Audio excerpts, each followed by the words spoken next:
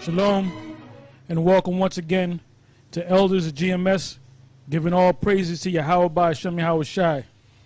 Today's topic is another breakdown, because I see we have to go into these breakdowns so the people that watch us out there, the brothers that watch us out there and so forth, can get these breakdowns correct instead of going on their own, letting them demons jump on them and thinking they know how to break down the scriptures, man.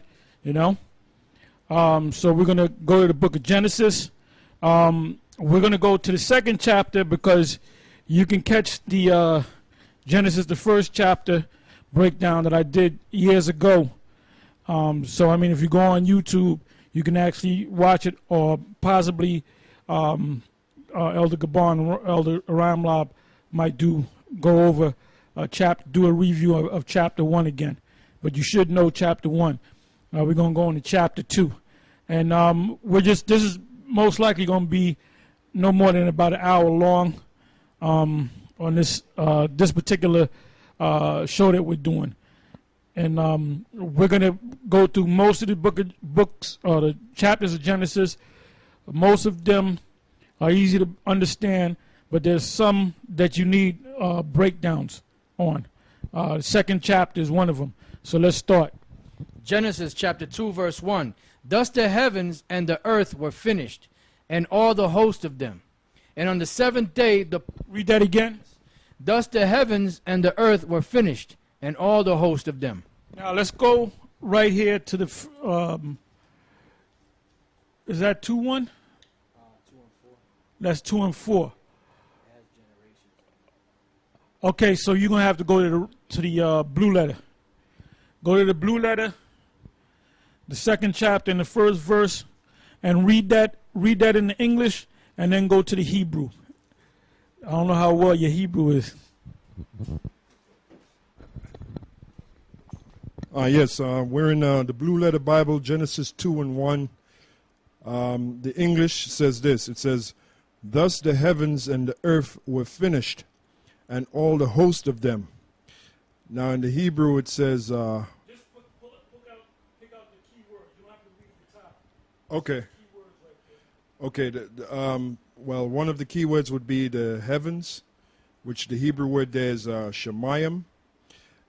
Another key word would be earth, which the Hebrew word there is aratazah. And I guess that's it. Yeah, basically I wanted to pick out some of those words like shemayim. The word shemayim is actually from the word, an extension of the word mayim, which means waters. Water, waters, water, plural. And the yum makes it plural. Just like when you go to Genesis, the first chapter and the first verse, it's the word there is God. Well, the word that should be there when you go to the Hebrew is Elohim. The word Allah means power, judge, God, and the yum makes it plural. So it's not one God, it's many gods, which represent the Lord, Yahweh Shai, and the angels. All right? Now let's read on. Right, it says, "Thus the heavens and the earth were finished, and all the host of them.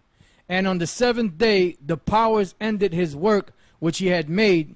It should be the powers ended their work, because the word there is Elohim. Go ahead. "And he rested on the seventh day from all his work." Read again. They rested. "And on the seventh day the powers ended their work which they had made. And they rested on the seventh day from all their work which they had made." Yeah, because they keep putting he, him. It's not he and him. It's not singular. It's plural. How do you know? By going back to the Hebrew.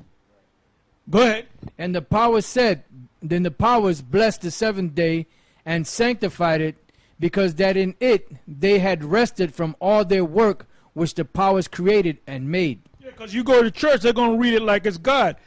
The Most High, Yahweh himself, is not even mentioned. He's not. He gave the charge to Yahweh Shai and the angels. Give me St. John 1 and 1. That's why these churches are all messed up. That's why these cats in Islam is all messed up. That's why you got a lot of Israelite groups that are all messed up. because they don't understand the root words. They don't understand word roots. Root word meaning where the word came from. Word roots means this word could go many different roots. With one word, you can make many words. Go ahead. St. John chapter 1, verse 1. In the beginning was the Word, and the Word was with... Want me to read it verbatim? Read it verbatim. Okay. In the beginning was the Word, and the Word was with God, and the Word was God. The same was in the beginning with God. All things were made by him, and without him was not anything made that was made. I read again. Hold the mic. Okay. Read again and read it and break it down. Con. This is, in the beginning was the Word, and the Word was with the powers, should be there. The word, the powers, or Alahayim. So it says, in the beginning was the Word, which the Word we know is Yahawashi, according to Revelation, the 19th chapter. It says, and the Word was with the powers, or with Alahayim. Now, when you read the Greek, in the Greek portion of it, right, when you read the Greek, the word that appears there in the Greek is theon, right? Now, the word theon is the plural form of the word theos. The word theon is plural, like you have the word pantheon. Now, the word pantheon, pan is all, and theon is gods. All gods. So the pantheon was a place where they had all the gods. So when you read that in the Greek, the word there's theon. Then it says, in the beginning was the Word, and the Word was with the God, which really is supposed to be the gods. It says, and a God was the Word, which that's correct. This was in the beginning with the gods, should be. So it says, in the beginning was the Word, which is Yahawashi, and the Word, Yahawashi, was with the powers, and the Word was a power, or a God.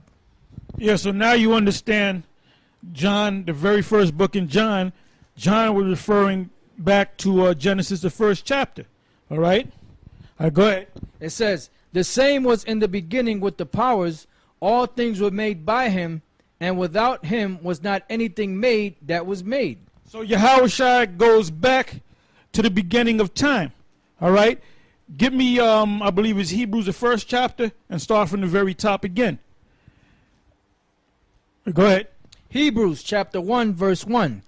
The Most High, who at sundry times and in divers manners spake in time past unto the fathers by the prophets, hath in these last days spoken unto us by his Son, whom he hath appointed heir of all things, by whom also he made the worlds. Yeah, he who made the worlds is Yahawashi.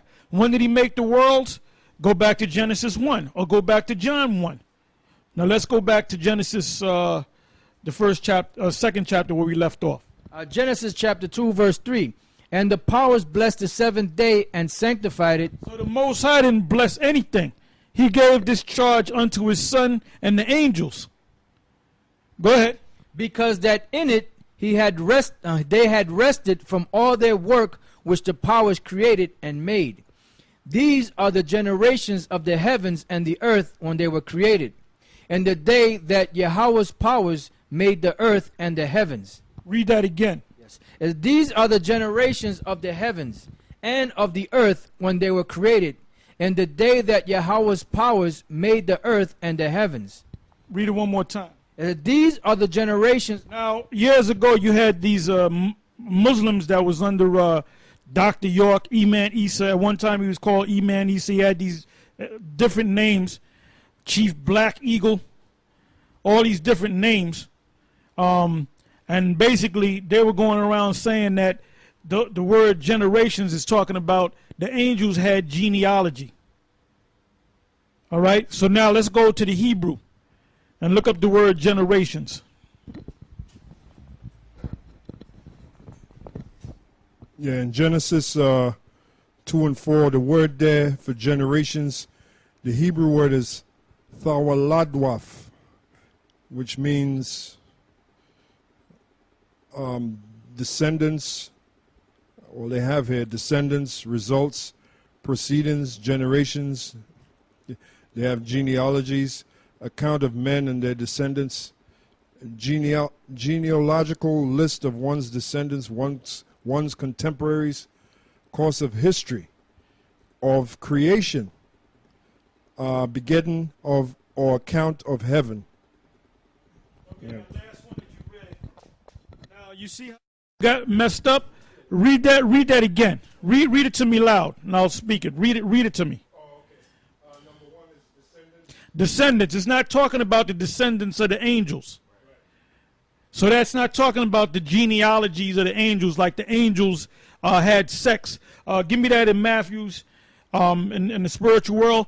The angels don't have sex, all right? Also give me 1 Corinthians, the 15th chapter. Read the next one. Results. Result is a good word.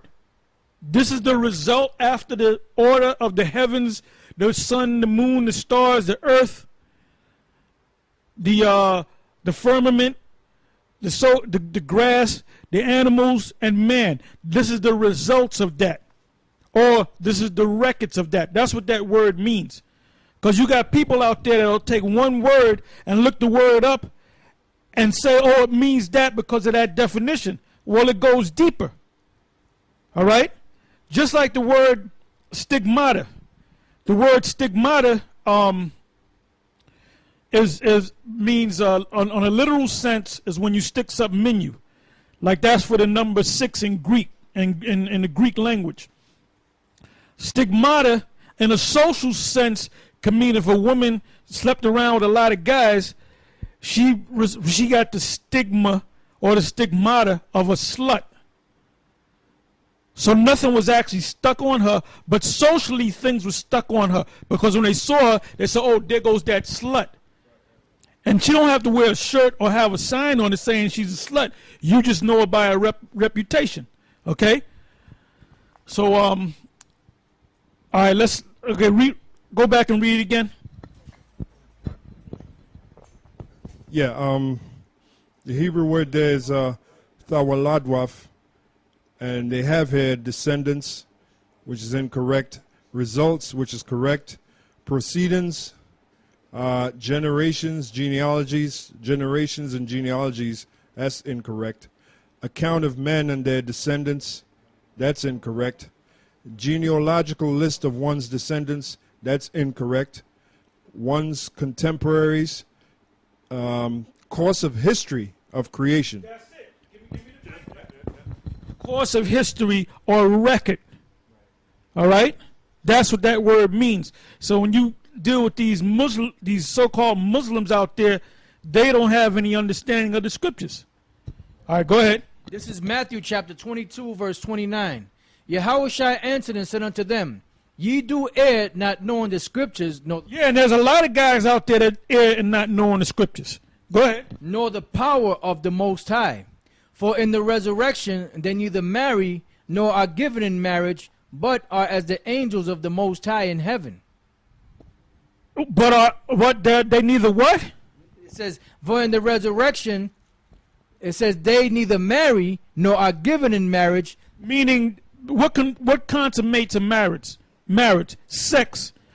Do the angels have sex? No, not because they're in the spiritual body. Go ahead. But are as the angels of the Most High in heaven. So what does that mean? When you die, you go into the spirit world and you become what? An angel. You're in the spiritual realm. So you don't have sex in the spiritual realm. So when do you have sex again? When you come back in this physical body.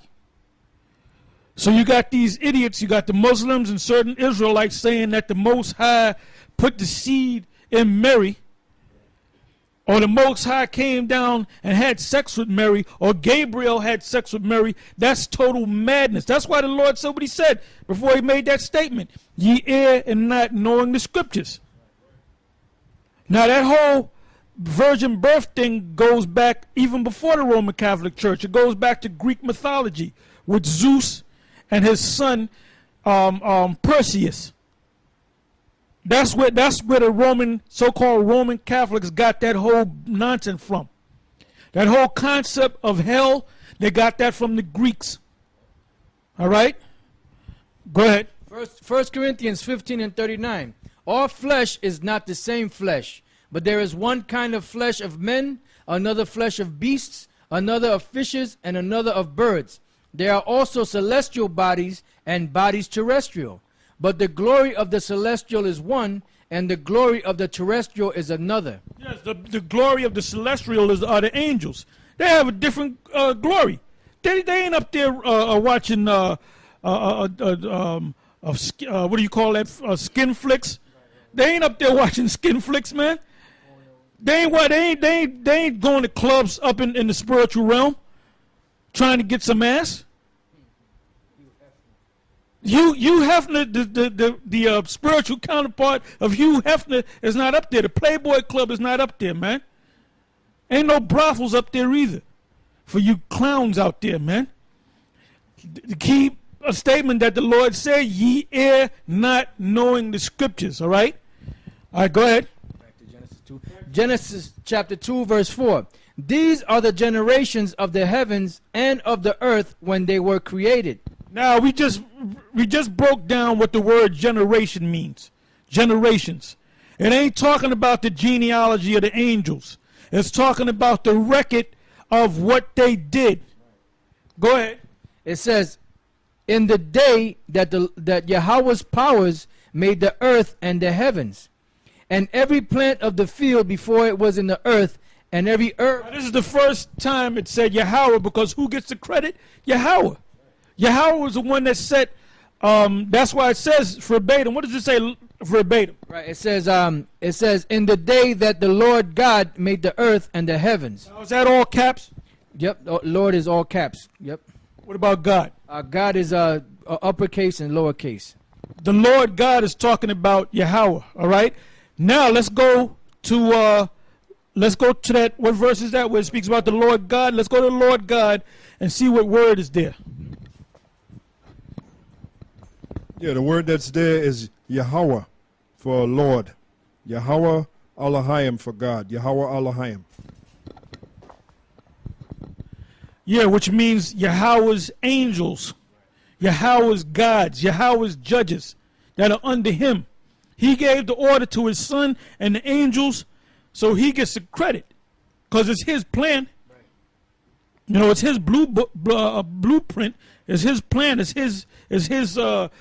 It's his movie. It's his thing. He's a executive producer, so you can understand. He's the architect. Then you have people under him that know what the hell they got to do. All right? Go ahead. It says, and every plant of the field before it was in the earth, and every herb of the field before it grew.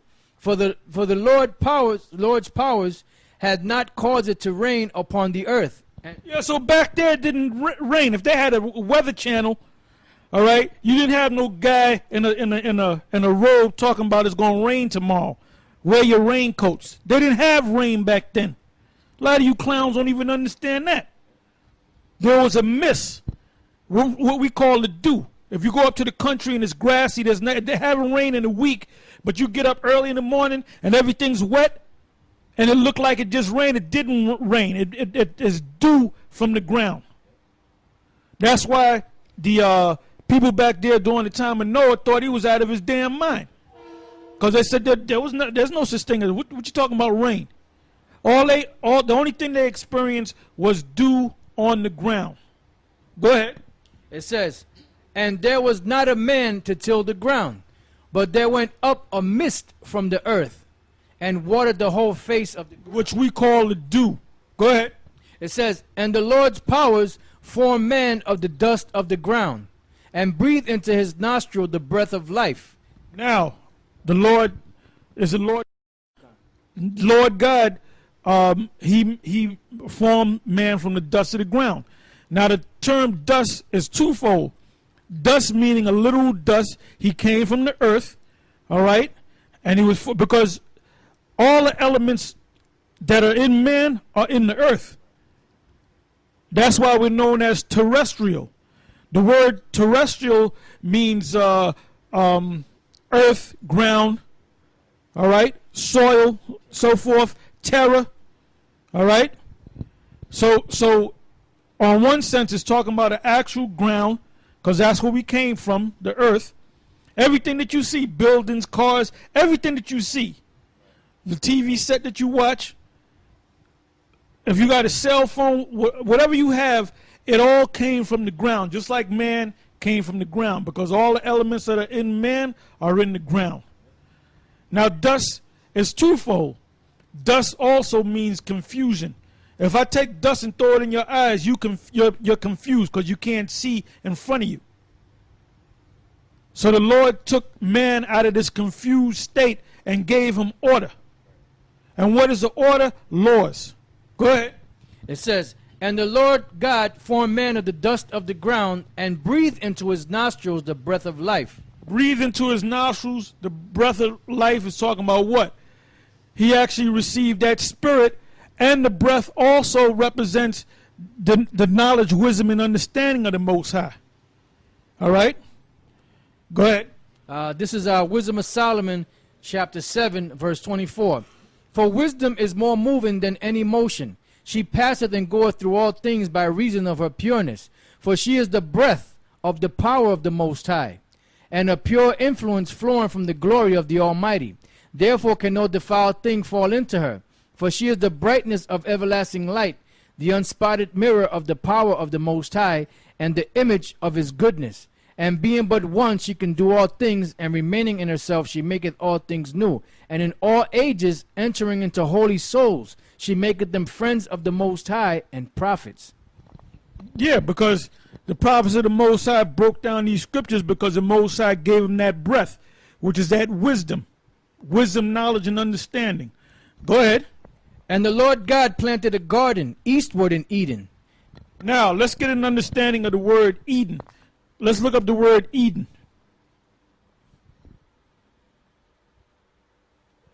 Read it in the Hebrew, then read it in the translation. Yeah, the word Eden in the Hebrew is Aidan. Aidan, which means, it says pleasure, the first habitat of man after the creation, site unknown, a Gershonite Levite, son of Joah, in the days of King Hezekiah of Judah. So the first definition is pleasure. Yeah, that's synonymous with the word joy, paradise, pleasure. Because when the earth was created, it was created for the enjoyment of man, for the pleasure of man. So now Eden is not over there, that garden. Eden is the whole planet Earth. But when you read the scriptures, it said eastward in Eden. So eastward in Eden would be the eastern side of the earth, which is the so-called Middle East. So now we have an understanding, where did Adam, where was he formed, where did he live, until the Most High took him out of the Garden of Eden. So Eden is the whole planet Earth. All right, go ahead. And the Lord God planted a garden eastward in Eden, and there he put the man whom he had formed. And out of the ground made the Lord God to grow every tree that is pleasant for the sight and good for food. The tree of life also in the midst of the garden, and the tree of knowledge of good and evil. Yeah, the tree of life and the tree of knowledge of good and evil is not talking about actual trees. Like you got these illustrations of Adam and Eve eating the apple. Adam and Eve never ate no apple to make them wise. All right? Were you going to Revelation 22? All right, go ahead. Revelation chapter 22, verse 1. And he showed me a pure river of water of life, clear as crystal, proceeding out of the throne of the Most High. And the throne of the Most High is where?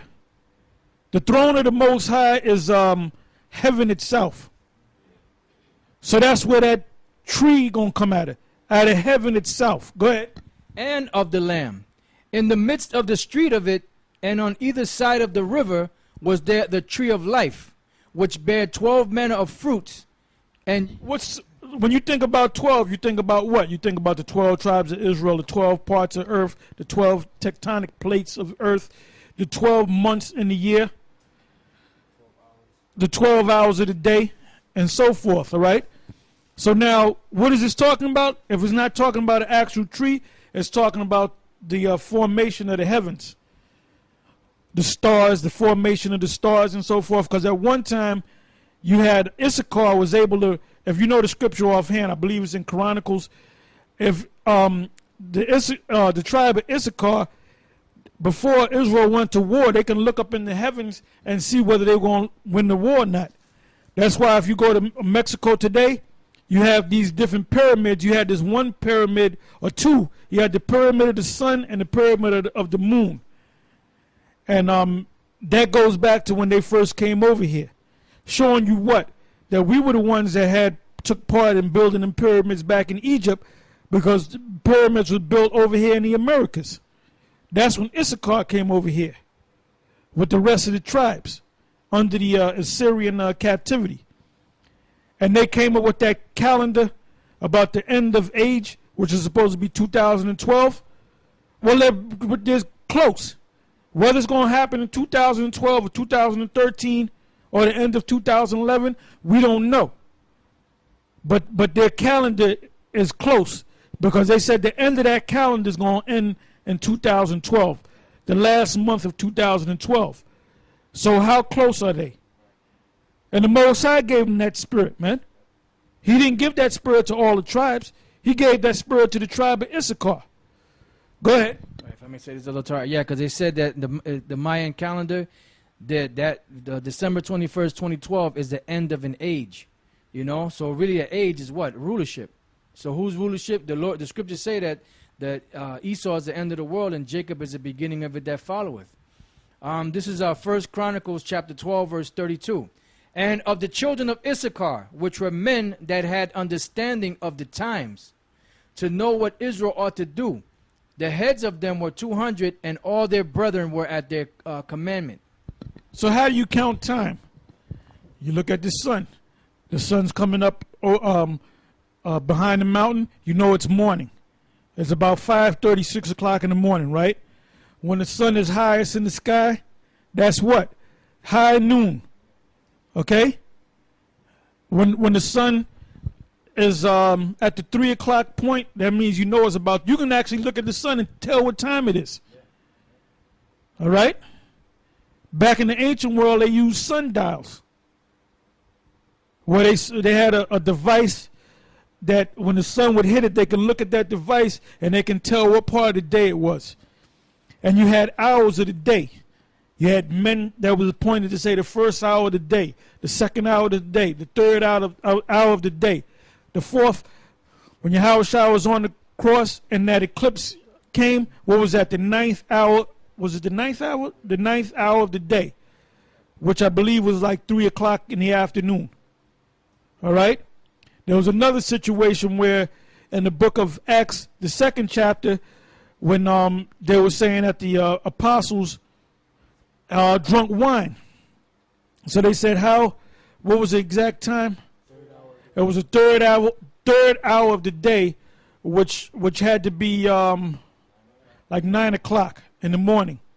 Because they said, how can they be drinking when it's the third hour of the day?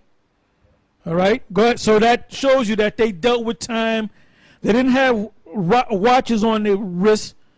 They looked at the heavens. They dealt with the heavens.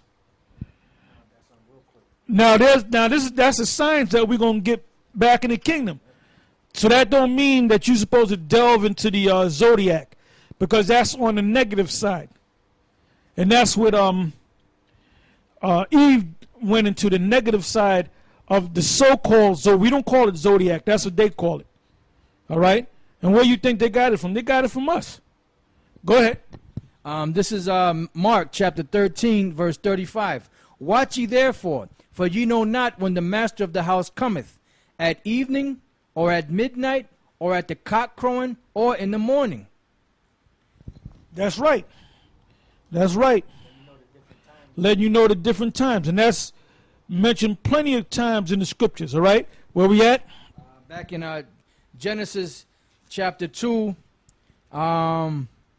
verse 8. And the Lord God planted a garden eastward in Eden, and there he put the man whom he had formed. Out of the ground made the Lord God to grow every tree that is pleasant for the sight, and good for food, the tree also of life also in the midst of the garden, and the tree of knowledge of good and evil.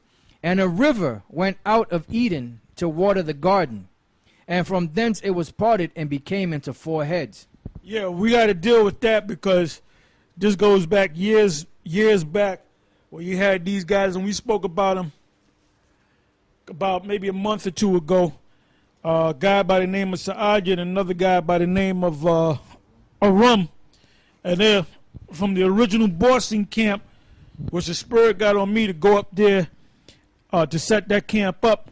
When there was really only 2 of them, then it became a big camp.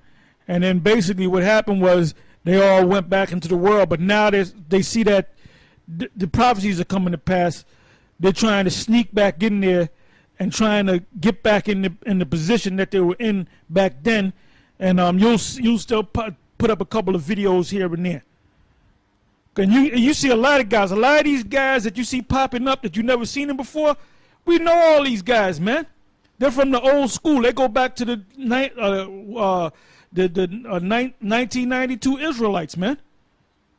See these guys popping up all over the damn place because they're trying to get.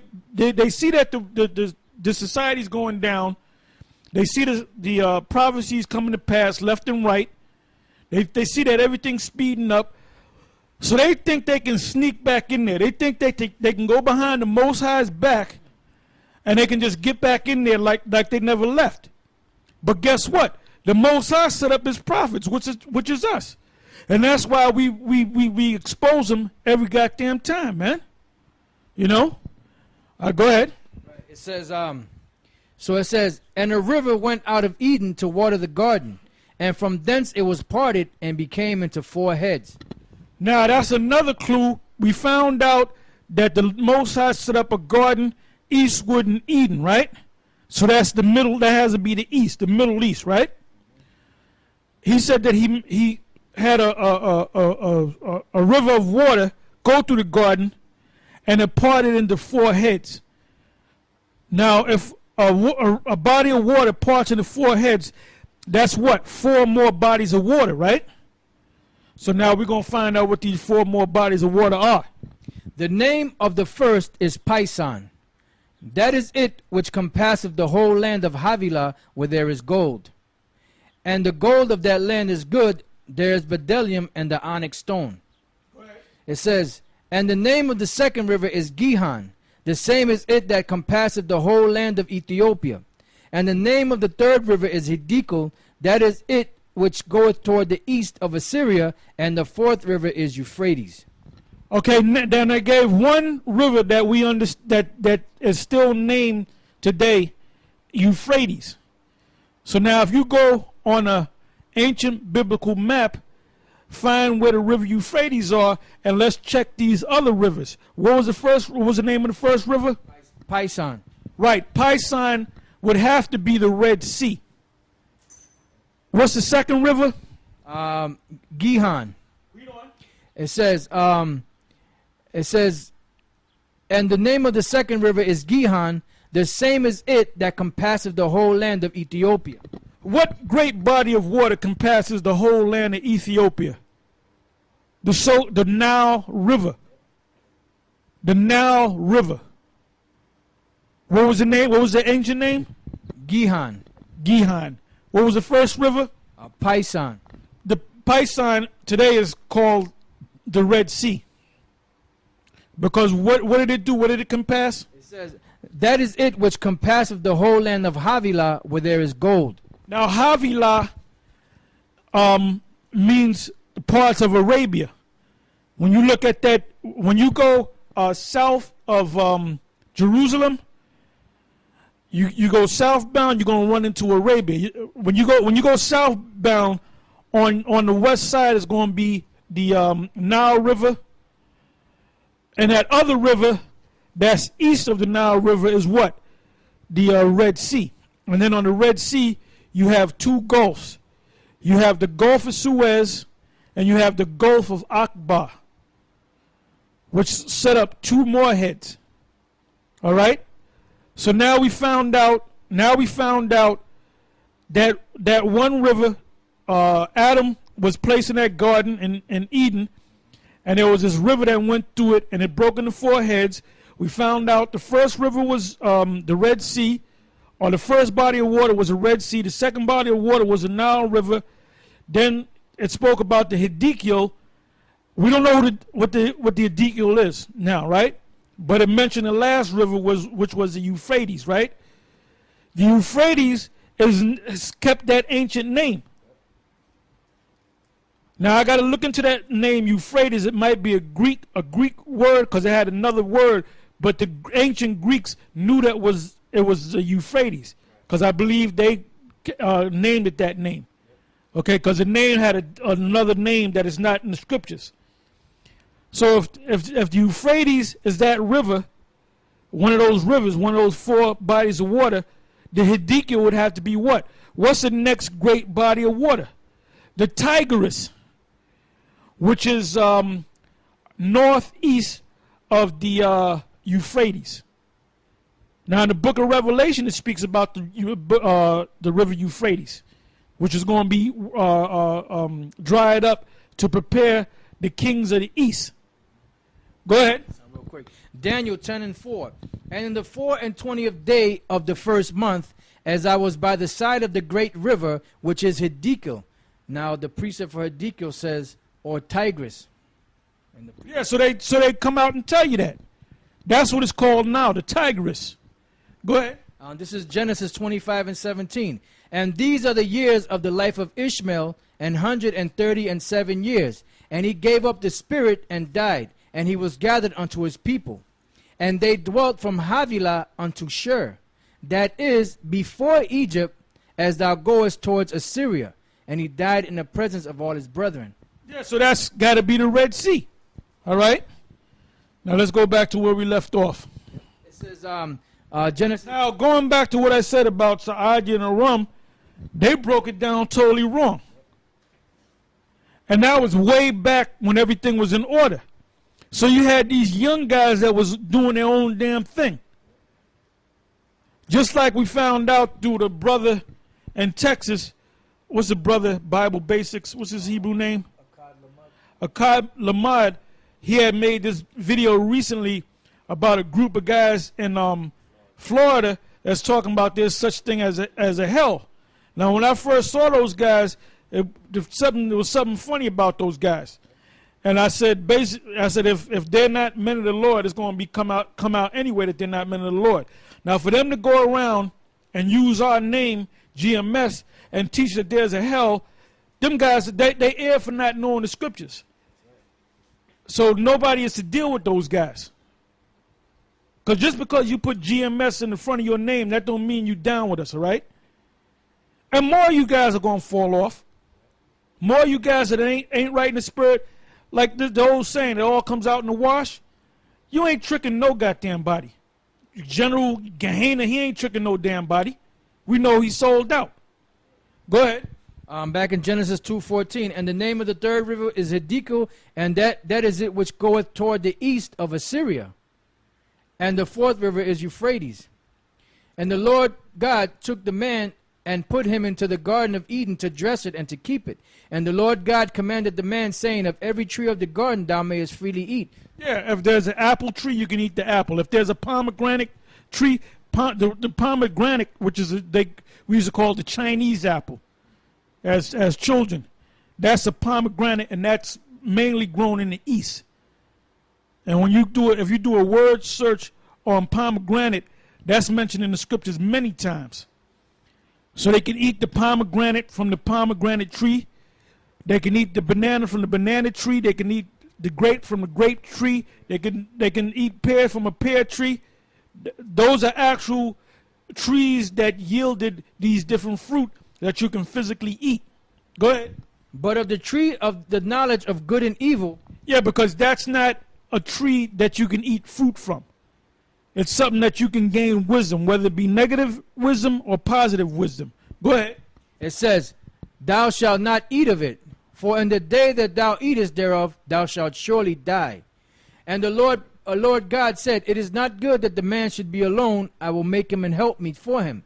And out of the ground the Lord God formed every beast of the field and every... So all this madness about a woman being 50-50 to you is bullshit, man. All this madness about a man cheating on a woman, that's bullshit. You just a pair of shoes. You a little higher than a pair of shoes, but that's what you are. You serve a purpose, man. A pair of shoes can't jump up and say, look, why are you buying another pair of shoes? You're supposed to wear me every goddamn day. What you gonna do to them shoes? You gonna throw them shoes out? If they can talk, well, guess what? The Most High set up the woman, created the woman for us. We're the lords over the woman. And I look around at these women, they're completely out of order, man. Man, I saw this one damn woman, she had shorts on, and you can see half the cheek of her fucking ass, man.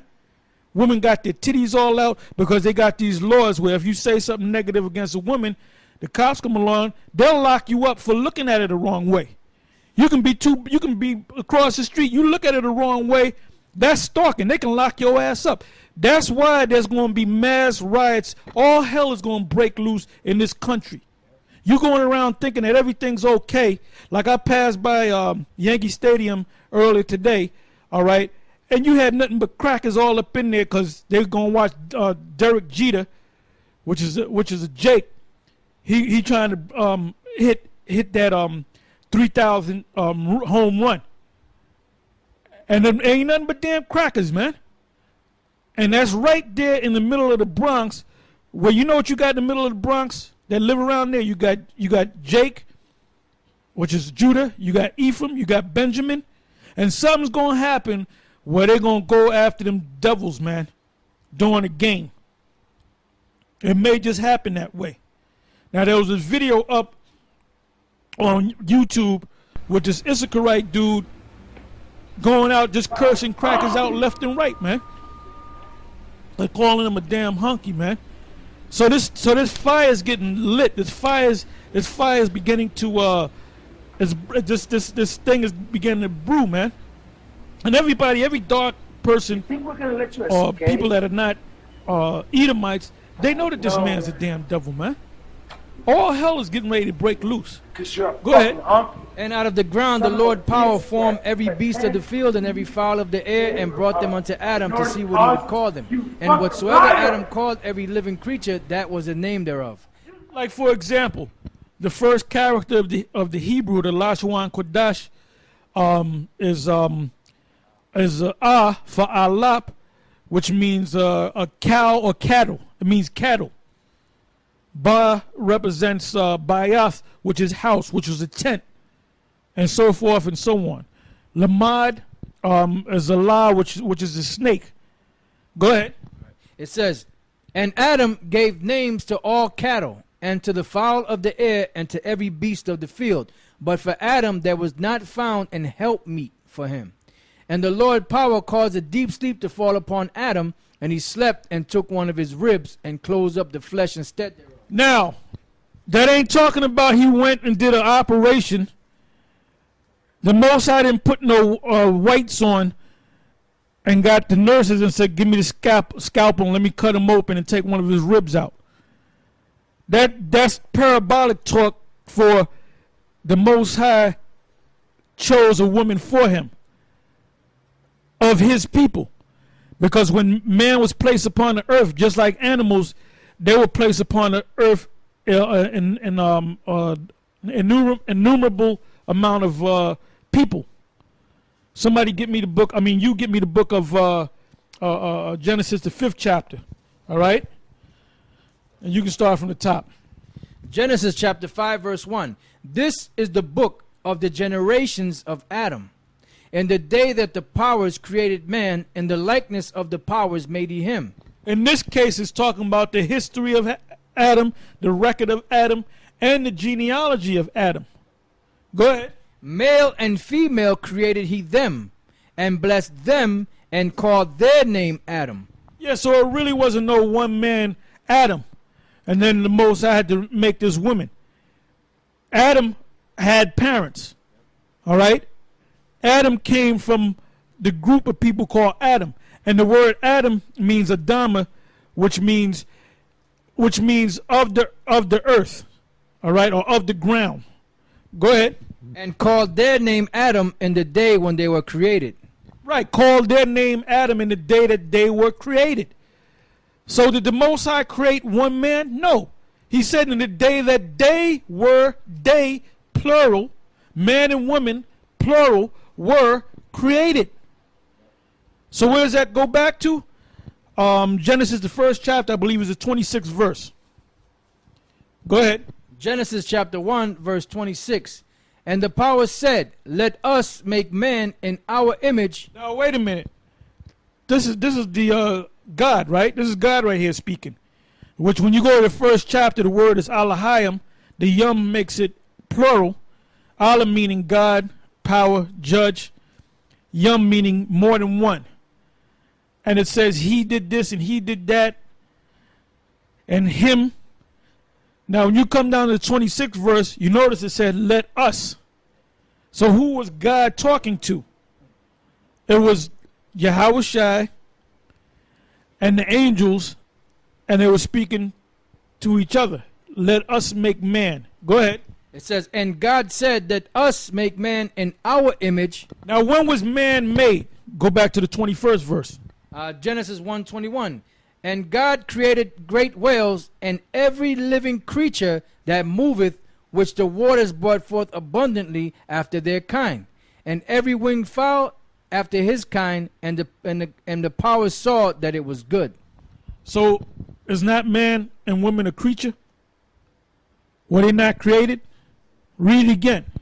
It says, and the powers created great whales, and every living creature that moveth, which the waters brought forth abundantly after their kind, and every winged fowl after his kind, and the power saw that it was good. So man was created with the whales and the rest of the animals. But the Most High made man upright. And the Most High said, let us, the angel said, let us make man in our image, meaning let's give them order. Another word for order is what? Laws. Go ahead. 2nd Ezra chapter 6 verse 49. Then didst thou ordain two living creatures, the one thou callest Enoch, and the other Leviathan. And it's not talking about the one man Enoch, it's talking about man. The word Enoch means upright, educated, learned, wise one. Go ahead. It says, and the other Leviathan, and didst separate the one from the other, for the seventh part, namely where the water was gathered together, might not hold them both. Unto Enoch thou gavest one part, which was dried up the third day, that he should dwell in the same part wherein are a thousand hills. But unto Leviathan thou gavest the seventh part, namely the moist, and hast kept him to be devoured, of whom thou wilt and when. Yeah, so you still have the Leviathan, the great sea serpent down there that the Most High have released. Now, if you go back to Greek mythology, they made a movie where Zeus, which is a black man, all right, which is supposed to be the Most High, got mad and said, release the Kraken. Now, the Kraken goes back to the Leviathan. They call it the Loch Ness Monster. So basically, the Greeks take these biblical stories and put their own name to it, man. And who's the only one that can release the Leviathan? The Most High. Go ahead. Back in Genesis 2:21. And the Lord God caused a deep sleep to fall upon Adam, and he slept, and he took one of his ribs, and closed up the flesh instead thereof. And the rib which the Lord God had taken from man made he a woman, and brought her unto the man. And Adam said, this is now bone of my bones, and flesh of my flesh. She shall be called woman, because she was taken out of man. I got one. Genesis 29:12.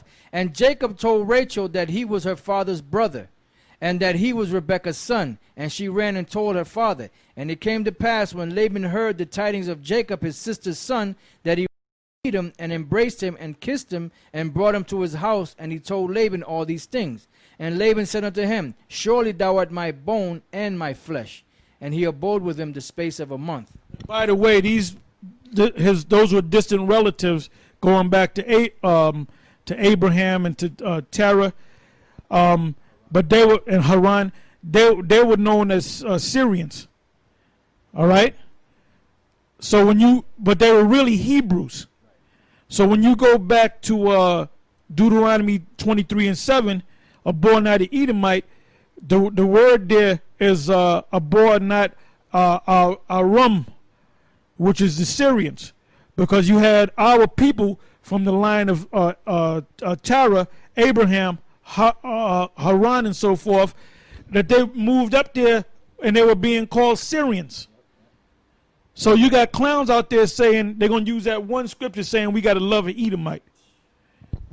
You err and not knowing the scriptures. Go ahead. We got to do a topic on that. You err and not knowing the scriptures, and just bring out all these scriptures that they err and not knowing. Go ahead. All right, back in Genesis 2:23, and Adam said, "This is now bone of my bones and flesh of my flesh. She shall be called woman because she was taken out of man.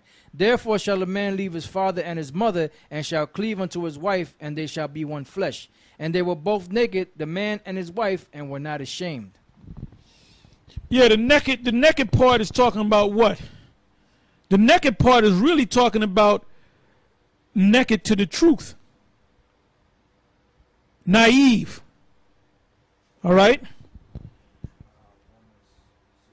All right, go ahead. This is the book of Romans chapter 16, verse 17. "For your obedience is come abroad unto all men. I am glad therefore on your behalf. But yet I would have you wise unto that which is good, and simple concerning evil." That's right, and that's what they were. All right, let's go back. It says, "And they were both naked, the man and his wife, and were not ashamed." And we're not ashamed. Okay, now that's the end of the second chapter, right? Now let's go to the third chapter. We'll read part of the third chapter. Go ahead. Genesis chapter 3, verse 1. "Now the serpent was more subtile than any beast which the Lord power had made." Now who's the serpent? Let's go to Revelation 20, verse 1. This is this damn devil, man. Esau, but he wasn't called Esau back then. See, Esau came in many forms and many guises. The last time he came as Esau. The sons and daughters that he had were known as Edomites, and it stuck like that. The Most High never changed their name no more. At one point, he was called Cain. But when he came back the last time, in Genesis, Genesis the 25th chapter, that was Esau, and that name stuck. And they call themselves under different names, and they don't want the stigma of Esau on them. That's why there's guys out there that make videos and documents saying that they're not Edomites. Because what does it say in the Bible? You got the Bible dictionary? Let's go to Esau. It's either Edom or Esau. I think it's the last sentence. We're dealing with Esau. So this is what the scholars came up with concerning Esau. And they know that they're Edomites. Go ahead. This is under Edom. It says, "Edom figures prominently in the prophetic scriptures as the scene of great future judgment." So this destruction didn't take place of Esau because you would have known about it. You would have been like Sodom and Gomorrah took place. We talk about it thousands of years in the future because that was a great destruction. That's why people are able to talk about it. That's why they make specials on it on the History Channel and the Discovery Channel and all these different document type channels. But where's the document or the show on History Channel where they speak about the destruction of the infamous Edomites or the destruction of the nation of Esau? And then they'll go to the place, this is where it took place. This is where Esau was finally destroyed. Let's go into see who Esau is. The remnants of them live in the Carpathian Mountains and they have reds. It don't mean that, man. This thing did not happen yet. This thing is getting ready to happen, and the elite know. And the elite are fucking stupid. You know why? Because they're paying off guys like Comfy, and they're paying off guys like General Gehenna or General Yohana. You wasted your money because you're not going to add 1 second, and those guys are not sharp, man. Them guys ain't sharp. Comfy's not sharp. There wasn't nothing sharp about him. General Yohana's not sharp. He mangles the scriptures, man. So you ain't gonna get none of the GMS guys out there because they've been trained right. They've been taught right. So anybody that comes up with some nonsense, you're gonna get cut, man. So all them GMS brothers, they sharp as hell. So you can't run no games on them, man. The Most High used us to train them brothers well. That's why you don't see Comfy no more, because he failed. Go ahead. Edom figures prominently in the prophetic scriptures as the scene of great future judgments. See notably Isaiah 34, 5 and 6, and Isaiah 63 and 1. She is the only neighbor of the Israelites who was not given any promise of mercy from God. So they know that. And they're trying to do everything to upset the prophecies with their space program back in 61. They set up their damn space program to try to search out the heavens to destroy the nation of Israel. But guess what? You had your last flight yesterday, which was the, what was that, the 8th, July the 8th? You had your last flight going up into the heavens, and now you got to piggyback off of the Russians, which the Russians are going to destroy your ass. So you failed. You're finished. It's done.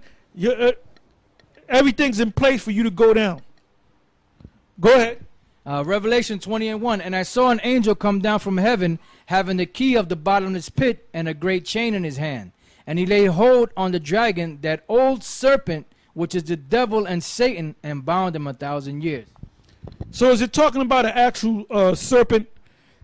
Because you had one of the pictures set up of this guy Zimmer from Bizarre Foods, and he got a damn snake around his neck, and he's petting the damn snake. It ain't talking about that snake. It's not talking about a actual serpent.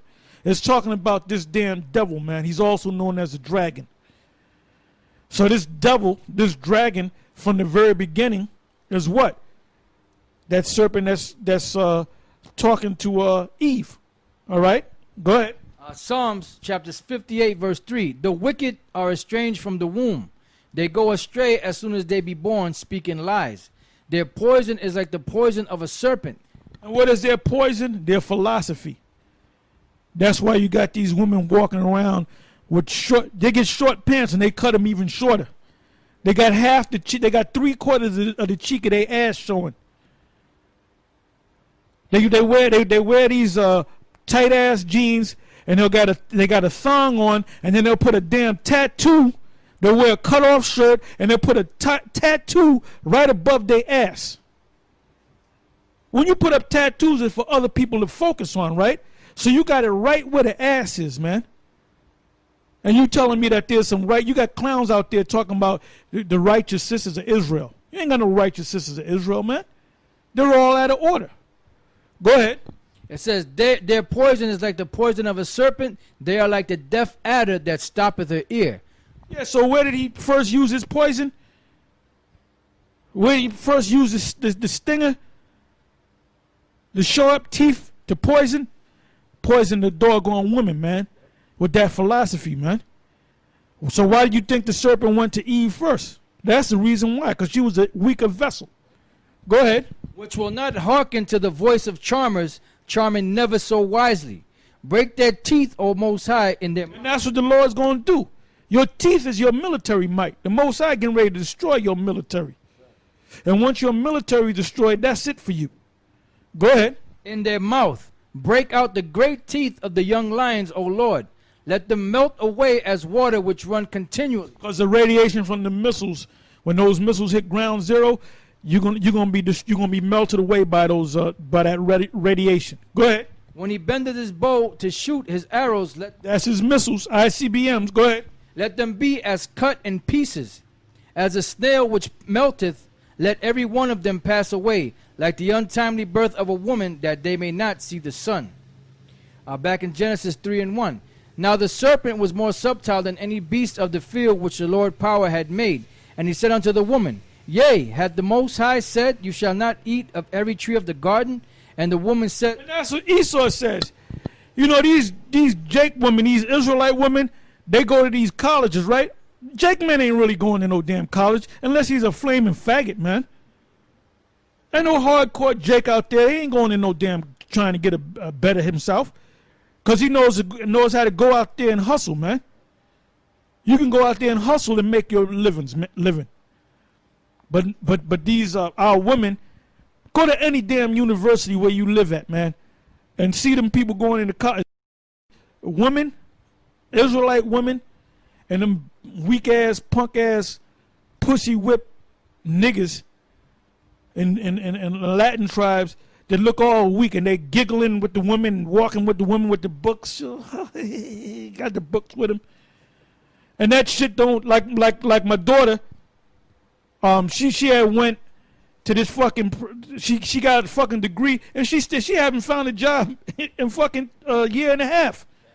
And her damn unemployment done, she's a 99er, so you can understand. Her damn unemployment been ran out. So she's hustling. I told her, as I said, that fucking college is a waste of fucking time. You ain't, that fucking degree that you got ain't nothing but a piece of damn paper. You might as well take it and wipe your ass with it. Go ahead.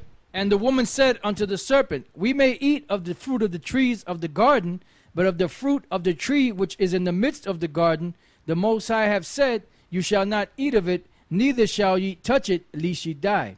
And the serpent said unto the woman, You shall not surely die, for the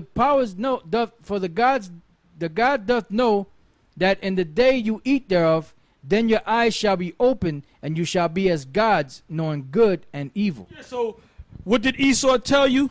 He said, look, you don't got to listen to the Most High. Listen to me. If you do what I tell you to do, you're going to be over the Most High. The Most High can't tell you nothing. And that's what these black-ass women in these Latin tribes are getting in their head, man. And Esau is telling them that in their institutions of learning. That's why certain guys, like I said, Comfy and General Yohan is sold out. Because Esau got to their head and said, don't worry, the Most High ain't coming. We're going to give you X amount of money. Everything going to be all right. And because they didn't have faith and they didn't believe, they took that damn money. Because if you had faith, you would have never sold out. Go ahead. It says, And when the woman saw that the tree was good for food, and that it was pleasant to the eyes, and a tree to be desired to make one wise. Yeah, a tree, an apple tree, if you eat an apple, you can eat a ton of apples. It's not going to make you any smarter. Go ahead. She took of the fruit thereof, and did eat, and gave also unto her husband. What is the fruit? The philosophy of that tree. Go ahead. And gave also unto her husband with her, and he did eat. And the eyes of them both were open, and they knew that they were naked. And they sewed fig leaves together, and made themselves aprons. And they heard the voice of the Lord power walking in the garden in the cool of the day. And Adam and his wife hid themselves from the presence of the Lord power amongst the trees of the garden. The trees of the garden is also talking about other nations.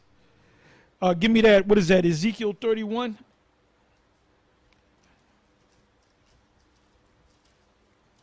You have regular trees that bear fruit. You have the tree of knowledge and good and evil. You have the tree of life.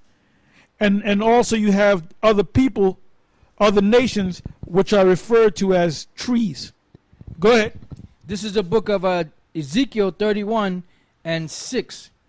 It says, All the fowls of heaven made their nests in his boughs, and under his branches did all the beasts of the field bring. Now, I know boughs, it's in Genesis 49. I don't know if it's in this translation, but when you read about Ephraim, it says the word Ephraim means fruitful.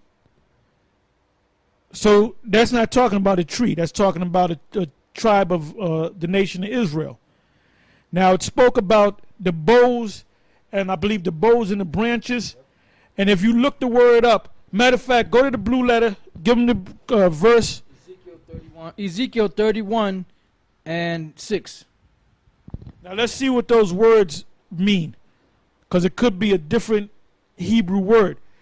Go to the one in Genesis, the 49th chapter, on the tribe of Joseph, or Ephraim. I think it's under Joseph. It mentions boughs and branches. Okay, what word comes up? Boughs and branches, right? Boughs. Where you at? 31 and 6. Ezekiel 31 and 6. Go ahead. Ezekiel 31 and 6. I'm going to look up the word bow, then branches. The Hebrew word there for bow looks like saipah. Saipah, which means bow, branch. Down here, branches. Okay. It's something different. Now go to name the other scripture. Genesis 49 and 22. Go to Genesis 49 and 22.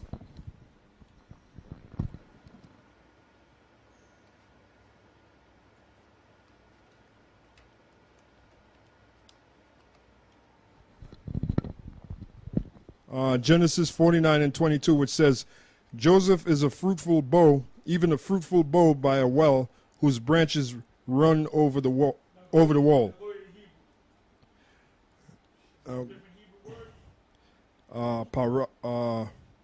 Bath. The Hebrew word there for branches is bath, and fruitful they have para. Para. Oh, bow. They have the word there son, ban. Okay. All right. In what was that? What's in Genesis 49:22? I clicked on the word for bow. The Hebrew word they have there is ban, which means son, grandson, child, member of a group, son, male child, grandson. Pretty much repeats.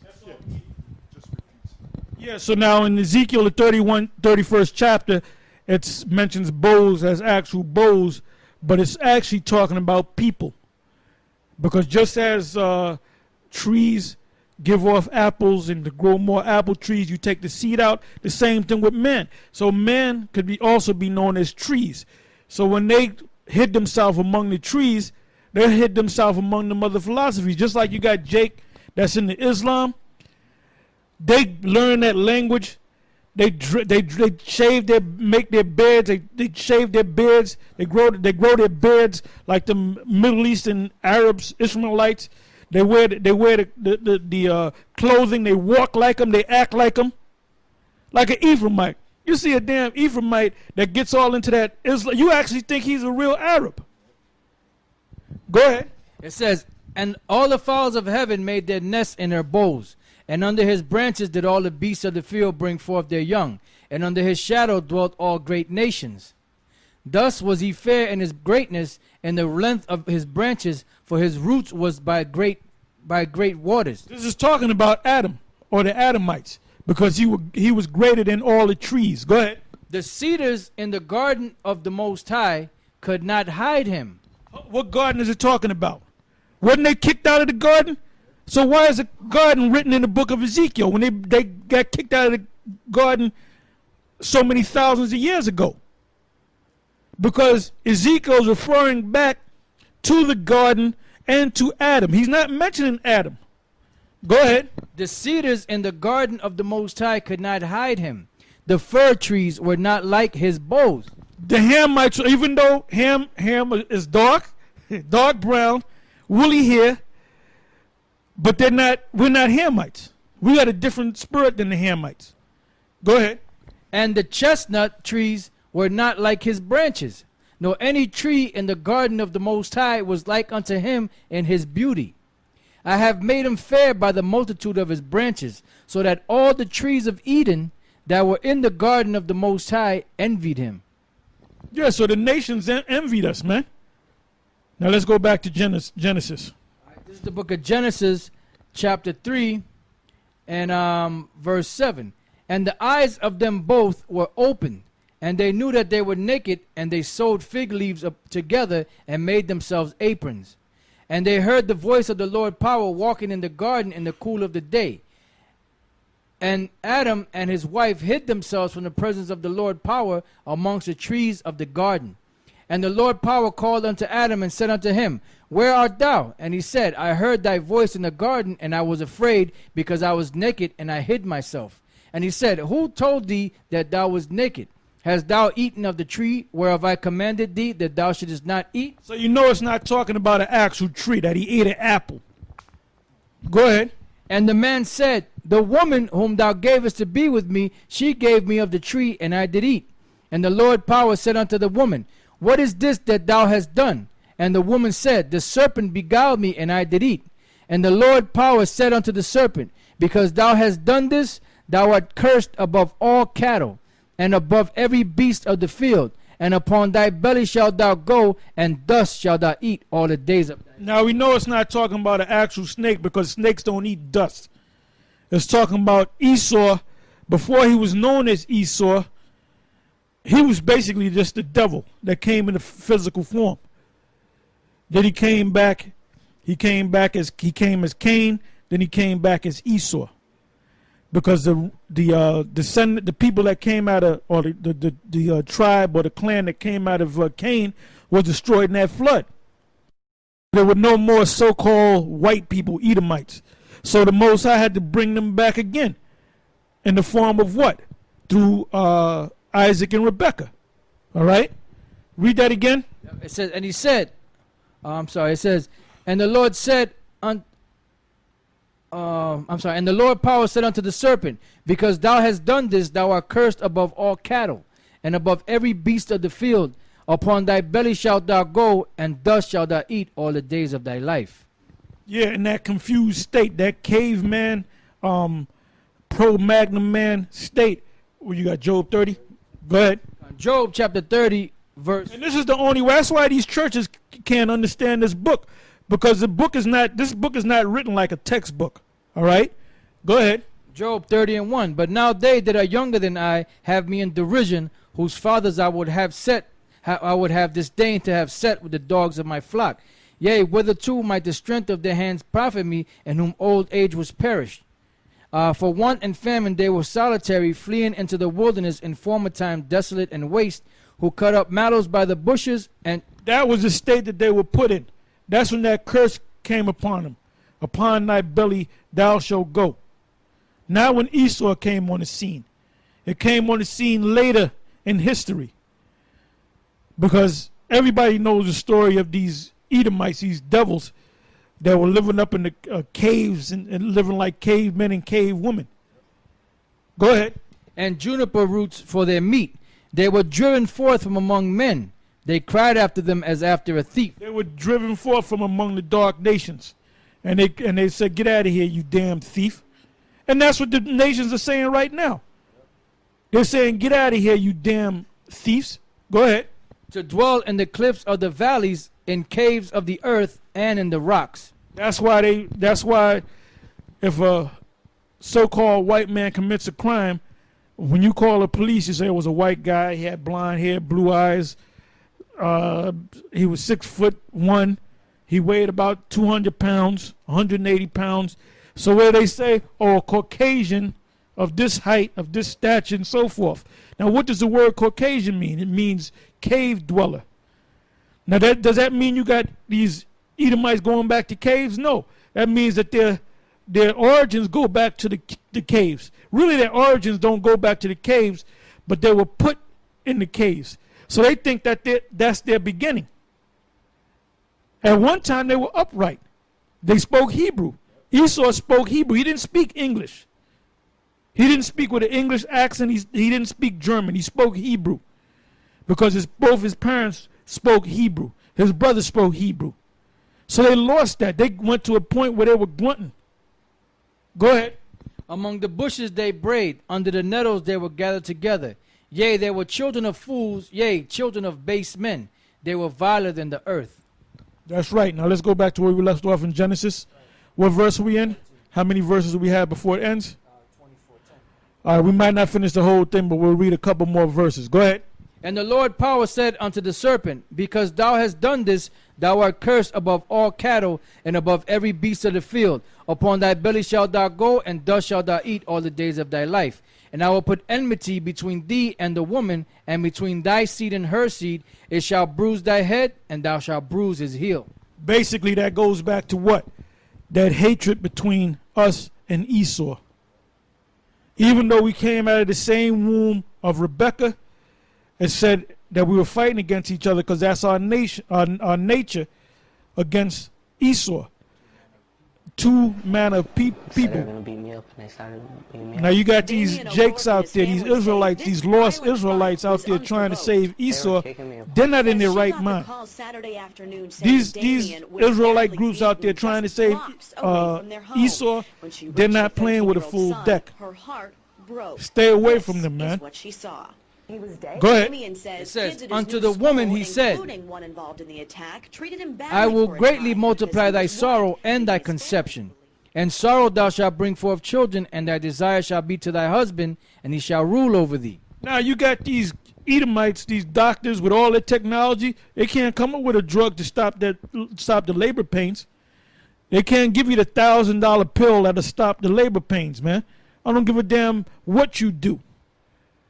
You're going to feel them damn pains. And where those pains come from? From the Most High. So when we get in the kingdom, that's a curse that was put on women to feel that pain. Now, in the kingdom of heaven, they ain't going to feel no pain, man. It's going to be natural. They're not going to feel no pain. It's going to be nothing but joy. Go ahead. And thy desire shall be to thy husband, and he shall rule over thee. Yeah, so the man's supposed to have rulership over you. Everything going to be put back in order. And what verse was that? Okay, so we're going to stop on the 16th verse, and we'll pick it up in the next lesson. Shalom.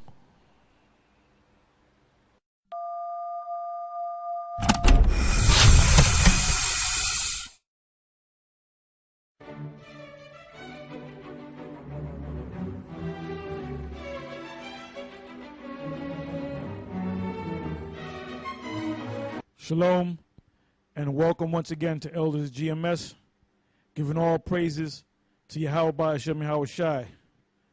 And we're going to go back to the topic that we left off the last time, which was understanding the book of Genesis. And I believe we left off at Genesis, the 3rd chapter, and the 16th verse. So let's read. Genesis chapter 3, verse 16. Unto the woman he said, I will greatly multiply thy sorrow and thy conception. And sorrow thou shalt bring forth children, and thy desire shall be to thy husband, and he shall rule over thee. Yeah, and I think I went over that last week, and I'm going to go over it again. Basically, that's talking about when a woman is pregnant, she goes through her labor pains. And that was a curse that the Most High had put on all women. So Edomite women get labor pains, the Israelite women get labor pains, Moabite, Ammonites, all women.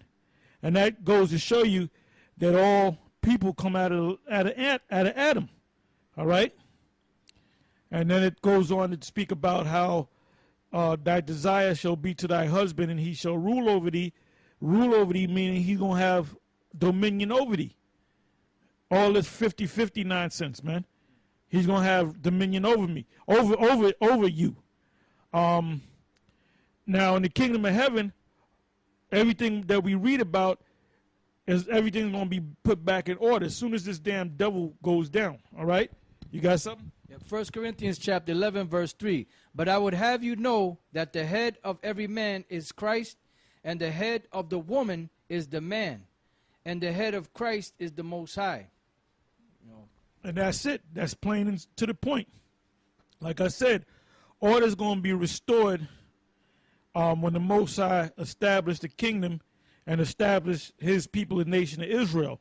Now, I don't give a damn what these clowns say out there. Clown Israelites say that, well, Esau's going to be in the kingdom. Yeah, they are going to be in the kingdom. Esau and the other nations, but they're going to be slaves in the kingdom. All right? Go ahead. Back in Genesis 3 and 17. And unto Adam he said, because thou hast hearkened unto the voice of thy wife, and hast eaten of the tree of which I commanded thee, saying, thou shalt not eat it. It said that he listened to his wife. You can't listen to your wife. Your wife is not built to tell you what to do. You're supposed to tell her what to do. That's the order. That's why the Most High is getting ready to destroy this system, this wicked, evil, confused society. Go ahead. 1 Timothy 2 and 13. For Adam was first formed, then Eve. And Adam was not deceived, but the woman being deceived was in the transgression. Notwithstanding, she shall be saved in childbearing if they continue in faith and charity and holiness with sobriety. That's right. Now let's go back.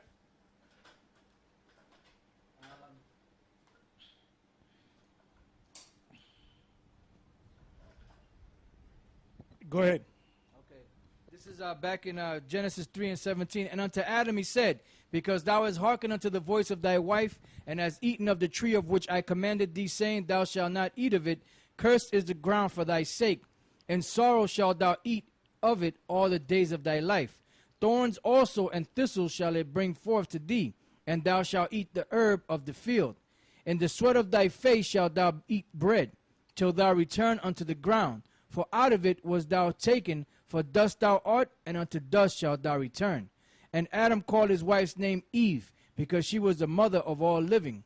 Unto Adam also and to his wife did the Lord power make coats of skins and clothe them. And the Lord power said, The coats of skin and clothed them is really talking about their identity. Now, they weren't being called Hebrew Israelites, but when they came back in the reincarnation, they came back in the line of Israel. Because during the time of Adam, they were called the sons of Adam, or Adama, which means the sons of the ground. Then they were called Hebrews, because you had different families of the Hebrews, and then you had a separation among the Hebrew families. And give me that one in, I believe it's in Philippians 3, if I'm not mistaken. I believe it's Philippians 3 and 5, if I'm not mistaken. Hebrew of the Hebrews. Is that it? All right, go ahead. This is Philippians 3 and 5. Circumcised the 8th day of the stock of Israel, of the tribe of Benjamin. You know what? Start at the very top. Philippians 3 and 1. Finally, my brethren, rejoice in the Lord. To write the same things to you, to me indeed is not grievous, but for you it is safe. Beware of dogs, beware of evil workers, beware of the concision. Right. Beware of dogs, beware of evil workers, beware of the concision. Like, I'm going to give you some examples. Patak, Sarge, James, Tony, guys that we got nicknamed for a lot of these guys, and many others that have, came into the fold, but then they had showed that they were wicked, and either they left or they were kicked out. All right, go ahead. For we are the circumcision which worship the Most High in the Spirit, and rejoice in Yahushua, and have no confidence in the flesh, though I might also have confidence in the flesh. If any other man thinketh that he hath whereof he might trust in the flesh, I more. Circumcised the 8th day, of the stock of Israel, of the tribe of Benjamin, and Hebrew of the Hebrews. Right, and Hebrew of the Hebrews. Now, when you go back to the families of the Hebrews, you had more than one family of the Hebrews, all right? Out of Ibar came these different families, and then these families his sons, and out of his sons came other sons, and then out of that lineage, out of that line, you had that one Hebrew family that eventually became what? Israelites, because Esau is a Hebrew. Elam is a Hebrew. Elam he's a Hebrew too. I believe he came from Shem. He's from Shem. All right. Right. Ishmael is a Hebrew.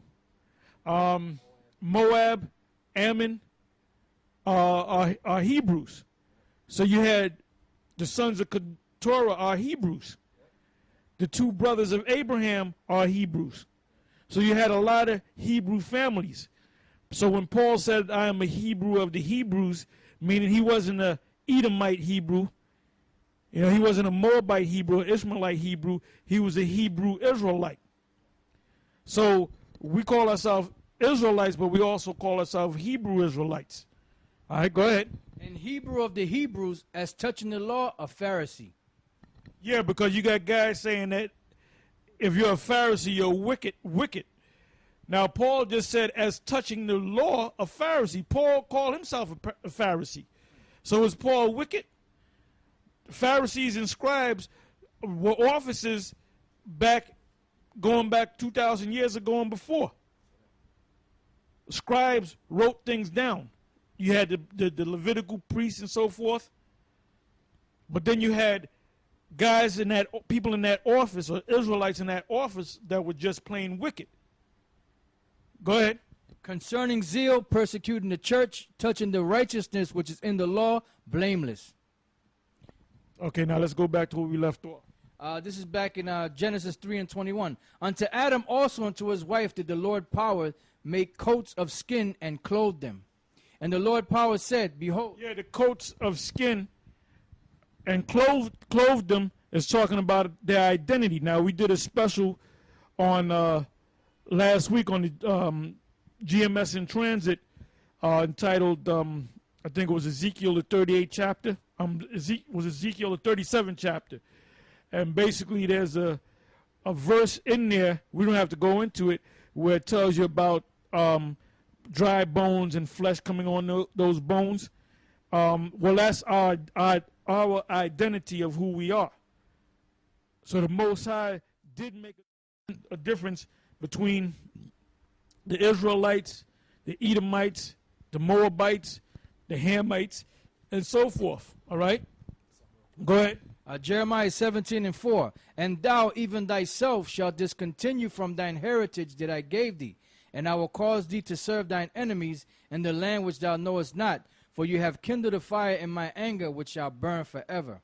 Right, now give me the Apocrypha and get me the 2nd Ezra, the 6th chapter. I believe it's the 54th verse. Go ahead. 2nd Ezra chapter 6 verse 54. And after these Adam also, whom thou madest Lord of all thy creatures, of him come we all, and the people also whom thou hast chosen. All this have I spoken before thee, O Lord. Yeah, the people also whom the Lord have chosen.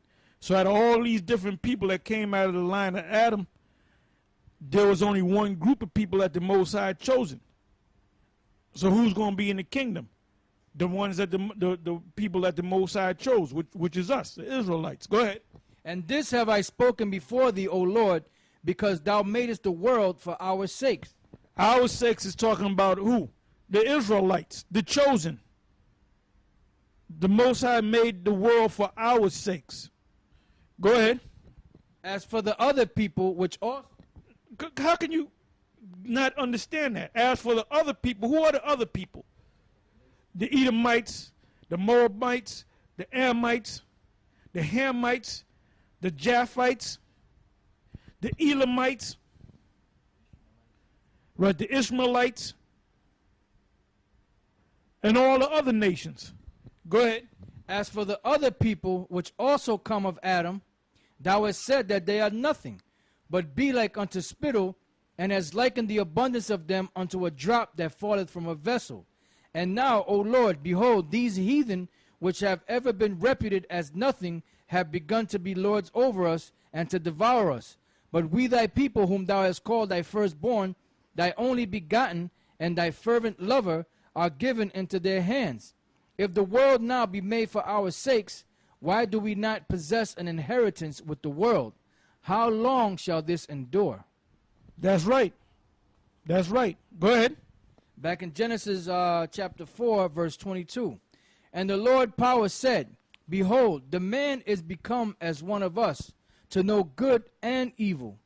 And now, lest he put forth his hand, and take also of the tree of life, and eat and live forever. Therefore the Lord power sent him forth from the Garden of Eden, to till the ground from whence he was taken. So he drove out the man, and he placed at the east of the Garden of Eden cherubims, and a flaming sword which turned every way to keep the way of the tree of life. Yeah, when you look up the word cherubim, as a matter of fact, look it up.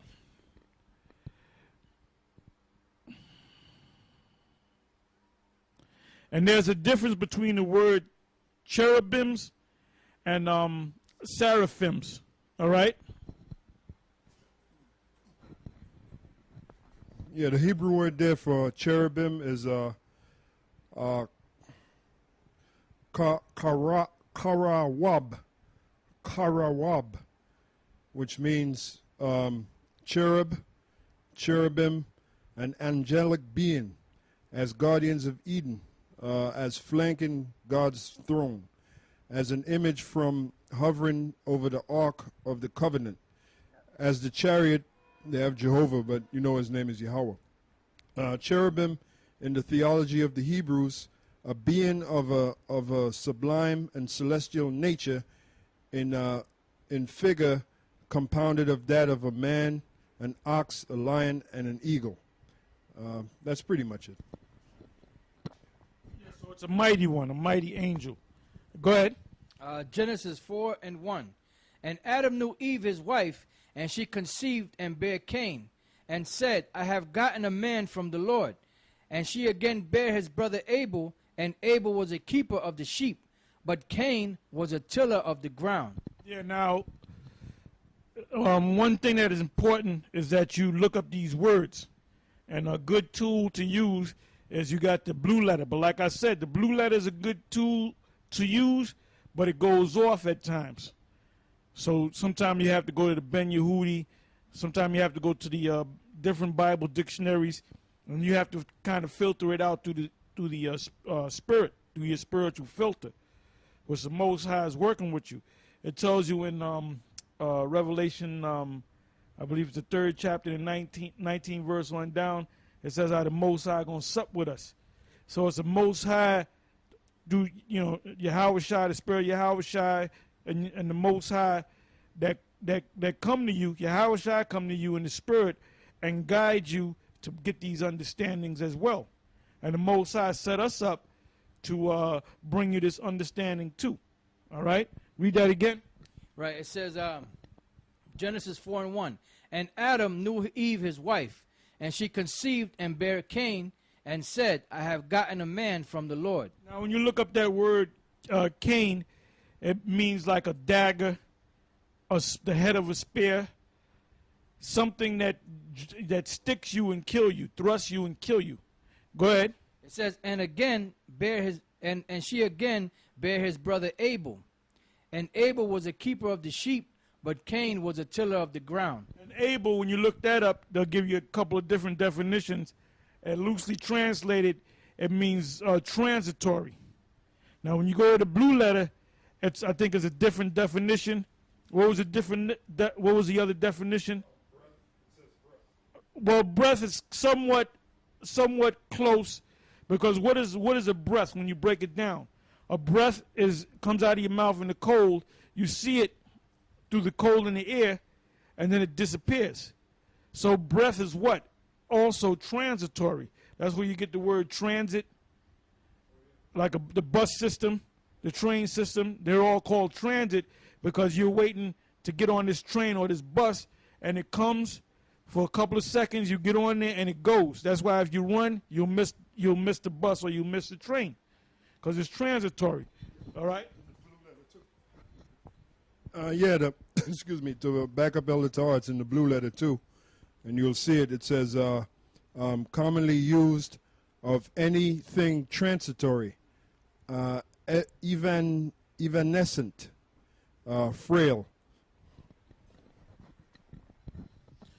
So both of these names that Adam gave both of his sons, and by the way, Adam was a dark-skinned man, Eve was a dark-skinned woman, so both of the sons were dark-skinned children. Now the spirit that's in Cain was the spirit of the damn devil.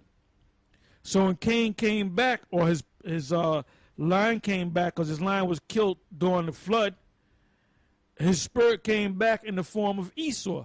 But when he came back as Esau, the mark was already on him. When he was born as Cain, he was a dark man. He looked just like his parents and his brother. And he looked like everybody else on the planet at that time, because all people were dark. Not like this bullshit that they teach you in the Mormons. You got these idiots in the Mormons. Speak for a minute while I get this. Yeah, so the bottom line is, that the Mormons, the reason why they put this stuff that they put in that crap that they call the Book of Mormons is because they're trying to say that the Israelites are white, that the Most High is white, that Yahweh Shai is a white man, which is all a bunch of lies. That's why when you see certain maps that they set up, there's certain maps that they have that they'll say that there was Hebrew found here and all these other relics of Israel, but they'll say that Kukulkan was a white god and all this other crap. And the reason why is because they know that the tribes came over here, but what they try to do, they try to say that they're the tribes, So they got one part of it right, but then they try to mix it in and try to say that they're the Israelites. This should show you how much of the devil they are. Yeah, I got this right here. This is 2nd Nephi, the 5th chapter. 2nd Nephi, the 5th chapter, the 20th and the 21st verse. Okay. This is us. So you can't run no games on us, man. All right? You can't run no games on us. We know about your damn Book of Mormons, Book of Morons. We know about your Kebra Negas that you illuminated ones put out.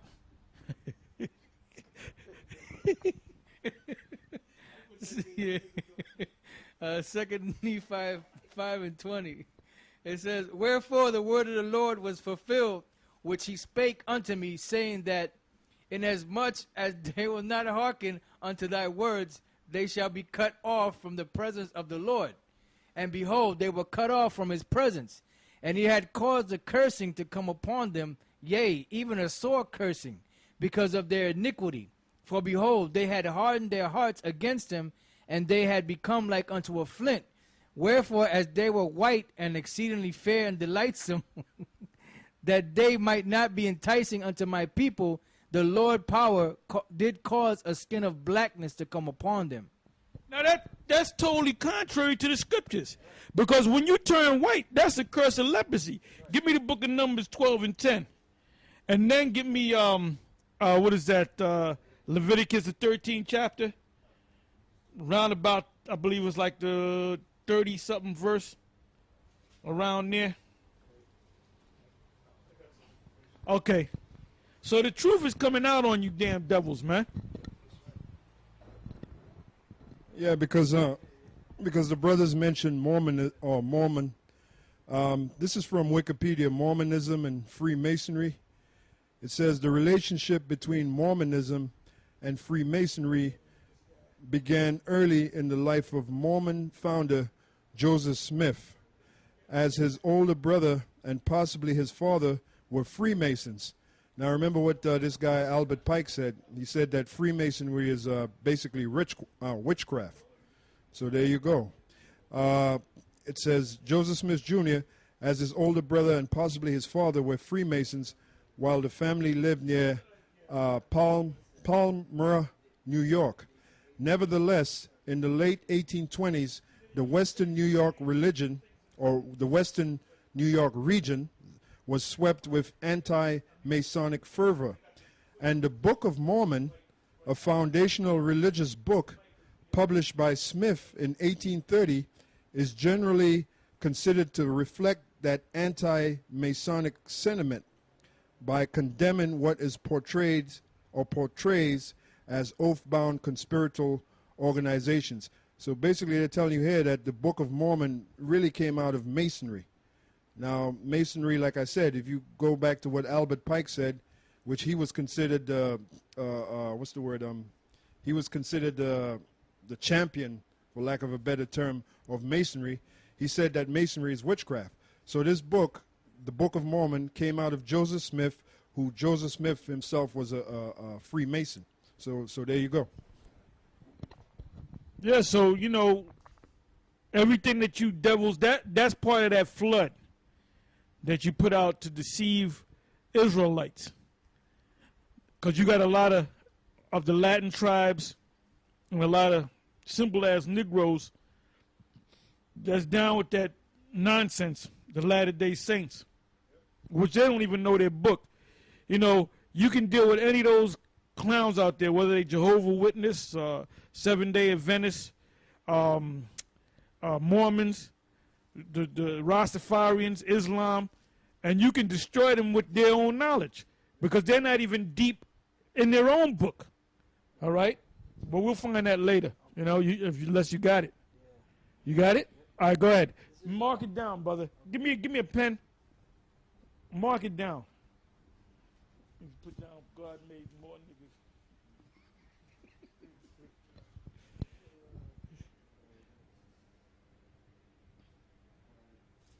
Put curse of blackness came off or whatever. And put that precept at that one to lead to that one. From 2 Nephi.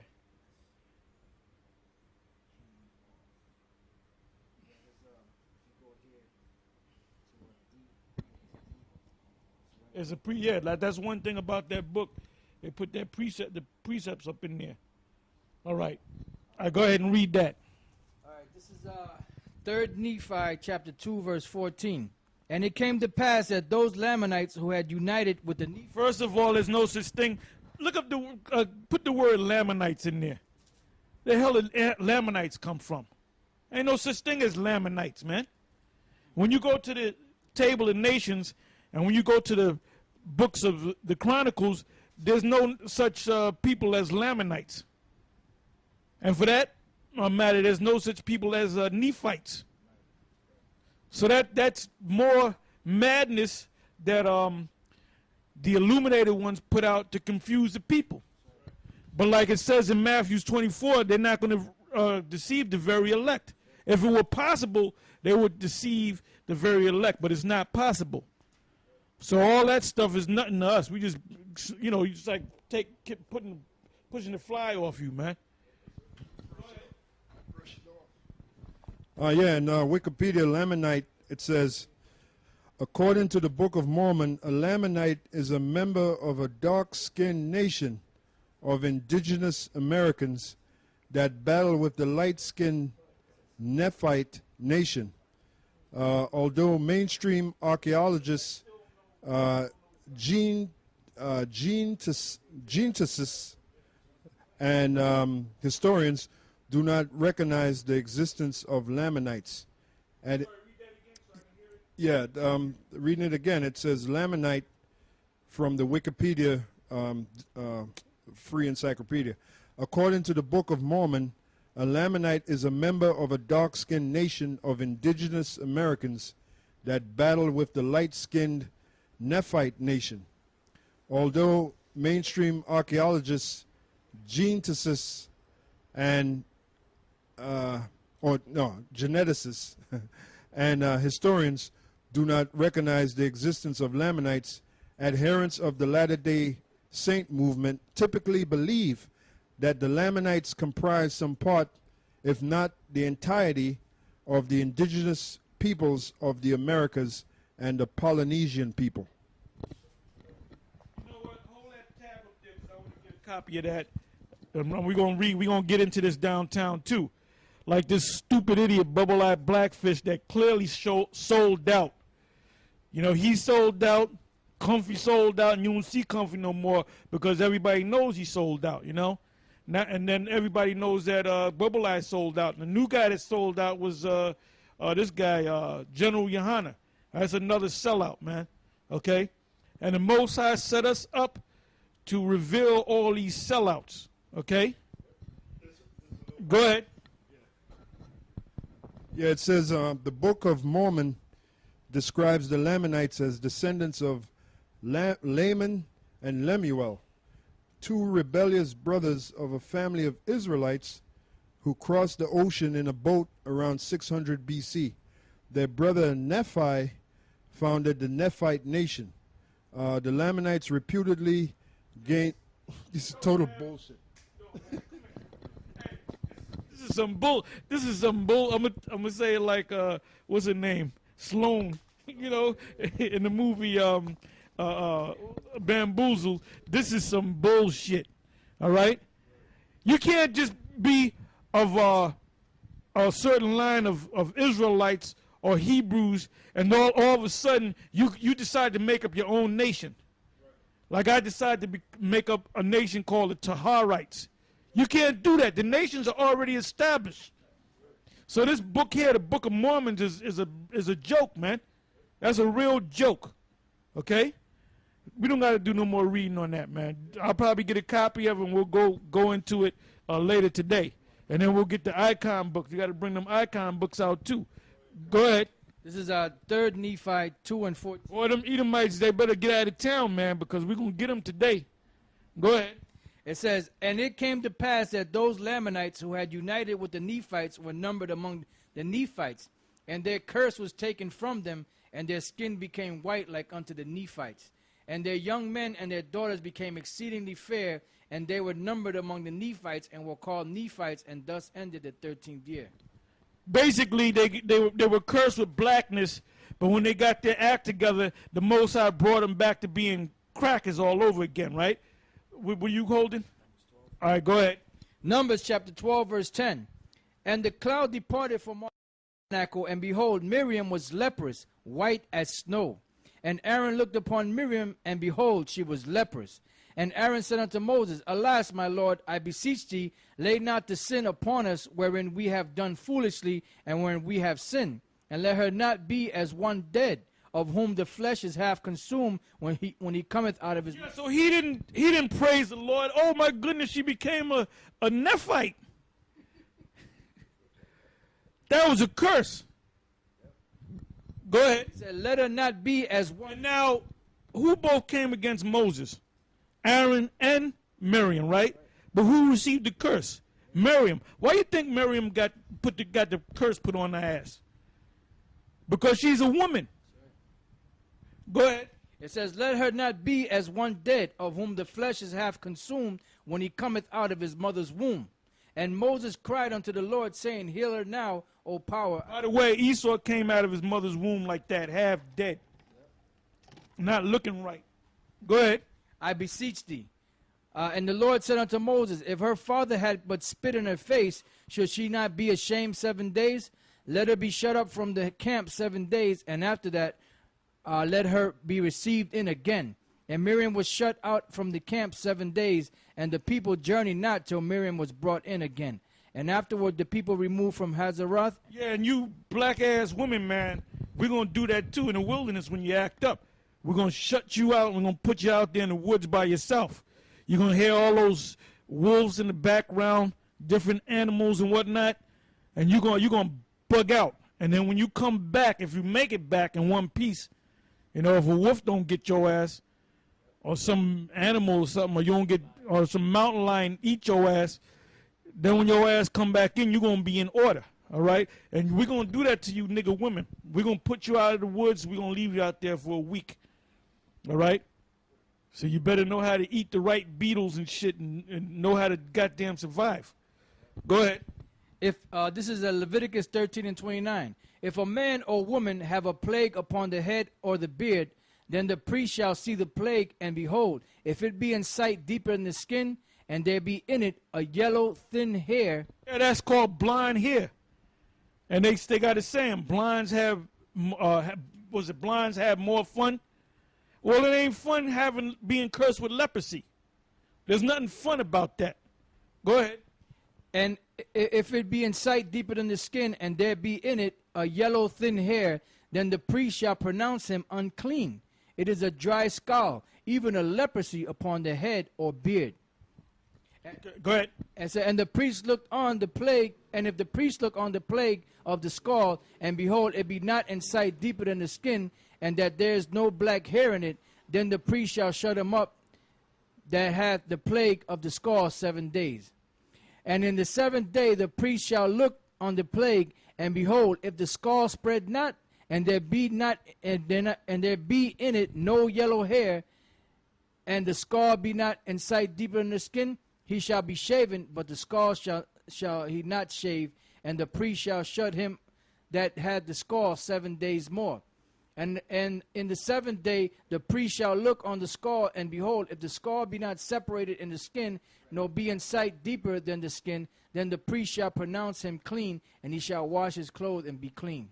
So basically, you Edomites, you got a damn problem, man, especially you blondes out there. If you got blue eyes and you have blind hair, that's a defect, man. That's a form of that's leprosy. Okay, so you're subhumans. All right, that's it on that. Now let's go back to Genesis. All right, this is Genesis, back in Genesis 4 and 2. And she again bare his brother Abel, and Abel was a keeper of the sheep, but Cain was a tiller of the ground. And in process of time it came to pass that Cain brought of the fruit of the ground an offering unto the Lord. And Abel he also brought of the firstlings of his flock, and of the fat thereof. And the Lord had respect unto Abel and to his offering, but unto Cain and to his offering he had not respect. And Cain was very wroth, and his countenance. Yeah, well, why didn't the Lord have respect for him? Read that part again. What did he do? It says, and Abel and in process of time it came to pass that Cain brought of the fruit of the ground an offering unto the Lord. You were supposed to bring certain animals and sacrifice them, which Abel did, and you didn't. Now, Go from there. Get me the book of, you know what I want, Psalms. Psalm 50 and 16. And then also get me Isaiah 26 and 10. Because you in the land of Israel, you've made it to the land, through the Rothschilds. And what do you got over there? You got kosher pigs. You got Pink City. You got gay parades. You got all kind of madness. So you got the land. You have the whole world thinking that you the real Jews, and that you in the land. You calling yourself the Israelites or the Jews, but then look at what you're doing over there. So that proves right there that you can't be in our kingdom. You can't be side by side by us. You're gonna have to be working out in the field and getting a foot in your ass. Go ahead. Psalms chapter 50, verse 16. But unto the wicked the Most High saith, what hast thou to do to declare my statutes? Yeah, the wicked is talking about Esau, as we all should know. Go ahead. Or that thou shouldest take my covenant in thy mouth. Yeah, because you go to these temples and you bring out the Torah, right? And you read from the Torah and you get the Torah blessing, and you do the Shemais and all that. Shemai, Eloheinu, the way your idiots do it. But you know what? You ain't getting no blessing from the Most High. Because you first of all, you're devils. That's in your spirit. And just because you have some form of Hebrew and you in the land, that don't mean you're going to get a blessing, man. When the kingdom comes, you're going to get destroyed. First of all, you go into slavery, and then after a time of slavery, you're going to be exterminated. Go ahead. Or that thou shouldest take my covenant in thy mouth, seeing... Because you don't keep the laws. There's one kid, this little so-called Jewish kid, and they even got it on tape. This other so-called Jew, grown man, took this kid and chopped his ass up, and took part of the bodies is in Brooklyn, I believe. Part of the body parts was in a damn dumpster like 2 blocks down, and then the other body parts was in this guy's freezer, and this guy's a so-called Jew. So you are straight up devils, man. And they're not calling him a devil. They're not calling him a monster. Oh, we got to do some psychological tests. If a damn nigga did it, you wouldn't say, well, we got to do some You would call him a monster. You fucking devils. But you can't help it. That's in your spirit to do what you do. That's why we have to burn you, man. We have to destroy you through the power of Yahweh Shem Yahweh Shai. And it's going to happen. Go ahead. Yeah, if I may say this, Olatar. Yeah, and then on that show, To Catch a Predator, they had this so-called rabbi, a so-called Jew rabbi, that was soliciting sex from a little boy, from a young boy, and they caught his ass. Okay, just to let you know how and all you devils do that, all you so-called rabbis do that. But the problem is you never got caught. This is Psalms 50 and 17. Seeing thou hatest instruction and castest my words behind. And then you got idiots out there like Uncle Ruckus. He's at the top of the list. I mean, this guy's he's truly that's a cartoon character, but he's truly Uncle Ruckus, man. They made that character out of him, man. Go ahead. It says, seeing, or that thou shouldest take my covenant in thy mouth, seeing thou hatest instruction, and castest my words behind thee. When thou sawest a thief, then thou consentedest with him. Seest thou hatest instruction, and castest my words behind thee. Go ahead. When thou sawest a thief, then thou consentest with him, and hast been partakers with adulterers. Thou givest thy mouth to evil, and thy tongue frameth deceit. Thou sittest and speakest against thy brother. Thou slanderest thine own mother's son. These things hast thou done, and I kept silence. Thou thoughtest that I was altogether such an one as thyself. But I will reprove thee and set them in order before thine eyes. Who's the them? Israel. What is the Most High going to do? He's going to reprove you Edomites, the wicked, and he's going to set them, the Israelites, in front of your eyes. So when you see the different camps all around the world and around Babylon, that's a fulfillment. All right, so the average Joe the cop, he don't know what's going on. The average cracker that goes shopping, walk down the street and see you, he don't know what the hell is going on. But the elite know exactly what's going on. The Rothschilds, the warlocks, the super rich families of the earth, they know exactly what's going on, and they go into these scriptures and they say, yep, this is being fulfilled.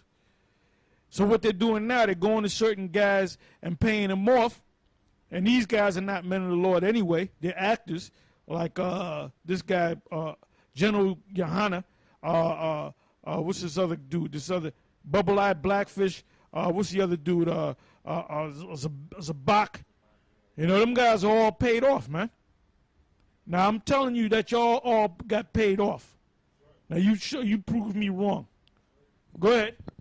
This is Isaiah 26:10. Let favor the wicked, yet will he not learn righteousness. And You got clowns out there like number one on the list. You got Uncle Ruckus. He's up there talking about there's certain Edomites are going to be saved. He did a whole series called Esau Saved in the Bible or something like that. He's not playing with a full deck, man. And I know they didn't pay him off. Why would you pay him off? Nobody listens to him. He's just a bugged out individual, man. You know what, man? Satan don't even want you, man. You really doing bad when Satan don't want your ass. Go ahead. It says, let favor be showed to the wicked, yet will he not learn righteousness. In the land of uprightness will he deal unjustly. And aren't you in the land of uprightness in the land of Israel? What are you doing over there in the land of Israel? You being wicked as hell, man. You talking about I'm a bless a pig and it's going to become kosher. And then you got these gay parades. You got sex change operations over there. You got transvestites. You got all manner of, and then a lot of them rabbis, or I'll say all of them, they have sex with little boys, just like your Roman Catholic priests. Go ahead. It says, and will not behold the majesty of the Lord. Lord, when thy hand is lifted up, they will not see. But they shall see and be ashamed for their envy at the people. Yea, the fire of thine enemies shall devour them. And that fire is what? Them nuclear missiles, those lasers coming out the ships that the Lord's going to come back in. Now let's go back to where we left off. Genesis 4:4. And Abel he also brought of the firstling of his flock and of the fat thereof, and the Lord had respect unto Abel and to his offering. But unto Cain and to his offering he had not respect. And Cain was very wroth, and his countenance fell. And the Lord said unto Cain, why art thou wroth, and why is thy countenance fallen? If thou doest well, shalt thou not be accepted? Yeah, because Esau do something dead wrong, and then when he gets checked, he got an attitude about it.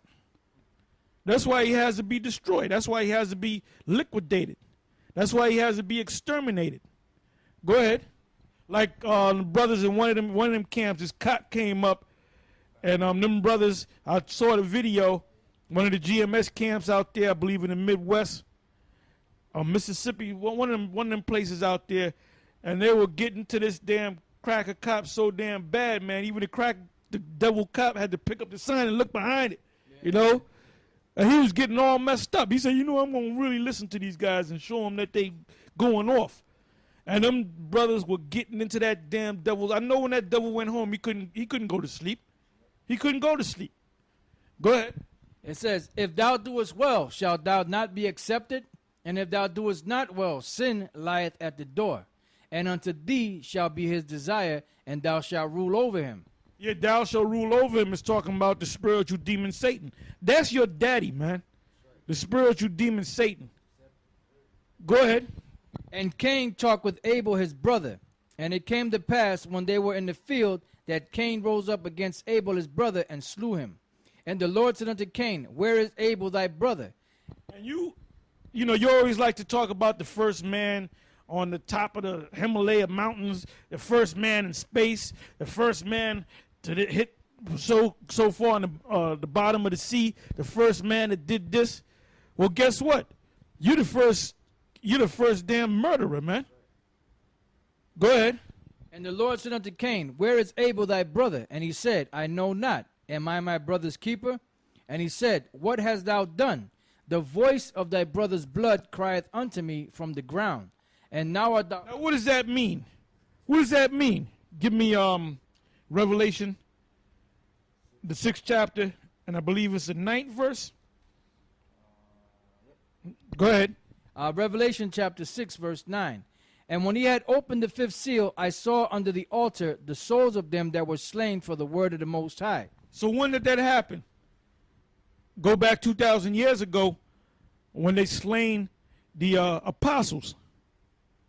When they slain the apostles, they when they went into the spirit world, they complained to the Most High for justice. So the same thing happened when Cain slew Abel. When he went into the spiritual realm before the Most High, he complained for justice. Go ahead. It says, and for the testimony which they held, and they cried with a loud voice, saying, How long, O Lord, holy and true, dost thou not judge and avenge our blood on them that dwell on the earth? Yeah, because now were they out of order for saying that? No, they wasn't out of order. So are we out of order for asking the Most High to destroy this place? Hell no. Now where do we leave off at? Go ahead. Genesis 4 and 11. I'm sorry, 10. And he said, What hast thou done? The voice of thy brother's blood crieth unto me from the ground, and now art thou cursed from the earth. And blood means the spirit. It ain't actually talking about blood that comes out your body. It's talking about the spirit. Go ahead. It says, And now art thou cursed from the earth, which hath opened her mouth to receive thy brother's blood from thy hand. When thou tillest the ground, it shall not henceforth yield unto thee her strength. Yeah, that's why now you have to use them damn GMOs,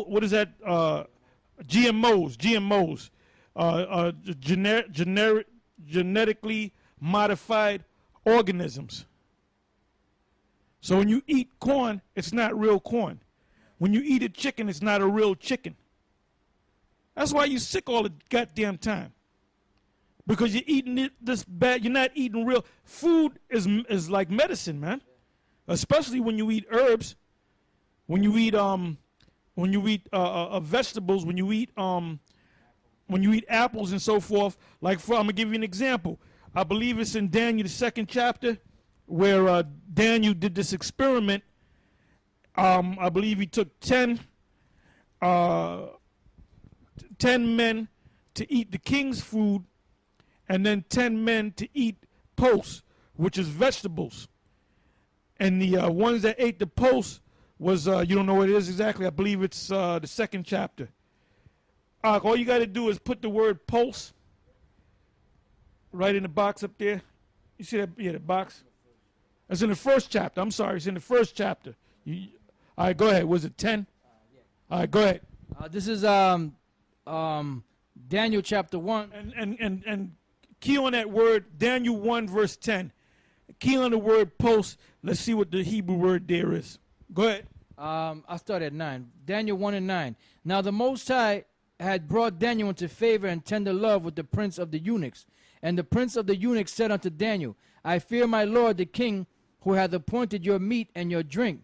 For why should he see your faces worse liking than the children which are of your sort? Then shall you make me endanger my head to the king.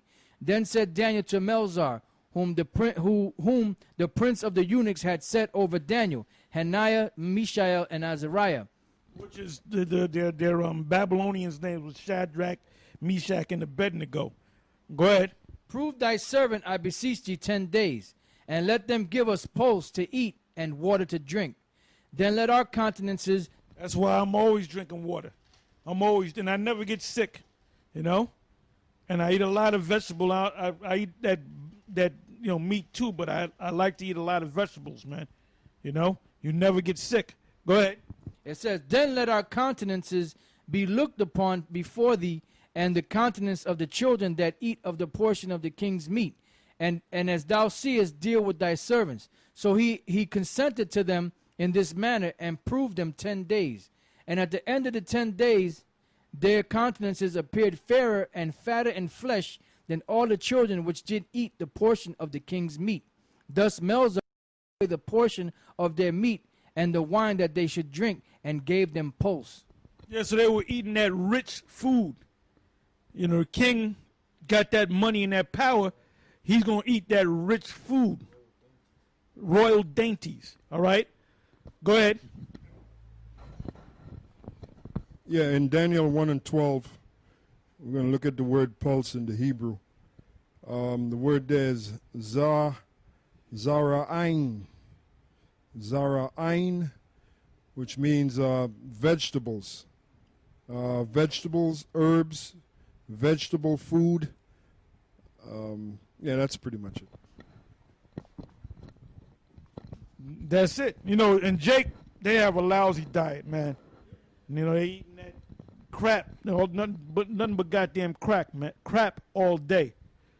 And that's why these niggas is always in the damn hospital, man. That's why you see a lot of Jakes out there limping down the street, bent over, back with a cane, back all messed up, man. You know? Go ahead.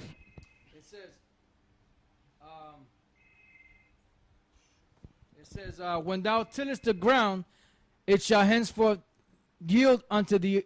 When thou tillest the ground, it shall not henceforth yield unto thee her strength. A fugitive and a vagabond shalt thou be in the earth.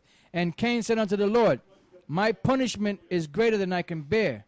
Behold, thou hast driven me out this day from the face of the earth, and from thy face shall I be hid, and I shall be a fugitive and a vagabond in the earth.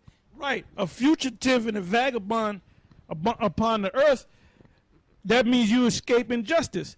That's why the Most High set us up and to come out there and curse you out, and then you get mad. You try to use the cops to kick us off the block. You come with these bullshit because we're cursing you out, just like all the nations are doing, man. What's happening over there in Greece? They found out that they found out about the illuminated ones and the New World Order and the Rothschilds and the elite bankers and stuff. So people are waking up all over the world, but we really woke up because we know who the hell you are. And we know what's supposed to happen to you and what's supposed to happen to us. We're supposed to be establishing the kingdom, and you're going to be our slaves. So you try to hide and run and pass laws for us not to bring this truth out. But this truth is coming out, and you can't stop this truth. Go ahead.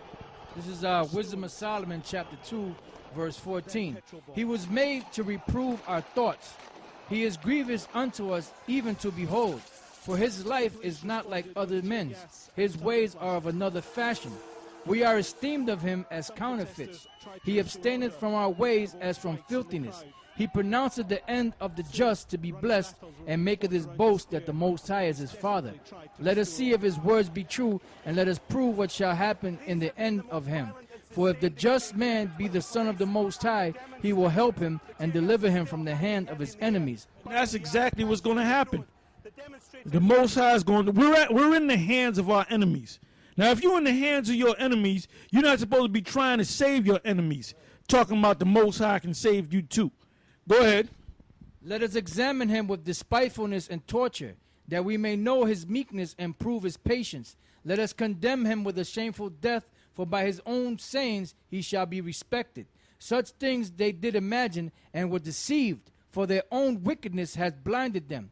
As for the mysteries of the Most High, they knew them not, neither hoped they for the wages of righteousness, nor discerned a reward for blameless souls. For the Most High created man to be immortal, and he made him to be an image of his own eternity. Nevertheless, through the envy of the devil came death into the world, and they that do hold of his side do find it. Now let's go back to where we left off. Genesis 4 and 14. Behold, thou hast driven me out this day from the face of the earth, and from thy face shall I be hid. And I shall be a fugitive and a vagabond in the earth, and it shall come to pass that every one that findeth me shall slay me. And the Lord said unto him, because there's going to come a time where they're going to physically try to, when they see the people of the earth, well, let's say America, because if your eyes were open as to what's really going on, you would do like them Greeks out there in Greece. But you're going to do that anyway, because you're going to feel this pressure. You're going to feel this pressure. But right now, you're asleep. Give me Isaiah 25, verse 7. Go ahead. Isaiah chapter 25, verse 7. And he will destroy in this mountain the face of the covering cast over all people, and the veil that is spread over all nations. Yes, so you got that. You don't know what's going on. You voting for the next guy. Well, let's vote for him. Let's put this guy in office. You don't know that there's people behind the scenes that control them people, them so-called presidents and Those so-called senators and governors, they all been bought and paid for, man, a long time ago. Go ahead. Go ahead. Back in Genesis 4. Like there's one senator, it was on the other day, and he was going into this the debt limit, right? And he was speaking in front of Congress, and then he was talking, and then he kept throwing up that diamond. And that went over all of your heads. Like you go to a goddamn Jay-Z concert, and Jay-Z will tell you to put the diamonds up. Well, he was brought and paid for. And you stupid assholes, you put them diamonds up too. You people are lost, man. And then when we come out there and break it down to you, you say that we're crazy. But all this bullshit is going to come to an end very soon. Go ahead. Genesis chapter 5, verse 15. I'm sorry, 4 and 15. And the Lord said unto him, Therefore whosoever slayeth Cain, vengeance shall be taken on him sevenfold. And by who? By Cain. When he comes back as Esau. Because he got the blessing. Go to that in Genesis. He got the blessing from his father Isaac. All right, go ahead. Genesis chapter 27, verse 38. And Esau said unto his father, Hast thou but one blessing, my father? Bless me, even me also, O my father. And Esau lifted up his voice and wept. And Isaac his father answered and said unto him, Behold, thy dwelling shall be the fatness of the earth, and of the dew of heaven from above. And by thy sword shalt thou live, and shalt serve thy brother. And it shall come to pass, when thou shalt have the dominion, that thou shalt break his yoke from off thy neck. Yeah, so Esau has control of this whole earth, but everybody's waking up to him. So how does he keep the other nations at bay? With the gun, with the modern day sword. Go ahead. This is Revelation 6 and 3. And when he had opened the second seal, I heard the second beast say, Come and see. And there went out another horse that was red, and power was given to him that sat thereon to take peace from the earth, and that they should kill one another, and there was given unto him a great sword. Yeah, that's Esau, because Esau is not white, he's really red. Go ahead. Back in Genesis 4:15.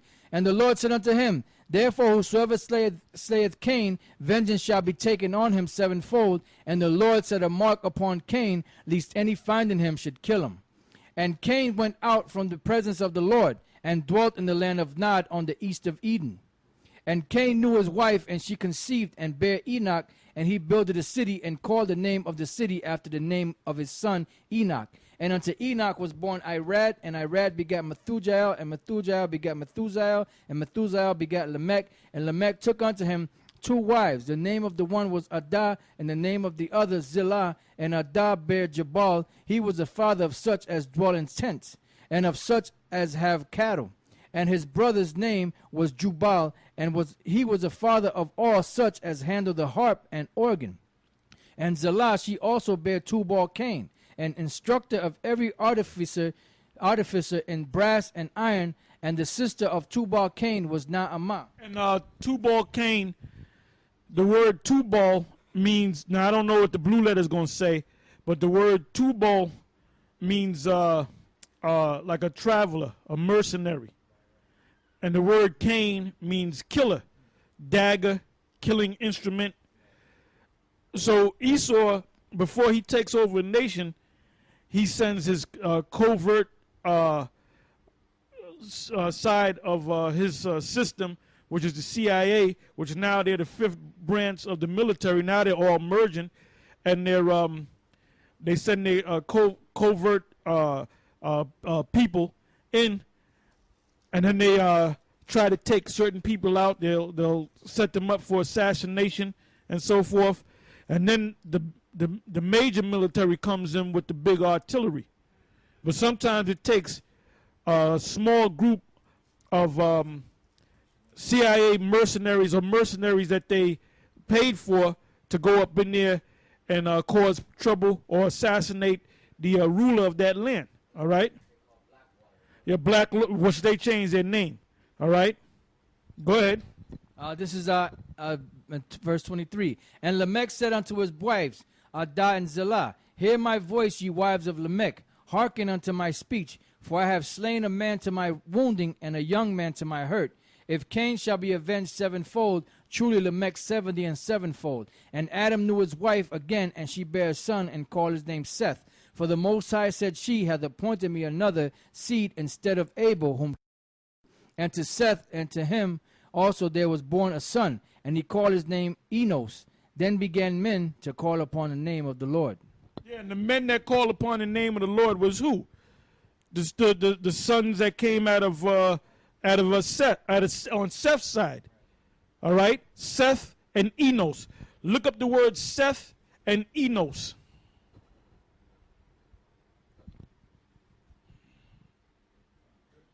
Go ahead.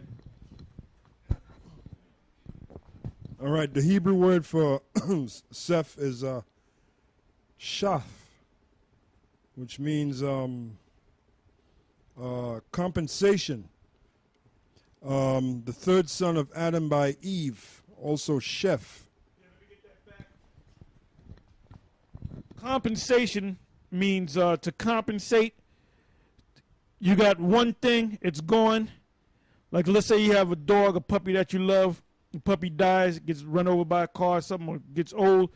You want to cheer the person up. You get another dog that looks like that dog, and after a while, you associate with the new dog with the old dog, you know, and you might give the dog the same name or not, you know.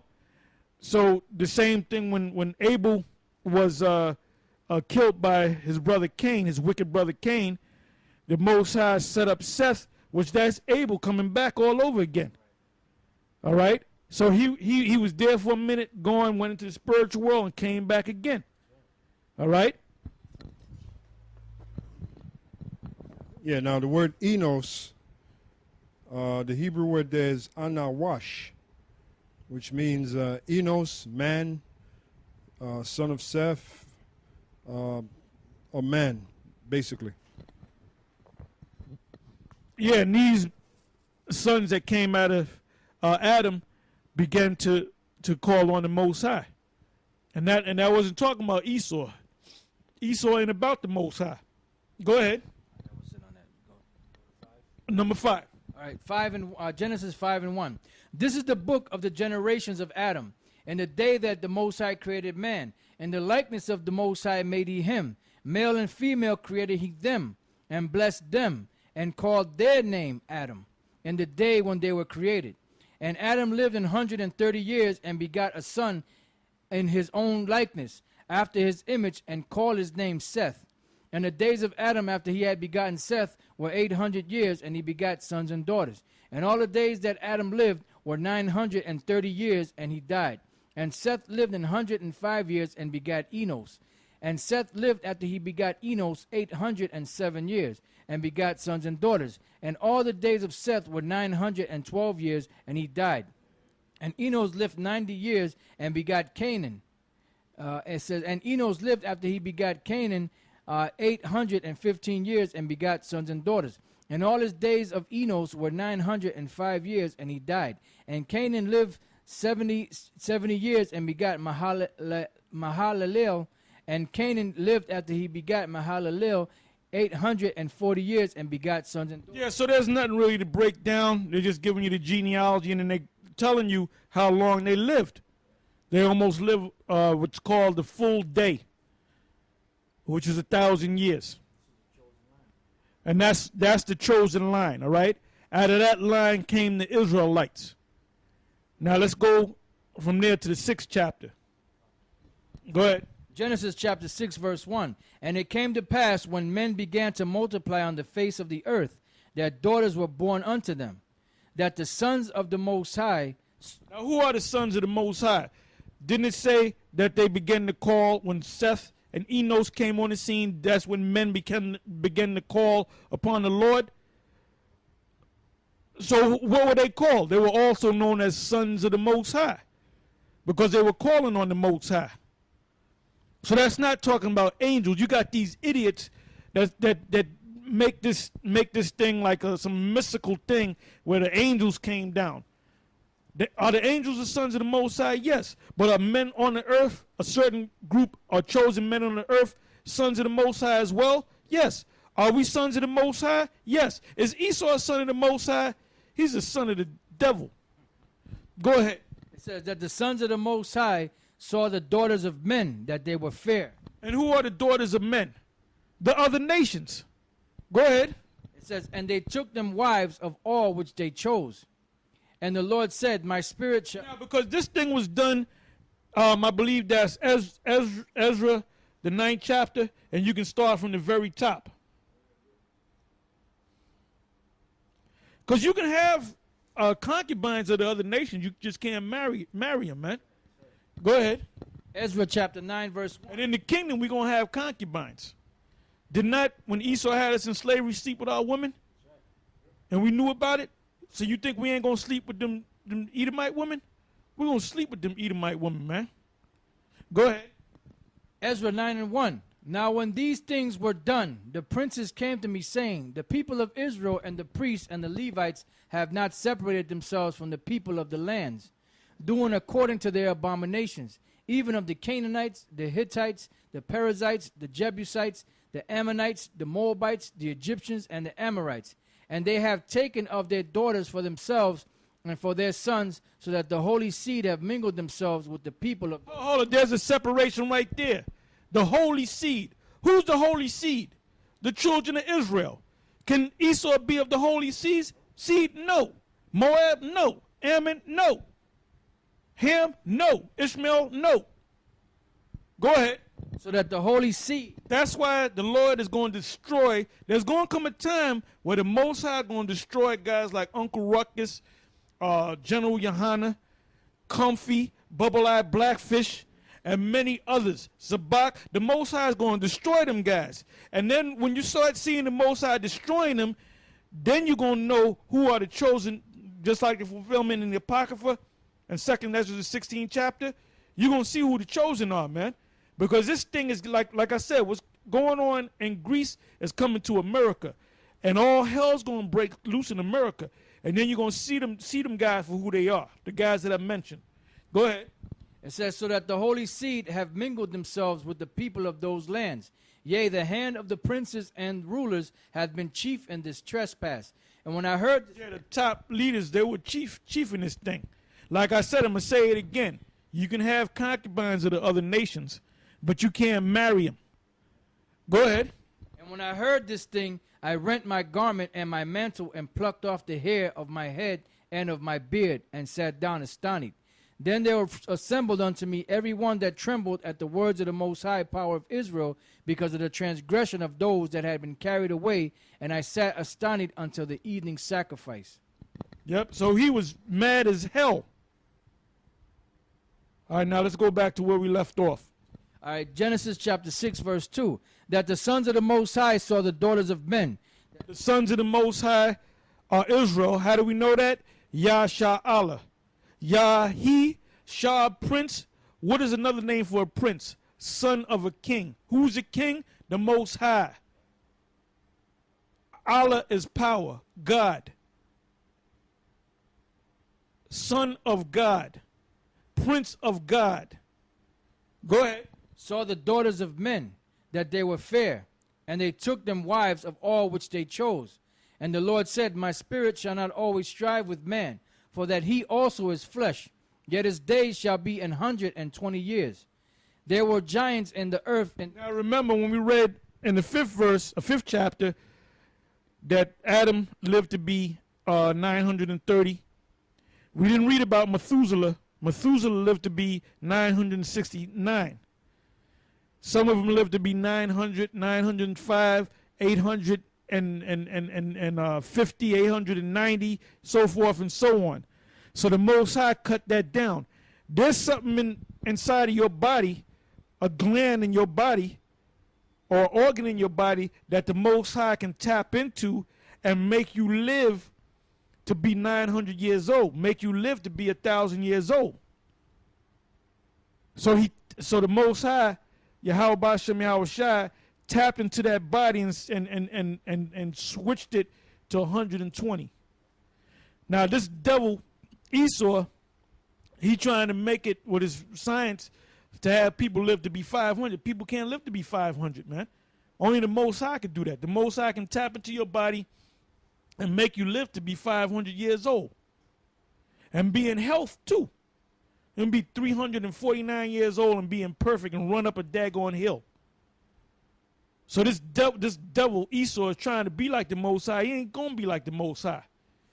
Your science is not gonna come to the level of the Most High. Go ahead. Yeah, Noah didn't start having children until 500 years old.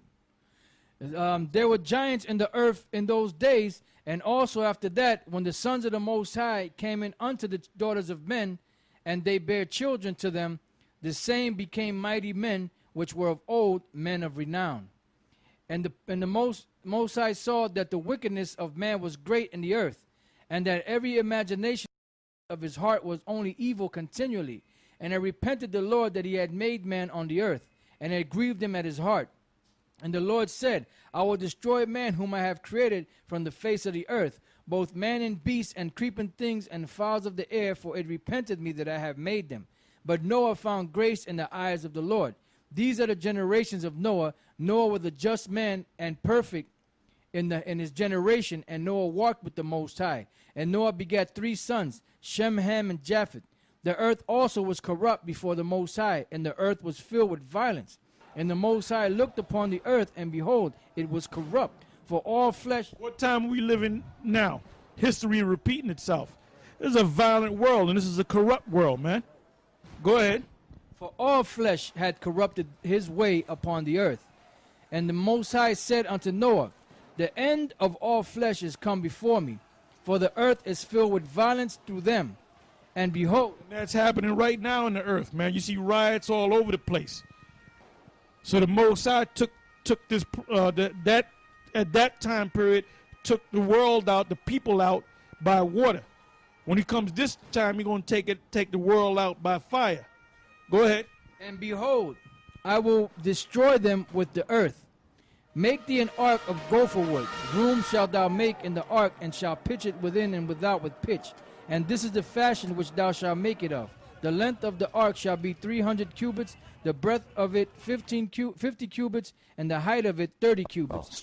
A window shalt thou make to the ark, and in a cubit shalt thou finish it above.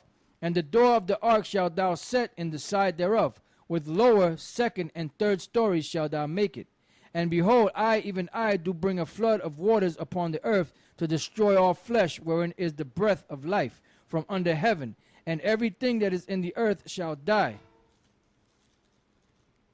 It says, but with thee will I establish my covenant, and thou shalt come into the ark, thou and thy son and thy wife and thy sons' wives with thee. And of every living thing of all flesh, 2 of every sort, shalt thou bring into the ark, to keep them alive with thee. They shall be male and female, of fowls after their kind, and of cattle after their kind, of every creeping thing of the earth after his kind. 2 of every sort shall come unto thee, to keep them alive. And take thou unto thee all of the food that is eaten, and thou shalt gather it to thee, and it shall be for food for thee and for them. Thus did Noah, according to all that the Most High commanded him, so did he. Yeah, and with that was the end of the 6th chapter, and we'll continue with the 7th chapter. And some of these chapters we're going to skip because it's not too hard to break down, but there's some chapters that are hard to break down. All right? So with that, I'm going to say shalom.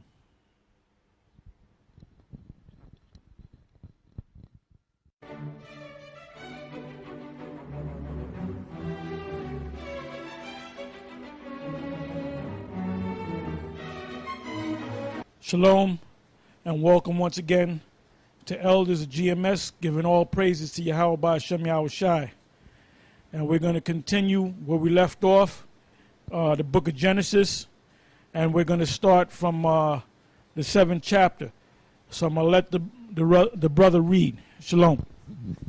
Genesis chapter 7, verse 1. And the Lord said unto Noah, come thou and all thy house into the ark.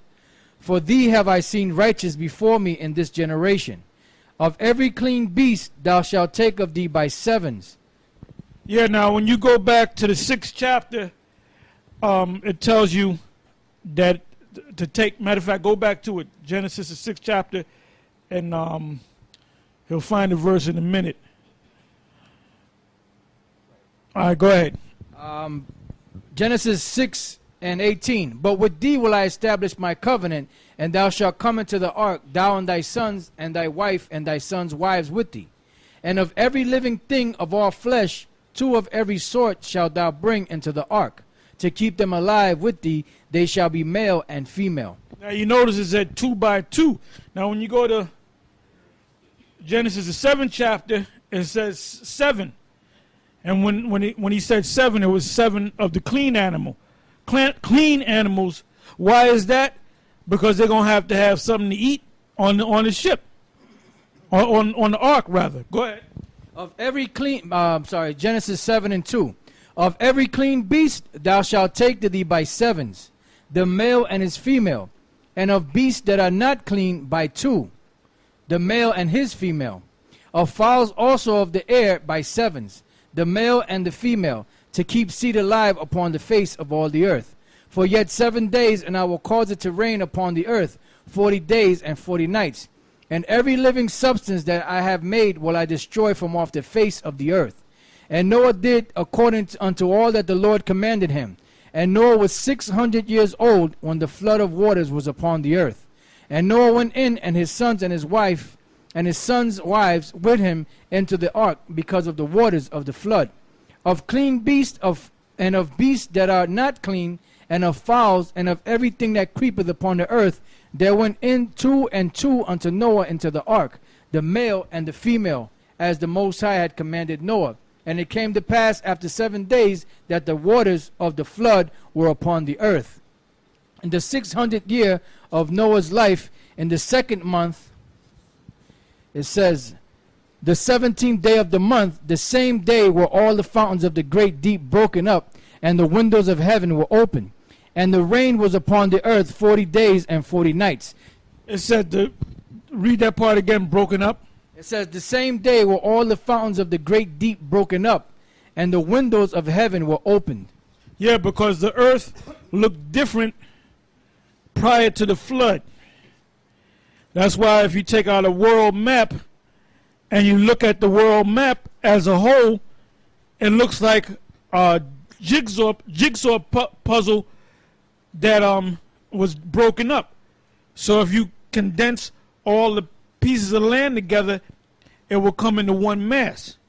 Just look, like I said, just look at a world map, and you can see how the pieces, like South America, fits exactly, almost exactly, to Africa, the continent of Africa. So when this devil tell you, he gives you his theory about things, don't listen to this motherfucking devil. We don't know what the hell he's talking about. Go ahead. They had a term called Pangea, which Pangea was when the whole earth was together as one, which the word Pan means all and Gea means earth, all earth. That was before the flood, like Elder Tar was telling you. Verse 12, Genesis 7. And another thing, every nation has a story of the flood. Why? Because all these people that you see around the earth, they came out of one of Noah's sons, Ham, Shem, or Japheth. Go ahead. And the rain was upon the earth 40 days and 40 nights. And the selfsame day entered Noah and Shem and Ham and Japheth, the sons of Noah, and Noah's wife, and the 3 wives of his sons with them into the ark. They and every beast after his kind, and all the cattle after their kind, and every creeping thing that creepeth upon the earth after his kind, and every fowl after his kind, every bird of every sort. And they went in unto Noah into the ark, 2 and 2 of all flesh, wherein is the breath of life. And they that went in male and female of all flesh, as the Most High had commanded him. And the Lord shut him in. And the flood was 40 days upon the earth, and the waters increased and bare up the ark, and it was lifted up above the earth. And the waters prevailed and were increased greatly upon the earth, and the ark went upon the face of the waters. And the waters prevailed exceedingly upon the earth, and all the high hills that were under the whole heaven were covered. 15 cubits upward did the waters prevail, and the mountains were covered. 15 cubits covered all the mountains, all the great mountains. Now you have scholars that say a cubit is 18 inches. It's got to be longer than 18 inches. Matter of fact, give me Zandavins, and if you have the what's that, the thick Bible dictionary, is that over there as well? The Harper's, get the Harper's. Also Google that word. Matter of fact, no, go to the blue letter on that. No, stay in the blue letter and go where it says cubits, and let's see what they say. Cause you gotta double check Esau, man. Because we're researchers too. You can't go by what Esau tells you, man. Pick up a Bible dictionary, and most of the time the Bible dictionary is accurate. Esau actually goes over there and digs up things and finds out things, but he doesn't find out everything, because that's our job. All right. So let's see what some of these books and these Bible. You got yours in already? Yeah. The Hebrew word for cubit is amah. It says cubit, a measure of distance, the forearm, roughly 18 inches, 0.5 millimeters. There are several cubits used in the Old Testament. The cubit of a man, or common cubit, the legal cubit or cubit of the sanctuary, Ezekiel 40:5, plus others. See a Bible dictionary for complete treatment. That's it. That's all they got. Now they said 18 inches, or about where your elbow is or whatever. Now I take from my elbow to my hand times 15. It says that 15 cubits cover the highest mountain. So these devils went off. Now what does this say? This one, the Harper's Bible Dictionary says cubit, the standard ancient Near Eastern linear measure. Theoretically, it encompassed the distance from the elbow to the tip of the middle finger, about 17.5 to 20 inches. See also weights and measures. So now that's about 20. Let's round it off to 20 inches, right? 20 inches times 20 inches times 10 is 200 inches, right? And five more cubits would be what is it? 200, 300 inches, which when you break it up into yards, that's about 10 yards, something like that. When you go into the inches, I think it's about 10 yards, if I'm not mistaken. So you're telling me 10 yards? Let's say it's 100 yards. 100-yard height. The 100 yards can cover the highest mountain. There's certain mountains that you climb up on, and then it tells you that the ark landed on Mount Ararat. And Mount Ararat is here to this very day. And you had scientists and archaeologists that went over to Mount Ararat and took pictures of the ark. So we know that they went off totally on what a cubit measurement is. All right. Go ahead. Back in Genesis 7:20, 15 cubits upward did the waters prevail, and the mountains were covered. Flesh died that moved upon the earth, both of fowl and of cattle and of beasts, and of every creeping thing that creepeth upon the earth, and every man, all in whose nostrils. Oh, and another thing, when you read the dimensions of the ark itself, it was measured by a cubit. So now you're going by Esau, 18 inches to 20 inches per cubit. That's a big ark, but it has to be a lot bigger, a lot longer than 18 to 20 inches. So that ark was gigantic. That ark was massive, because you had giraffes in there, you had elephants in there, you had lions in there, you had tigers in there. You had all types of animals that were in there. So you needed a gigantic ark to put all those animals up in there. So that 18 inches per cubit is BS. Go ahead. It says, and all flesh died that moved upon the earth, both of fowl and of cattle and of beasts and of every creeping thing that creepeth upon the earth, and every man, all in whose nostrils was the breath of life. Of all that was in by all of whose nostrils were the breath of life. That's twofold. The breath of life is you actually breathe, and the breath of life is also, which Adam received, was the knowledge of the Most High. He gave him the knowledge of a man, to know, eventually to know good from evil. Now, all the creatures were destroyed. Man was destroyed too. So that proves to you, when you go back to Genesis, the first chapter, about all the creatures that moveth, is talking about man too, and the animals. Go ahead. Of all that was in the dry land died, and every living. Yeah, because what about did he bring whales on the ship? Did he bring any type of fish on the ship? No, because they were doing just fine in the water. Ain't no flood gonna mess with them. They live underwater. Go ahead. And every living substance was destroyed, which was upon the face of the ground. Which was upon the face of the ground, not in the waters. Go ahead. Both man and cattle, and the creeping things, and the fowls of the heaven, and they were destroyed from the earth. And Noah only remained alive, and they that were with him in the ark. And the waters prevailed upon the earth 150 days. Genesis 8:1. Which is about 3 months. Go ahead. I'm sorry. 5 months. All right, it says, and the Most High remembered Noah and every living thing and all the cattle that was with him in the ark. And the Most High made a wind to pass over the earth, and the waters assuaged. And the fountains also of the deep and the windows of heaven were stopped. There's under the ocean, there's bodies of water inside the when you go to the bottom of the ocean, there's bodies of water that the Most High can allow to come up on the earth. So that's one thing that flooded the earth. And then it said, when you gather a bunch of clouds and it rains, it brings a lot of rain. But the Most High opened up the windows of heaven, so the Most High caused waters from the heavens, from space, to come down on the earth.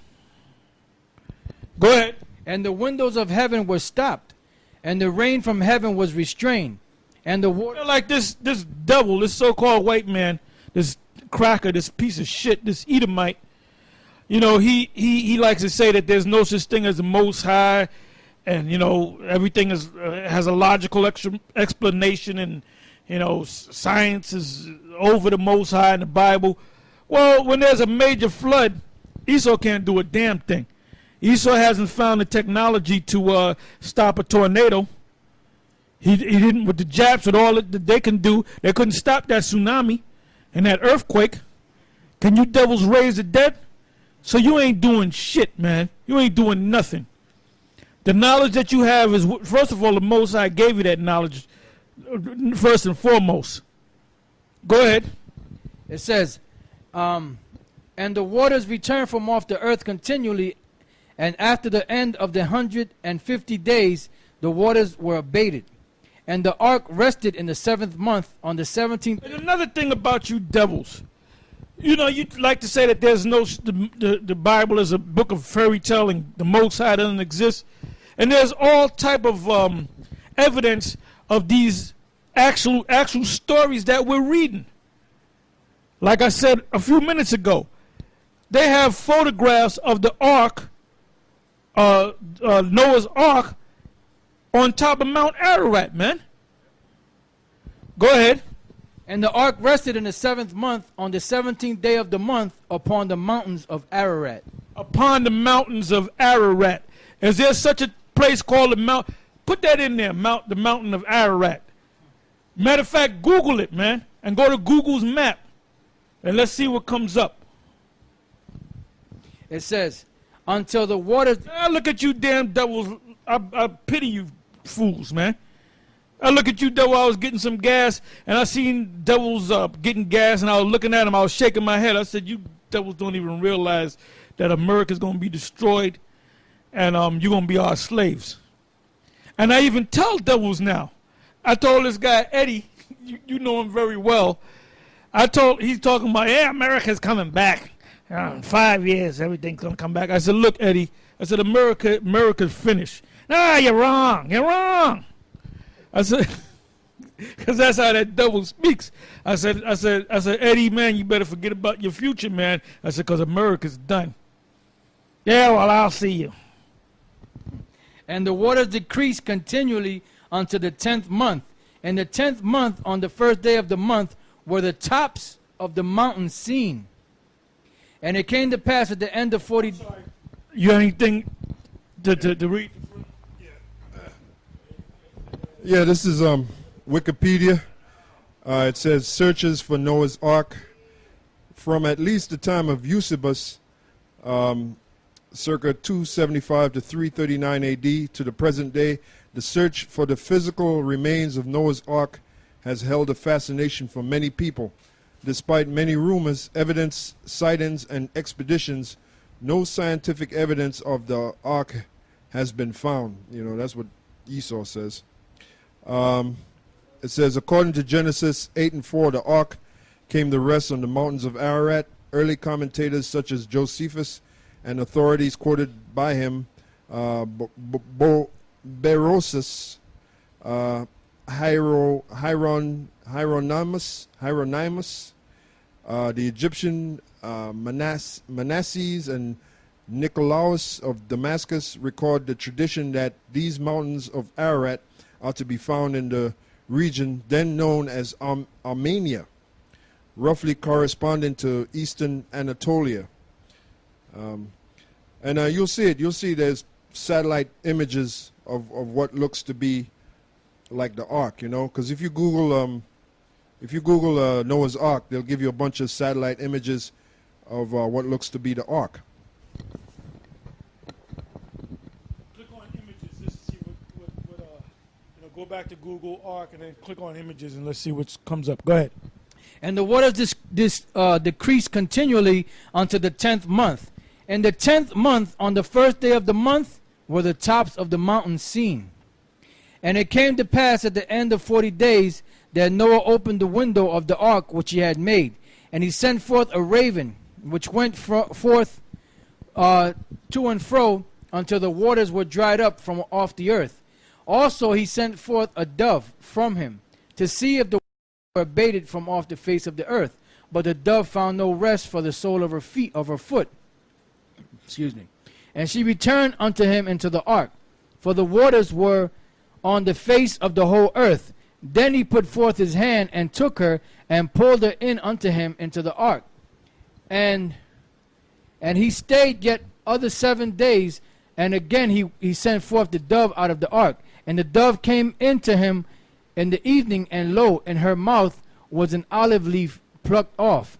So Noah knew that the waters were abated from off the earth. And he stayed yet other 7 days, and sent forth the dove, which returned not again unto him any more. And it came to pass in the 601st year, in the first month, the first day of the month, the waters were dried up from off the earth, and Noah removed the covering of the ark. And looked, and behold, the face of the ground was dry. And in the 2nd month, on the 7th and 20th day of the month, was the earth dried. And the Most High spake unto Noah, saying, Go forth of the ark, thou and thy wife and thy sons wives with thee. Bring forth with thee every living thing that is with thee of all flesh, both of fowl and of cattle and of every creeping thing that creepeth upon the earth. And that they may breed abundantly in the earth, and be fruitful and multiply upon the earth. And Noah went forth, and his sons and his wife and his sons' wives with him, every beast, every creeping thing, and every fowl, and whatsoever creepeth upon the face, upon the earth, after their kind, went forth out of the ark. And Noah builded an altar unto the Lord, and took of every beast and of every clean fowl, and offered burnt offerings on the altar. And the Lord smelled a sweet savor. Now, y'all say that, the law was given to Moses, but the law was established. They knew about sacrificing of animals, building altars, and so forth. They knew this, but now the full established law was given to Moses, which was like codified in the commandments. But they knew certain laws. They knew not to be a faggot. They knew that in the law. They knew that to kill somebody was against the law. Go ahead. And the Lord smelled a sweet savor, and the Lord said in his heart, I will not again curse the ground any more for man's sake, for the imagination of man's heart is evil from his youth. Neither will I again smite any more everything living as I have done. While the earth remaineth, seed time and harvest, and cold and heat, and summer and winter, and day and night shall not cease. Genesis 9:1. And the Most High blessed Noah and his sons, and said unto them, Be fruitful and multiply and replenish the earth. Now that statement right there shows you that this Edomite is a damn devil. And the elites are major devils, because they got this thing called a Georgia Guidestone, but the so-called I guess the author of it, the builder of it, there's a man by the name of R.C. Christensen, which they say that's not even a real name. All right? Now, I don't know what the R.C. represent, but the word Christensen comes from the word Christian, because the elite claim to believe in the Most High. They claim to be Christians and Jews. Now, for them to establish that Georgia Guidestone, and if you notice, the Georgia Guidestone we keep bringing that up. All right? If you go to the Georgia Guidestone, and if you have any camps down there, you know, that's down there in Georgia, you should go to the Georgia Guidestone and do a little thing on it, man. Because if we were down there, we'd have been went down there and did a documentary on that, man. All we have is the pictures, all right? But if you look at these current pictures, which shows you that a lot of people woke up, it'll say F, you know, FU or F the New World Order, and it'll say other things on there damning the New World Order and the elite, all right? So now, going back to what he just read, the Most High said, be fruitful and multiply. So now for you to say to maintain humanity under 500 million, that's totally going against the Most High. The fact that people are rioting in the streets in Greece and around the world, and soon to be in America, all right, because Obama's talking about cutting the Social Security, Medicaid, Medicare. He's going to totally destroy it. You ain't gonna have. They're going all these benefits that you get these entitlement programs. They're going to eventually phase all that out, man. You're just going to be on your own. And that's when you're going to start rioting in the streets like they've been doing in Greece for the last 13 months. And it's all based upon debt. Now, if the elite claim to be Christians and Jews and men of the Most High, all right, men of God, it tells you about two things. It tells you about the year of release, which comes about once every 7 years. Whatever debts that you're supposed to receive, anybody that's indebted to somebody else, this come the 7th year, all your debts are absolved, forgiven, whatever you want to call it. All right, that's where you get the term statute of limitation. Then you have the Jubilee, and that comes once every 50 years. Now let's say you lent something to somebody in the 45th year. If he doesn't pay it in that 5 years, when the Jubilee comes in, it's forgiven. Because you had a law and you said, don't wait until the 7th, you know that the 7th year is coming of the year of release, and you're not going to lend the person money. You're supposed to lend the person money anyway. That's why the whole world is out of course, because of these damn Edomites, man. Because they claim to use the scriptures, but they go dead set against the scriptures, man. That's why you have riots all over the place. And like I said, those Greek riots, that's coming to America. They're going to be rioting in America. When they cut welfare, when they cut food stamps, when they cut Social Security, when they raise the retirement age to 70 or 72 or 75, when they cut all these entitlement programs and you can't get to nothing, you're gonna start rioting in the street. You think that it's not coming to you. It's coming to you. It's coming to America. Go ahead. This is Psalms chapter 82, verse 3. Defend the poor and fatherless. Do justice to the afflicted and needy. And that's what those devils are not doing. So that's why we call. So you get people that get mad because we call them devils. Well, they're doing exactly what a devil does. Go ahead. Deliver the poor and needy.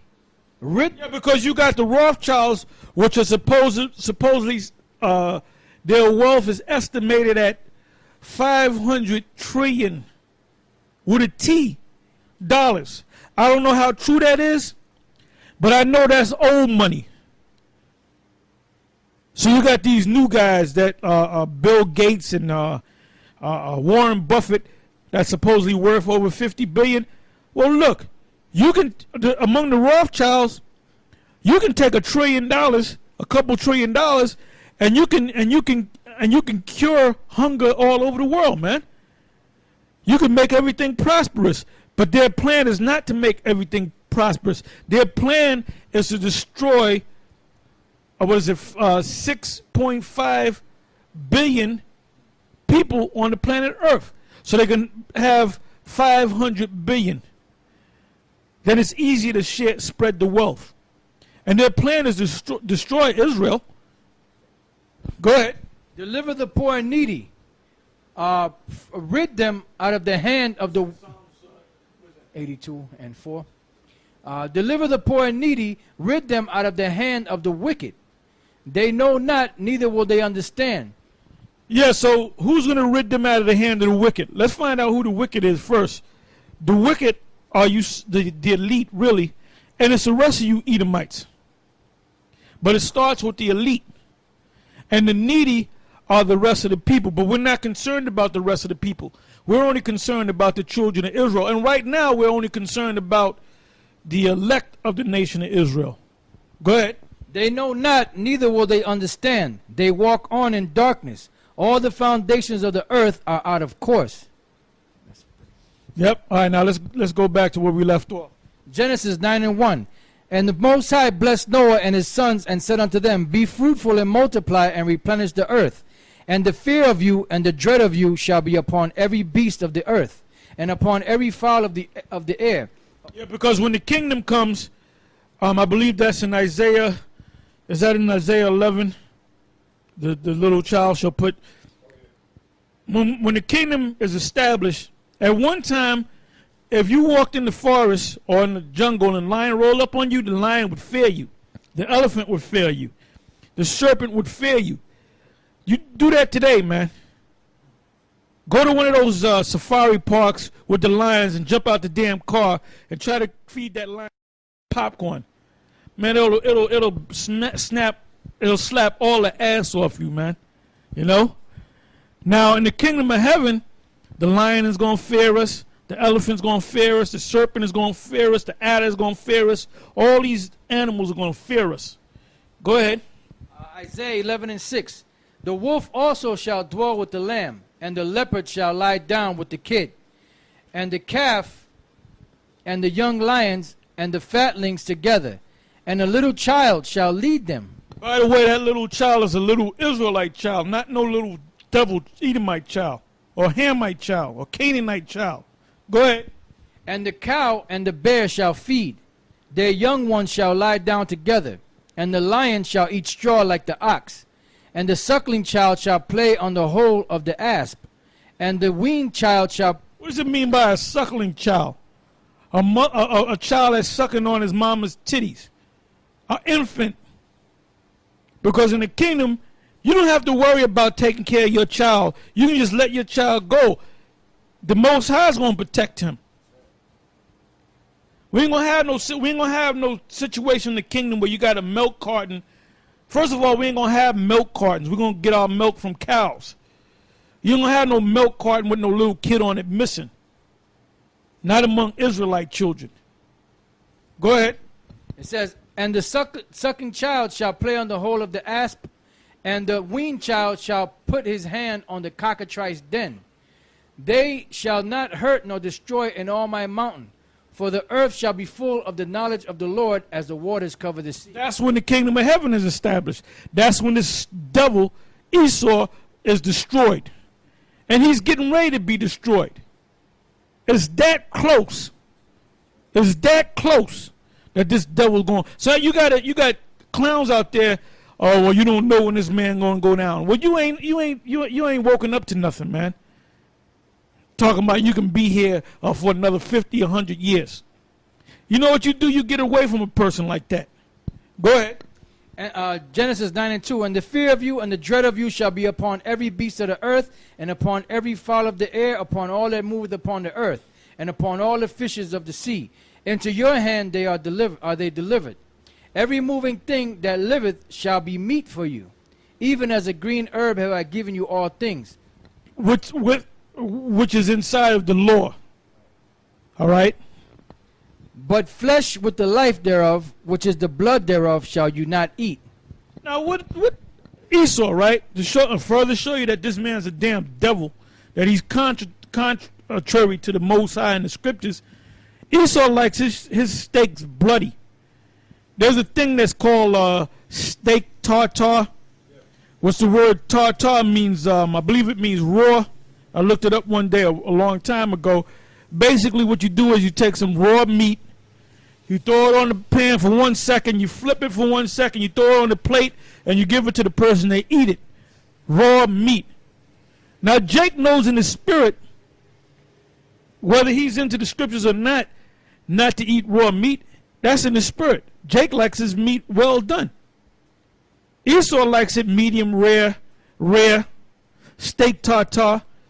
So this is not, so you look at this guy, Uncle Ruckus, that's trying to save Esau. You can't say Esau's not built to be saved, man. Esau's built to get a foot stuck dead up in his ass sideways, man, and working out in the field and getting his ass whipped. That's what he's made for, man. Go ahead. Exodus chapter 12, verse 8. And they shall eat the flesh in that night, roast with fire and unleavened bread, and with bitter herbs they shall eat it. Eat not of it raw. So what are them so-called Jews doing over there in the land of Israel, man? When the Passover come, they're taking that lamb and they smack it on the fire, turn it over, and eat that as bloody as it can be. Damn devils. Go ahead. It's back in Genesis chapter 9, verse 4. But the flesh with the life thereof, which is the blood thereof, shall you not eat. And surely your blood of your lives will I require. At the hand of every beast will I require it. And at the hand of man, at the hand of every man's brother will I require the life of man. Whoso sheddeth man's blood, by man shall his blood be shed. So Esau, you're in a lot of trouble because you shed a lot of blood. You killed a lot of people. So you got a lot to pay for. You got a lot to pay for. Go ahead. For in the image of the Most High made he man. And you, be ye fruitful and multiply, bring forth abundantly in the earth, and multiply therein. And I didn't say nothing. You ain't gonna find nothing in the scriptures that said build a guide stone and put 10 commandments on it. And the first commandment is to reduce humanity maintain humanity to 500 million. That's not in the scriptures. That's contrary to the scriptures. Who would do something like that? The damn devil. Go ahead. And the Most High spake unto Noah and to his sons with him, saying, And I, behold, I establish my covenant with you and with your seed after you, and with every living creature that is with you, of the fowl of the cattle and of every beast of the earth with you, from all that go out of the ark to every beast of the earth. And I will establish my covenant with you, neither shall all flesh be cut off any more by the waters of the flood. Neither shall there any more be a flood to destroy the earth. And the Most High said, This is the token of the covenant which I make between me and you and every living creature that is with you, for perpetual generations. I do set my bow in the cloud, and it shall be for a token of the covenant between me and the earth. Yeah, so you see the bow. After you see a rain, you look up into the clouds and you see a bow, a rainbow. The Most High established that rainbow. That's a covenant between the Most High and man that he's not going to ever destroy man through a flood. In other words, he's not going to destroy mankind by way of a flood. Go ahead. It says, and it shall come to pass when I bring a cloud over the earth, that the bow shall be seen in the cloud. And I will remember my covenant which is between me and you and every living creature of all flesh. And the water shall no more become a flood to destroy all flesh. And the bow shall be in the cloud. And I will look upon it, that I may remember the everlasting covenant between the Most High and every living creature of all flesh that is upon the earth. And the Most High said unto Noah, this is the token of the covenant which I have established between me and all flesh that is upon the earth. And the sons of Noah that went forth of the ark were Shem and Ham and Japheth, and Ham is the father of Canaan. These are the 3 sons of Noah, and of them was the whole earth overspread. And Noah began to be an husbandman, and he planted a vineyard, and he drank of the wine and was drunken, and he was uncovered within his tent. And Ham, the father of Canaan, saw the nakedness of his father, and told his 2 brethren without. And Shem and Japheth took a garment, and laid it upon both their shoulders, and went backwards, and covered the nakedness of their. So they knew the law of not looking upon their father's nakedness. But Ham, he wanted to be an asshole and look at his father's nakedness and make mockery of him because he was drunk. But the Most High showed, as you read on, the Most High showed Noah that, you know, Ham was looking at you butt-ass naked and basically making mockery of you, laughing about it. So who did he curse? As we read on, he didn't curse Ham. He cursed one of his sons, Canaan. Go ahead. And Shem and Japheth took a garment and laid it upon both their shoulders, and went backward and covered the nakedness of their father. And their faces were backward, and they saw not their father's nakedness. And Noah awoke from his wine, and knew what his younger son had done unto him. And he said, cursed be Canaan, a servant of servants shall he be unto his brethren. Now, you got these stupid Edomites out there that claim that they know the Bible, and they say, well, the curse of Canaan is when the Most High turned them into black people, because Noah and all his sons and his wives were white people. Where science shows you that dark genes are dominant, stupid. So all the children of Noah were dark-skinned children. They were all dark-skinned. There was no white people during that time. Now the curse that was put on him was the fact that, as you read down, it's going to tell you that land that they're living in, the land of Canaan, that Israel is going to get that land, including America, which is also the land of Canaan. So that's the curse, that they're going to be servants unto us, and anything that your servant finds becomes yours because you're the master. Go ahead. It says, and he said, blessed be the Lord, power of Shem, and Canaan shall be his servant. And the Most High shall enlarge Japheth, and he shall dwell in the tents of Shem. And Canaan shall be his servant.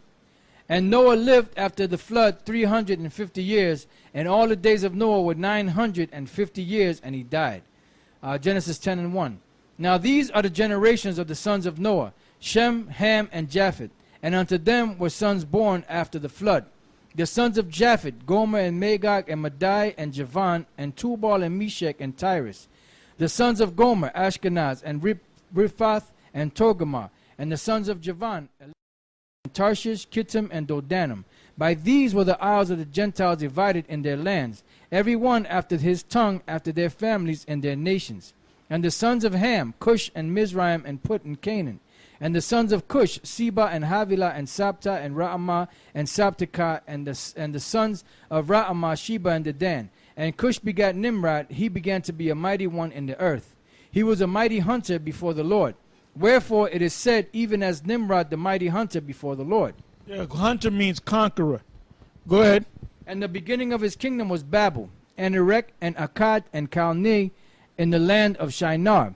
Out of that land went forth Ashur, and builded Nineveh, and the city of Rehoboth, and Calah. And Rezin between Nineveh and Calah, the same is a great city. And Mizraim begat Ludum, and Anamin, and... By the way, Mizraim, Martezayim, is the so-called Egyptians. The term, they wasn't calling themselves Egyptians. That was a Greek term. When the Greeks went over into that part of the world, he referred to them as Egyptians. That's a Greek word. Go ahead. And Mizraim begat Ludum, and Anamim, and Lehabim, and Naphtuhim, and Pathrusim, and Casluhim, out of whom came Philistim, and Caphtorim. And Canaan begat Sidon, his firstborn, and Heth. And the Jebusites, and the Amorites, and the Girgashites, and the Hivites, and the Archites, and the Sinites, and the Arvadites, and the Semarites, and the Hamathite. And afterward were the families of the Canaanites spread abroad. And the border of the Canaanites was from Sidon, as thou comest to Gerar, unto Gaza, as thou goest unto Sodom and Gomorrah. Sidon, remember Sidon? What's the other coast city? Sidon and Tyre and Zidon. You had Canaanites dwelling in that area at that time. All right, go ahead. As thou comest to Gerar, unto Gaza, as thou goest unto Sodom and Gomorrah and Admah and Zeboim, even unto Lasha. These are the sons of Ham after their families, after their tongues, and their countries, and in their nations. Unto Shem also, the father of all the children of Eber. Yeah, now going back to Canaan, it mentioned Zeboim and Admah and Sodom and Gomorrah. And what was the other city? Zoar. And by the way, when you read the history, Zoar wasn't destroyed. Sodom and Gomorrah was destroyed because Lot had fled into Zoar. All right? So these were lands of that Canaan dwelt in. So these guys that was in the bestiality and homosexuality, that came from the Canaanites. That's why these devils, these crackers, the gods that they worship are really the gods behind closed doors, are really the gods of Canaan.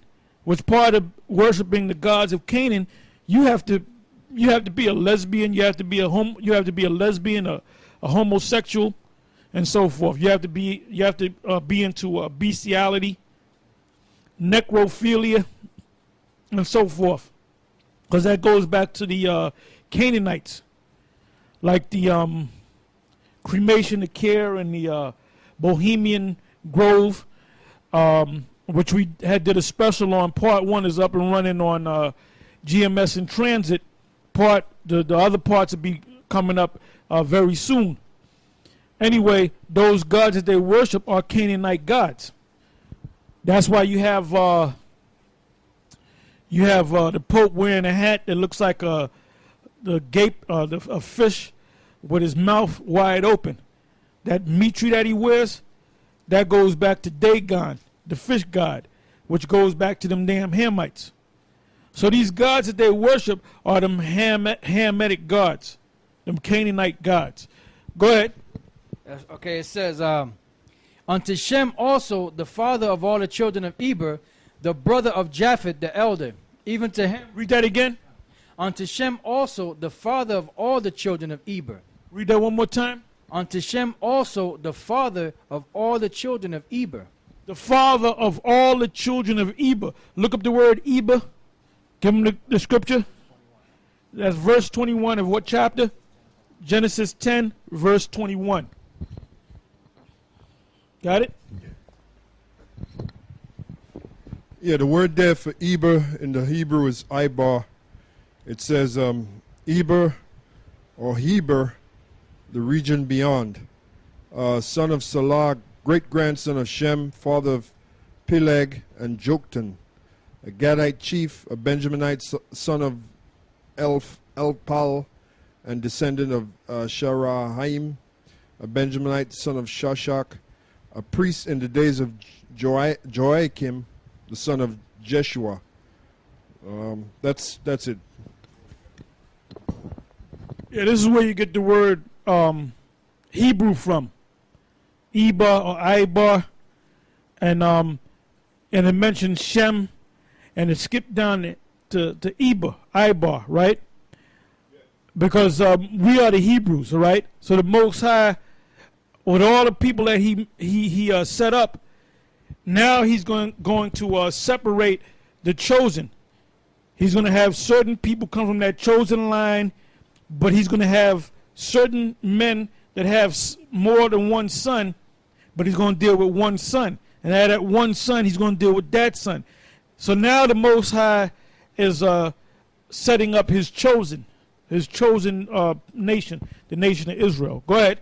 It says, All right, go ahead.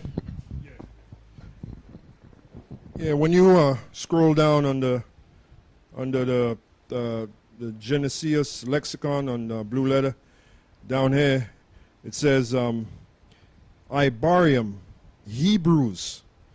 As to the difference between this and the Israelites, see under Ibaria. So they're telling you right there, Ibarium is a plural way of saying Hebrew, or Ibar, which is Hebrews. Ibarium. Yeah, because just because you're a Hebrew doesn't make you a part of the chosen of the Most High. You have to be a Hebrew, and you have to be an Israelite. A Hebrew. That's why Paul said in Philippians that he was a Hebrew of the Hebrews. Because was Esau a Hebrew? Yes, he was a Hebrew. Was Ishmael a Hebrew? Yes, he was a Hebrew. Were the 6 sons that came out of Abraham through Keturah, were they Hebrews? Yes, they were Hebrews. But there's a group of Hebrews that the Most High set up to be the chosen. Yeah, I just want to make a quick note. Ireland, at one time, Ireland was known as Hibernia, which that term Hibernia goes back to Hebrew. Well, to this very day, you have an order called the Order of the Hibernians. And if you look the word up, like the elders said, the word Hibernians mean Hebrews. That's why we say that a lot of these people from Ireland are black Irish. There's a term called black Irish because you had Israelites that were living in Ireland. All right? It says, unto Shem also, Genesis 10:21. Unto Shem also, the father of all the children of Eber, the brother of Japheth the elder, even to him were children born. The children of Shem, Elam and Asher and Arphaxad and Lud and Aram.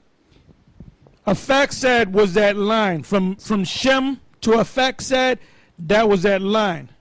So the other sons, the other 4 sons, the Lord ain't dealing with Elam. The Lord ain't dealing with Aram. The Lord ain't dealing with, what's the other 2? Ashur and Lud. The Lord was dealing with Arphaxad. Go ahead. And the children of Aram, Huz and Hul and Gether and Mash.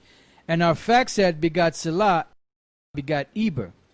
And unto Eber were born 2 sons. The name of the one was Peleg, for in his days was the earth divided, and his brother's name was Joktan. And Joktan began Almodad and Shelef and Hazarmaveth and Jirah. And so the line went from him to Joktan. All right, am I correct? I'm sorry, to Peleg. I'm sorry, to Peleg. So from Joktan was pushed out. So Peleg, that's where the line kept going. All right, go ahead. And then the word Peleg means division, because when he was born, that's when the Most High really divided all the nations. Yeah, because when you read the 11th chapter, that was during the time of the confounding of the languages. All right. Yeah, to back up Elder Aramlab, you look the word up, Peleg, the Hebrew word there is palag, which means division. Go ahead. It says, and unto Eber were born 2 sons. The name of the one was Peleg, for in his days was the earth divided, and his brother's name was Joktan. It says, and Joktan begat Almodad and Shelef and Hazarmaveth and Jerath and Hadaram and Uzal and Diklah and Obal and Abimael and Sheba and Ophir and Havilah and Jobab. All these were the sons of Joktan, and their dwelling was from Mesha as thou goest unto Sephar, a mount of the east. These are the sons of Shem after their families, after their tongues, and their lands after their nations. These are the families of the sons of Noah after their generations in their nations. And by these were the nations divided in the earth after the flood. Genesis 11:1. And the whole earth was of one language and of one speech. And it came to pass as they journeyed from the east that they found a plain in the land of Shinar, and they dwelt there. And they said one to another, Go to, let us make brick and burn them thoroughly. And they had brick for stone, and slime had they for mortar. And they said, Go to, let us build us a city and a tower, whose top may reach unto heaven. And let us make us a name, lest we be scattered abroad upon the face of the whole earth.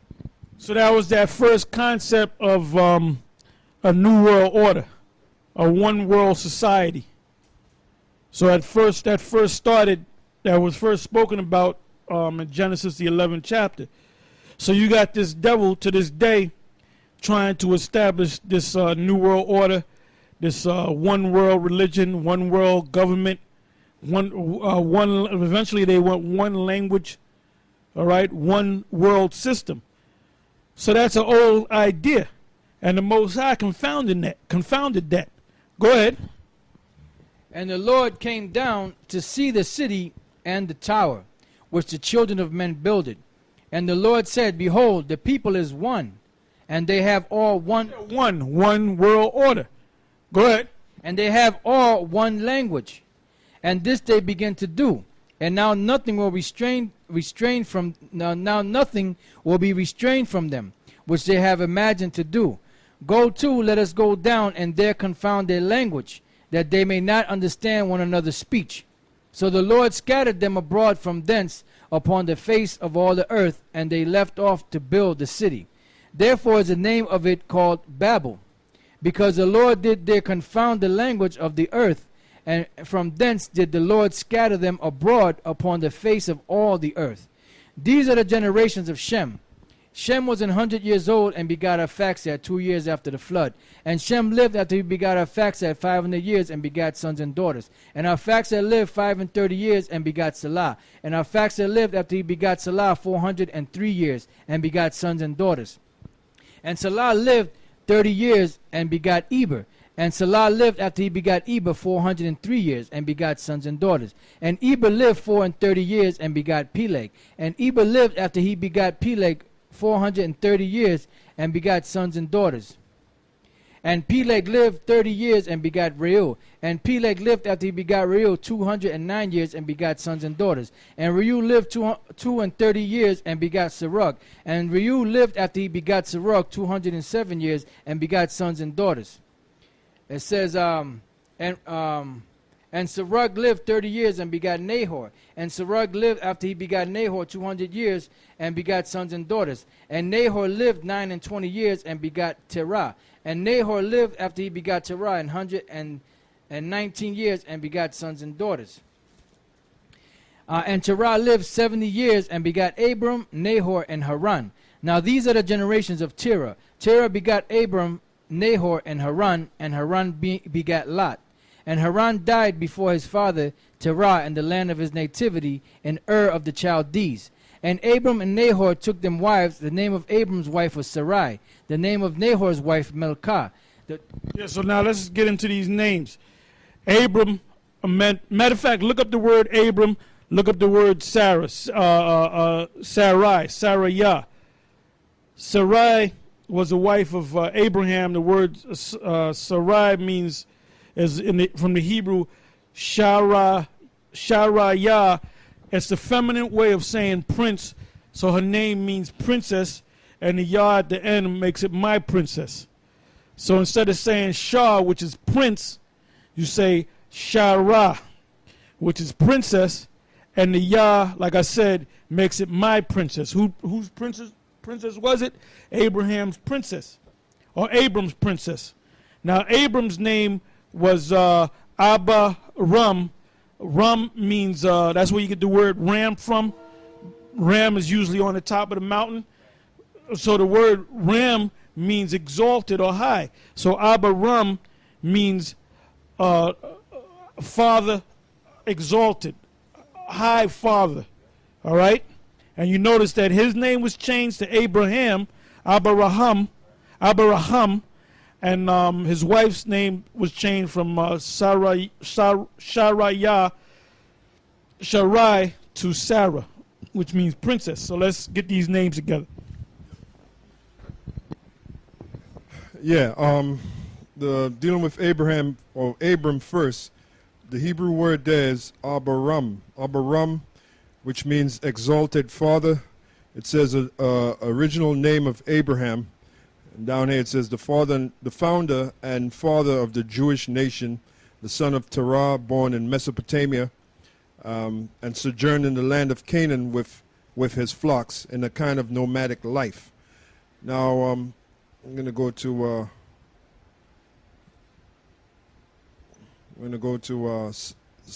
Sarai. All right, Sarai. The Hebrew word there is Sarai. No, I'm sorry, Saraya. Saraya. Oh, right, Sharaya. So like a Sharaya.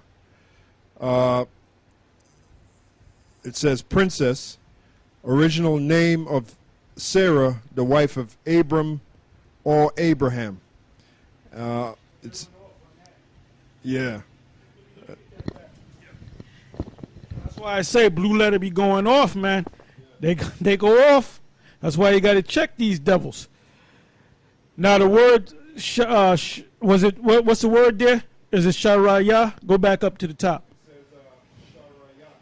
Yeah, Shara. Shara means princess. Sharaya, the ya at the end makes it my princess. So they're saying that her name was Princess. They went off. All right? Yeah, because as you read down, it says they have Sharaya, my princess, but then they have a question mark at the end. This is like they're questioning. When you got a question mark at the end, that means you really ain't sure.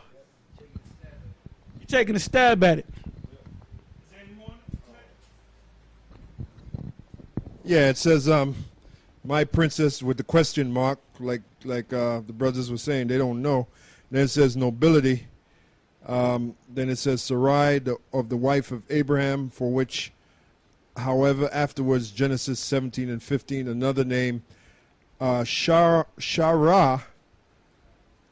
princess, was substituted. So.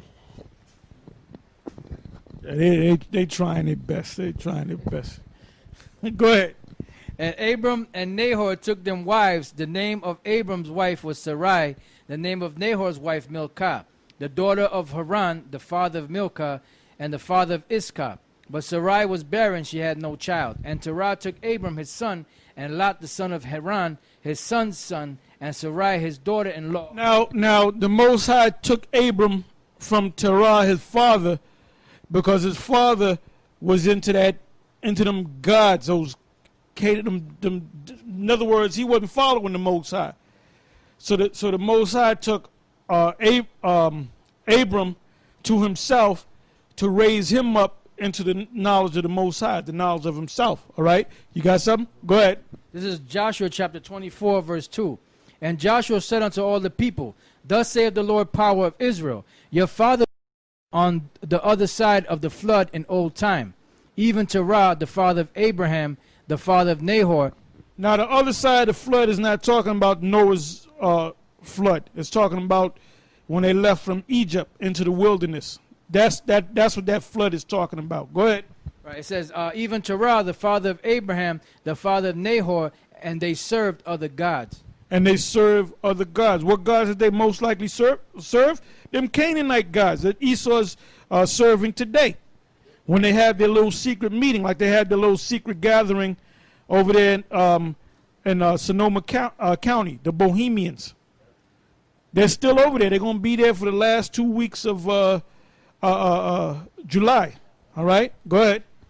Back in Genesis 11 and 31. And Terah took Abraham his son and Lot the... Yeah, because this guy, Boner, they were negotiating about what's going to happen on August 2nd. Whether they're going to default on their debt or raise the ceiling or whatever, and all of a sudden this guy Boner just disappeared. Now he probably hopped on the plane and went. They probably said, "Get Boner, get your ass over here to the Bohemian Grove, right?" Because I wonder if I'm going to see him this week. Because most likely he's over there at the Bohemian Grove whether he went over there for a little while or he gonna be over there to do what they do, which they pop each other. You know, they pop them little young guys and shit, them Edomite waiters and shit, and some of them jakes. They get real freaky over there. Go ahead. Faggy, real faggy. Some real faggoty shit goes on over there. And even Nixon said that. He said, you know the quote. You know the quote. Give me the quote, brother. Oh yeah. Yeah, Nixon. Yeah, he said it's the most goddamn faggy thing I ever saw. He's talking about because he went there in '67. Because there's a picture of Nixon and Reagan and I think Ford was in there too. So he went to the Bohemian Grove, so he had firsthand knowledge of it. That's why he made that statement. It's the most goddamn faggy thing I ever saw. Yeah, Nixon had his own mind. Nixon wanted to do his own thing, man. That's why I forget what year it was. I believe it might have been 70, 71. If you go, I believe it was in the Daily News. I'm almost positive it was in the Daily News, but if you go to your local library and you go to your microfiche machine and you go back to around 70, 71 and you take time to look at it, you can actually find that article in the paper.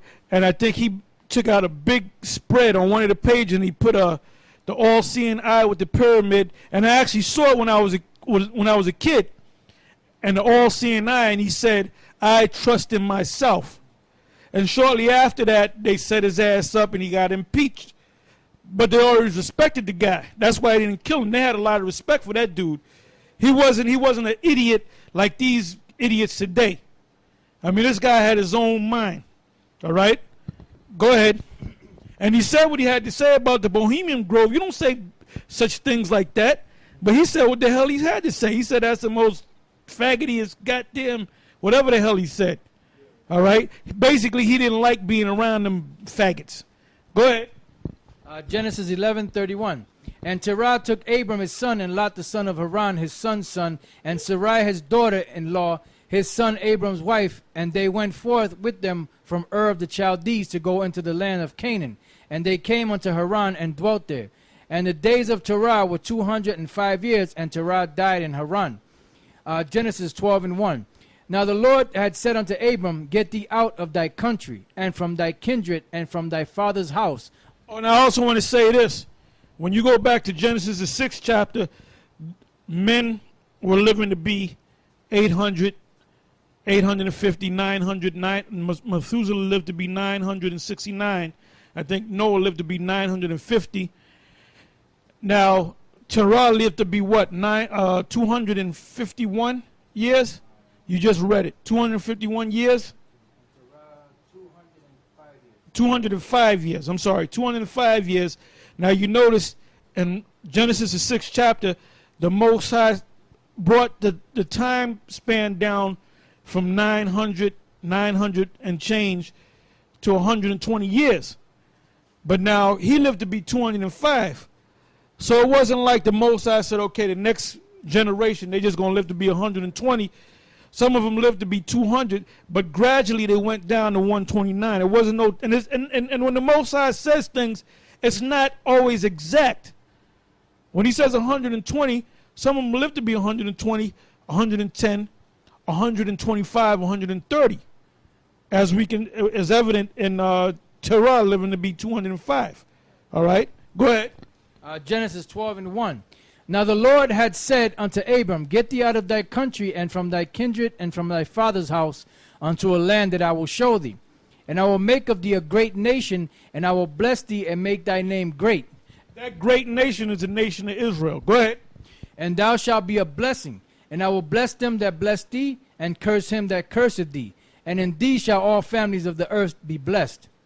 Now all families of the earth being blessed is talking about the families of the nation of Israel. That line is Abraham, Isaac, and Jacob. Go ahead. It says, And so Abram departed as the Lord had spoken unto him, and Lot went with him, and Abram was 75 years old when he departed out of Haran. And Abram took Sarai his wife, and Lot his brother's son, and all their substance that they had together, and the souls that they had gotten in Haran. And they went forth to go into the land of Canaan, and into the land of Canaan they came. And Abraham passed through the land unto the place of Sychem, unto the plain of Moreh, and the Canaanite was then in the land. And the Lord appeared unto Abram and said, Unto thy seed will I give this land. And there builded he an altar unto the Lord who appeared unto him. Now, why would the Lord give that land to the seed of Abraham when you had the Canaanites already there? Because when you go back to Genesis, the 6th chapter, and the 25th verse, it said, a servant of servants shall he be unto Shem. All right, so we were justified in taking that land because the Canaanites were our servants anyway. Go ahead. And he removed from thence unto a mountain on the east of Bethel, and pitched his tent, having Bethel. And by the way, the word Bethel means house of the power. Bayath Allah. Bayath meaning house, which is the second character of the ancient Hebrew, which looks like a tent with a hook going into the ground. And El meaning Allah, meaning power or God. Go ahead. And he removed from thence unto a mountain on the east of Bethel, and pitched his tent, having Bethel on the west and Hai on the east. And there he builded an altar unto the Lord, and called upon the name of the Lord. And because he knew the name of the Lord. Although the Lord had more than one title, he knew the name of the Lord. Now, when Moses came on the scene, he gave him the actual name of the Most High. This is my name. With all those different names that they call me, this is my actual name, which is Yahweh. Go ahead. And Abram journeyed, going on still toward the south. And there was a famine in the land. And Abram went down into Egypt to sojourn there, for the famine was grievous in the land. And it came to pass, when he was come near to enter into Egypt, that he said unto Sarai his wife, Behold now, I know that thou art a fair woman to look upon. Therefore it shall come to pass, when the Egyptians shall see thee, that they shall say, This is his wife. And they will kill me, but they will save thee alive. Say, I pray thee, thou art my sister, that it may be well with me for thy sake, and my soul shall live because of thee. And it came to pass that when Abram was come into Egypt, the Egyptians beheld the woman, that she was very fair. The princes also of Pharaoh saw her, and commended her before Pharaoh, and the woman was taken into Pharaoh's house. And they were already up in age, man. Go ahead. And he entered, and he entreated Abram well for her sake. And he had sheep and oxen and he-asses and men-servant and maid-servant and she-asses and camels. And the Lord plagued Pharaoh and his house with great plagues because of Sarai, Abram's wife. And Pharaoh called Abram and said, What is this that thou hast done unto me? Why didst thou not tell me that she was thy wife? Why saidst thou, She is my sister, so I might have taken her to me to wife? Now therefore, behold, thy wife, take her, and go thy way. And Pharaoh commanded his men concerning him, and they sent him away, and his wife, and all that he had. Genesis 13:1. And Abram went up out of Egypt, he and his wife, and all that he had, and Lot with him, into the south. And Abram was very rich in cattle, in silver, and in gold. Yeah, that's why I said in one of them a couple of shows that if you got the money, get you some silver and gold, not because it's going to preserve you in the last days, but when these prices, when hyperinflation starts coming into play, then you can convert that gold and silver for the meantime, but that gold and that silver is not going to save you. So what's real riches? Cattle, silver and gold.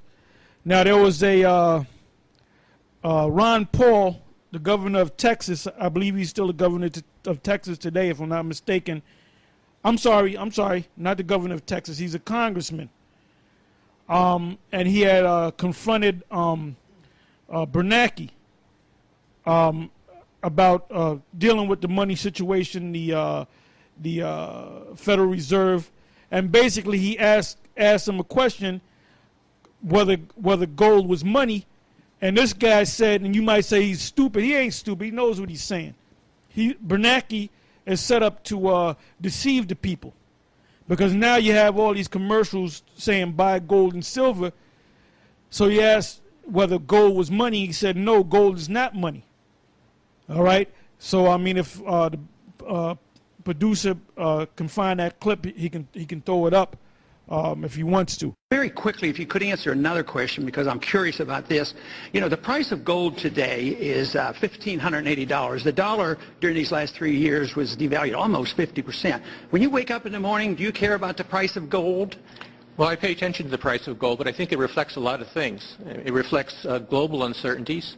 I think the reason people hold gold is as a protection against what we call tail risk, really, really bad outcomes.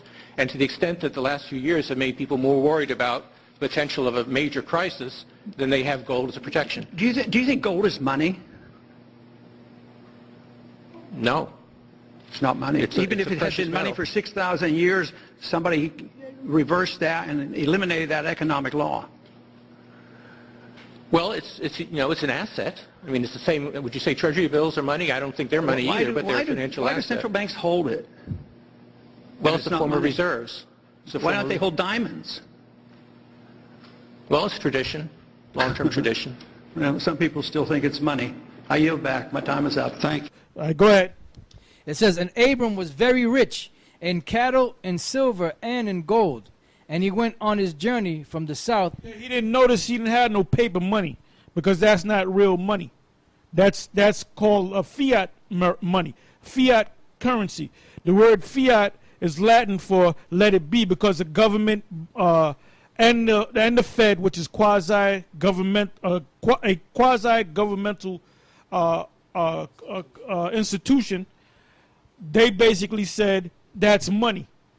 So people, the average person don't know. They follow the government. They don't know what the hell to do. Whatever the government says, they go by. So they say it's money, so therefore people think it's money. And they spend it in the circulation, but it's really not money. Silver and gold is real money. Go ahead. It says, and he went on his journey from the south even to Bethel, unto the place where his tent had been at the beginning between Bethel and Hai, unto the place of the altar which he had made there at the first, and there Abram called on the name of the Lord. And Lot also, which went with Abram, had flocks and herds and tents, and the land was not able to bear them, that they might dwell together, for their substance was great, so that they could not dwell together. And there was a strife between the herdmen of Abram's cattle and the herdmen of Lot's cattle, and the Canaanite and the Perizzites dwelt then in the land. And Abram said unto Lot, let there be no strife, I pray thee, between me and thee, and between my herdmen and thy herdmen, for we be brethren. Is not the whole land before thee? Separate thyself, I pray thee, from me. If thou wilt take the left hand, then I will go to the right. Or if thou wilt depart to the right hand, then I will go to the left. And Lot lifted up his eyes and beheld all the plain of Jordan, that it was well watered everywhere, before the Lord destroyed Sodom and Gomorrah, even as the garden of the Lord, like the land of Egypt, as thou camest unto Zoar. Yeah, because anywhere you have land and water, you have cattle to eat the grass, to drink the water. So that's going to bring fowl. That's going to bring bees to create honey and so forth. So he saw that land that was rich with water and soil. So he said, I'll choose that land. And Abraham gave him the first choice. You know why? Because Abraham knew that the Lord was with him. And no matter where Abraham went, the Most High was going to bless him anyway. That's called faith. Go ahead. Then Lot chose him all. That's a lesson to you guys that made that deal with that Faustian bargain with the devil. I'm talking about Comfy. You don't see Comfy no more. He's been totally exposed. General Yohana, he's next. He's going to get totally exposed. And the rest of you guys that made that deal with the devil, that's called a lack of faith. You didn't want to wait for the Most High. You wanted to take that money. So you're going to be destroyed along with that money and along with the elite. Go ahead. It says, then Lot chose him all the plain of Jordan, and Lot journeyed east, and they separated themselves the one from the other. Abram dwelt in the land of Canaan, and Lot dwelt in the cities of the plain, and pitched his tent toward Sodom. But the men of Sodom were wicked and sinners before the Lord exceedingly. Now remember, the men of Sodom were Canaanites. Go ahead. And the Lord said unto Abram, after that Lot was separated from him, lift up now thine eyes and look from the place where thou art. And by the way, this country right here is becoming a gigantic Sodom and Gomorrah, because they just passed that law that gays can marry one another in New York, and New York is a major state. So now they're gonna have this big thing supposedly come tomorrow, where you're gonna have all these lesbians and these homosexuals getting married on Sunday. Was that the 24th? July 20? Huh? 6, 24, 2 and 4, 6. Right. That's right. 2 and 4 and 6, which can be the devil's number, and they're making a big deal about it. And then they were talking about the other day taking Jones Beach and making part of it a nude beach. So basically, they're corrupt. The leaders are corrupting the people. So you have people now accepting it, saying it's all right to be a homosexual and it's all right to get married. They're corrupting the people. The elite are corrupting the people so the people can be destroyed. All right? Go ahead. And then they had this thing on the news where the first people that they showed that were going to go get married was 2 black women and 2 black men. That was the first people they showed, with this so-called law they just passed, that were going to get married. Just to show you that they're pushing that shit heavy on Jake. Yeah, they want Jake to do it, but those 2 black women and 2 black men, the Most High is going to destroy them. Like I said, the reason why we teach these classes and we go out there on the highways and the byways, number 1, because the Most High told us to do that, and number 2, we're out here to wake up the elect. We're not concerned about 2/3 of Israel. We don't give a damn about what 2/3 of Israel does. The ones of you clowns that fell off and went back into the world, the ones of you guys that made that deal with the spiritual demon Satan or the elite, we don't give a damn about you, man, because we know that you're going to be destroyed. The only ones that we're concerned with is the elect of Israel. Go ahead. It says, and the Lord said unto Abram, after that Lot was separated from him, lift up now thine eyes and look from the place where thou art, northward and southward and eastward and westward. For all the land which thou seest, to thee will I give it, and to thy seed forever. And I will make thy seed as the dust of the earth, so that if a man can number the dust of the earth, then shall thy seed also be numbered. And that's the nation of Israel. Go ahead. Arise, walk through the land, in the length of it and in the breadth of it. For they talk this nonsense about the Chinese have the biggest population on the planet. The Israelites have the biggest population on. We're more in number than the Chinese. Go ahead. Arise, walk through the land, and in the length of it and in the breadth of it, for I will give it unto thee. So basically the Most High told Abraham to survey the land. This is your land. Just look around. This is all yours. Then Abram removed his tent and came and dwelt in the plain of Mamre, which is in Hebron, and built there an altar unto the Lord. Genesis 14:1. And it came to pass in the days of Amraphel, king of Shinar, Arioch, king of Elazar, Kedar-laomer, king of Elam, and Tidal, king of nations, that these made war with Bera, king of Sodom, and with Bersha, king of Gomorrah. Yeah, so with that, we're going to stop right there. So we're going to start the next week. We're going to start at the 14th chapter of Genesis. So with that, I'm going to say shalom.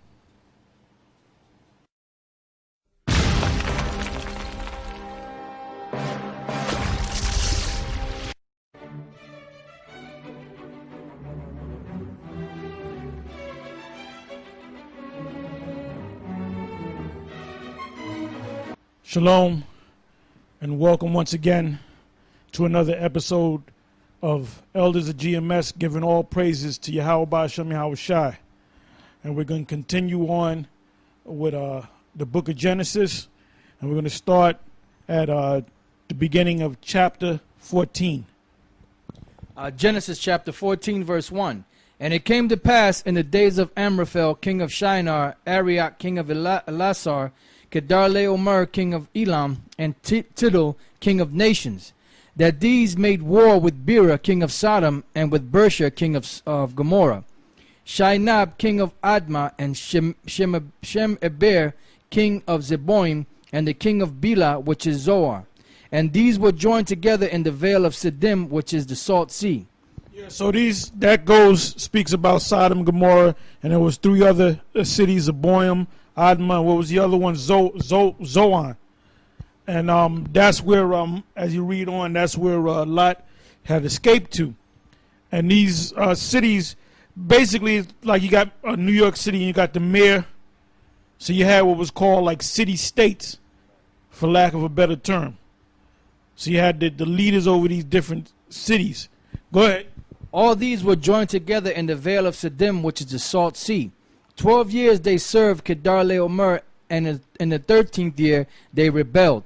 And in the 14th year came Kedar-laomer and the kings that were with him, and smote the Rephaims, and Ashtoreth, Karnaim, and the Zuzims in Ham, and the Emims in Shaveh, Kiriathaim, and the Horites in their Mount Seir, unto El Paran, which is by the wilderness. Yeah, because the first people to dwell in Mount Seir were the Horites, which are the Canaanites.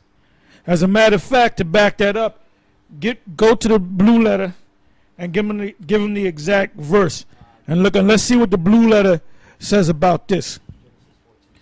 Genesis 14:6. Now, as you read it, these were Canaanites for the most part, and they were rebelling against each other. You had one guy that was over a certain realm, then you had a city-state, so to speak, come against that and set up a new king.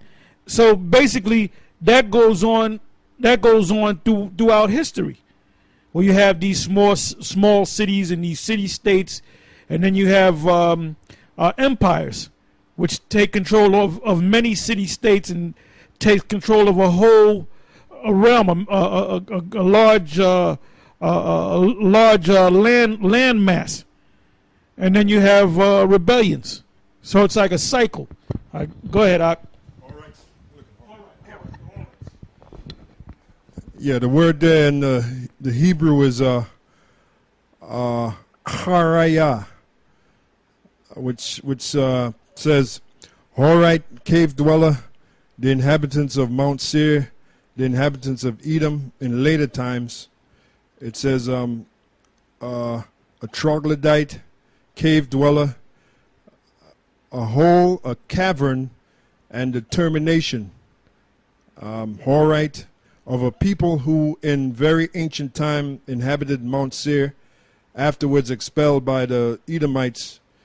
And they give you the scripture, Deuteronomy 2 and 12, verse 12 and 22, Genesis 36, 20 to 30. Hori of several men. That's all they have there. Yeah, because the Horites, when you go to the genealogy, they go back to the Canaanites, the Africans. All right? All right, go ahead. It says, and the Horites in their Mount Seir unto El Paran, which is by the wilderness. And they returned and came to En-Mishpat, which is Kadesh, and smote all the country of the Amalekites, and also the Amorites that dwelt in Hazazon Tamar. And there went out the king of Sodom, and the king of Gomorrah, and the king of Admah, and the king of Zeboim, and the king of Bela, the same as Zoar. And they joined battle with them in the vale of Siddim, with Kedar-laomer, the king of Elam, and with Tidal, king of nations, and with Amraphel, king of Shinar, and Arioch, king of Elazar, 4 kings with 5. And the vale of Siddim was full of slime pits, and the kings of Sodom and Gomorrah fled, and fell there, and they that remained fled to the mountains. And they took all the goods of Sodom and Gomorrah, and all their victuals, and went their way. And they took Lot, Abram's brother's son, who dwelt in Sodom, and his goods, and departed. And there came one that had escaped, and told Abram the Hebrew, for he dwelt in the plain of Mamre the Amorite, brother of Eshcol, the brother of Aner, and these were confederate with Abram. And when Abram heard that his brother was taken captive, he armed his trained servants, born in his own house, 318, and pursued them unto Dan. And he divided him. I believe it was Nahor. Took Lad. I believe that was Nahor. It doesn't really say. It says, and they took Lot, Abram's brother's son, who dwelt in Sodom, and his goods, and departed. K 13 and 12. Yeah, when you go back to the Table of Nations, you find out that one of the brothers of Abraham was the father of Lot, which made him his nephew. Did you find it? It's Haran. Okay, Haran. Okay, Haran. All right. Okay, it says, and there came one that had escaped and told Abram the Hebrew, for he dwelt in the plain of Mamre the Amorite, brother of Eshcol, the brother of Aner, and these were confederate with Abram. And when Abram heard that his brother was taken captive, he armed his trained servants, born in his own house, 318, and pursued them unto Dan. And he divided himself against them, he and his servants, by night, and smote them, and pursued them unto Hobah, which is on the left hand of Damascus. Now, this Abraham was in that battle, so Abraham was mighty in battle, as well as his servants, and his servants were trained in war. All right? They never mention that in the when they in the churches when they speak about the fathers of the promise. They never speak about all them great wars that they had.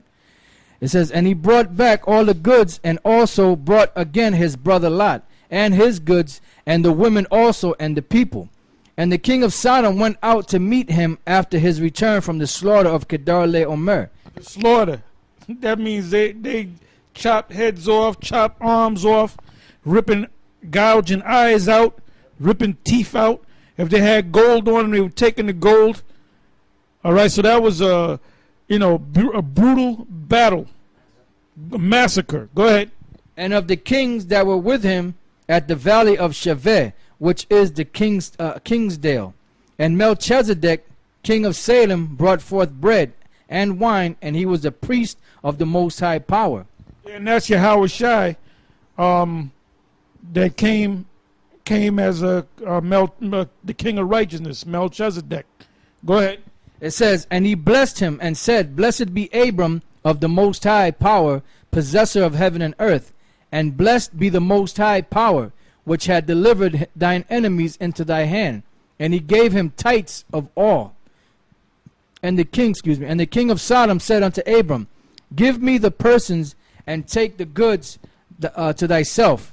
And Abram said to the king of Sodom, I have lifted up mine hand unto the Lord, the Most High Power, the possessor of heaven and earth, that I will not take from a thread even to a shoe latchet, and that I will not take anything that is thine, lest thou shouldest say, I have made Abram rich. Save only that which the young men have eaten, and the portion of the men which went with me. Aner, Eshcol, and Mamre, let them take their portion. Come. Genesis 15 and 1.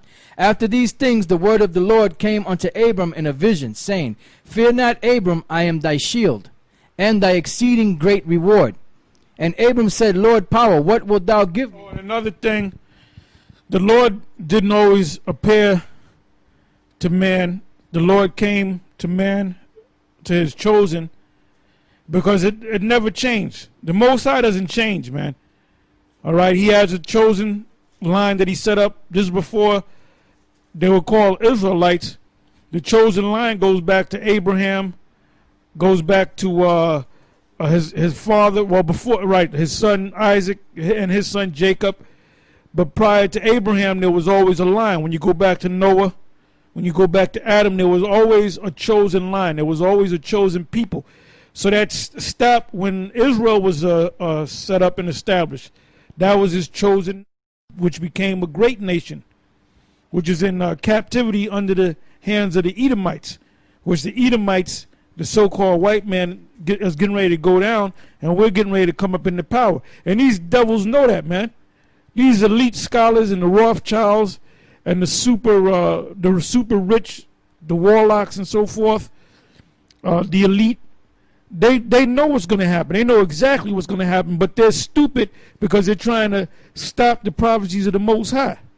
You were placed upon the earth because of prophecy. You came into power. Before you came into power, it was prophesied you were going to come into power. So now that you come into power, it was prophesied that you were going to come into power. Now all of a sudden, you're going to upset the prophecies of the Most High. You're not going to upset the prophecies of the Most High. Your society, your system's going down, and you're going down. Your future is thermonuclear destruction, as we've been saying for years. And then after that, when the smoke clears, so to speak, you're going to be shackled up and you're going to be our slaves. And then you're going to be exterminated. That's the order. You want to know your future? I just gave you your future in a nutshell. Just like when you go to Daniel, the 7th chapter, that's one chapter long, and it spans a time period from about, 500 BC all the way up until now. In one chapter, you can read that whole thing in about, 10 minutes straight through? So I gave you your future in a nutshell. Go ahead. Real quick. Numbers 24 and 14. And now, behold. And all you guys that made that deal, Comfy, General Gehenna, and the rest of you guys that sold out, Bubble-Eyed Blackfish, guess what? You better hope this devil never goes down, because once this devil goes down, you're going to go down with this devil. And it's going to be public too. Go ahead. Numbers 24:14. And now, behold, I go unto my people. Come therefore, and I will... Another thing, we ain't going to shed a tear for you wicked niggas, man. We're going to rejoice when the Most High destroys y'all. And we're going to talk shit about you too. Go ahead. It says, and now, behold, I go unto my people. Come therefore, and I will advertise thee what this people shall do to thy people in the latter days. And he took up his parable and said, Balaam the son of Beor have said, and the man whose eyes are open have said. In the latter days is talking about it's getting ready to happen. It ain't talking about 200 years ago, because there's no record of Israel destroying all these nations at once. There's no record of that. So this thing that Balaam is going to speak of is talking about something that's getting ready to happen now, that didn't take place yet. We're in that time. If you can't see that we're in the time of your downfall, Esau, then you're a dumb, stupid idiot. Go ahead. It says, he have said, which heard the words of the Most High, and knew the knowledge of the Most High, which saw the vision of the Almighty, falling into a trance, but having his eyes open. I shall see him, but not now. I shall behold him, but not nigh. There shall come a star out of Jacob, and a scepter shall rise out of Israel, and shall smite the corners of Moab, and destroy all the children of Sheth. Yeah, that star, I believe that's Revelation, the 22nd chapter.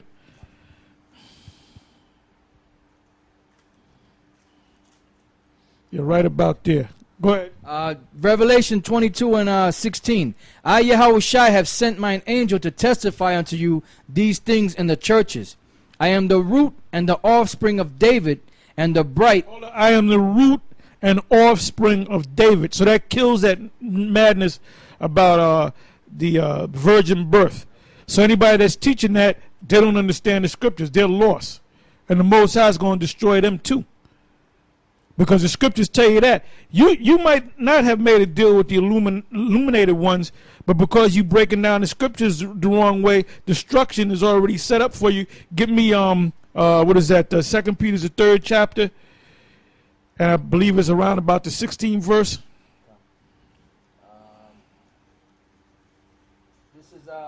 Because if you're going around calling yourself trying to break down the scriptures and teaching people, but you're breaking the scriptures down the wrong way, that's going to become destruction unto you. The Most High is going to destroy you for that.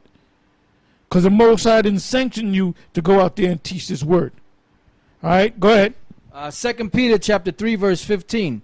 And account that the long suffering of our Lord is salvation, even as our beloved brother Paul also, according to the wisdom given unto him, has written unto you, as also in all his epistles, speaking in them of these things, in which are some things hard to be understood. Yeah, some things hard to be understood. The scriptures, there's some scriptures that are hard to be understood. Go ahead. Which they that are unlearned. Go ahead. And unstable. Go ahead. Rest. Yeah, rest meaning wrestle. Go ahead. As they do also the other scriptures, unto their own destruction. So if you're going out there and you're calling yourself being sincere, you might be doing it in sincerity, but you breaking down the scriptures the wrong way, that's gonna be to your own destruction.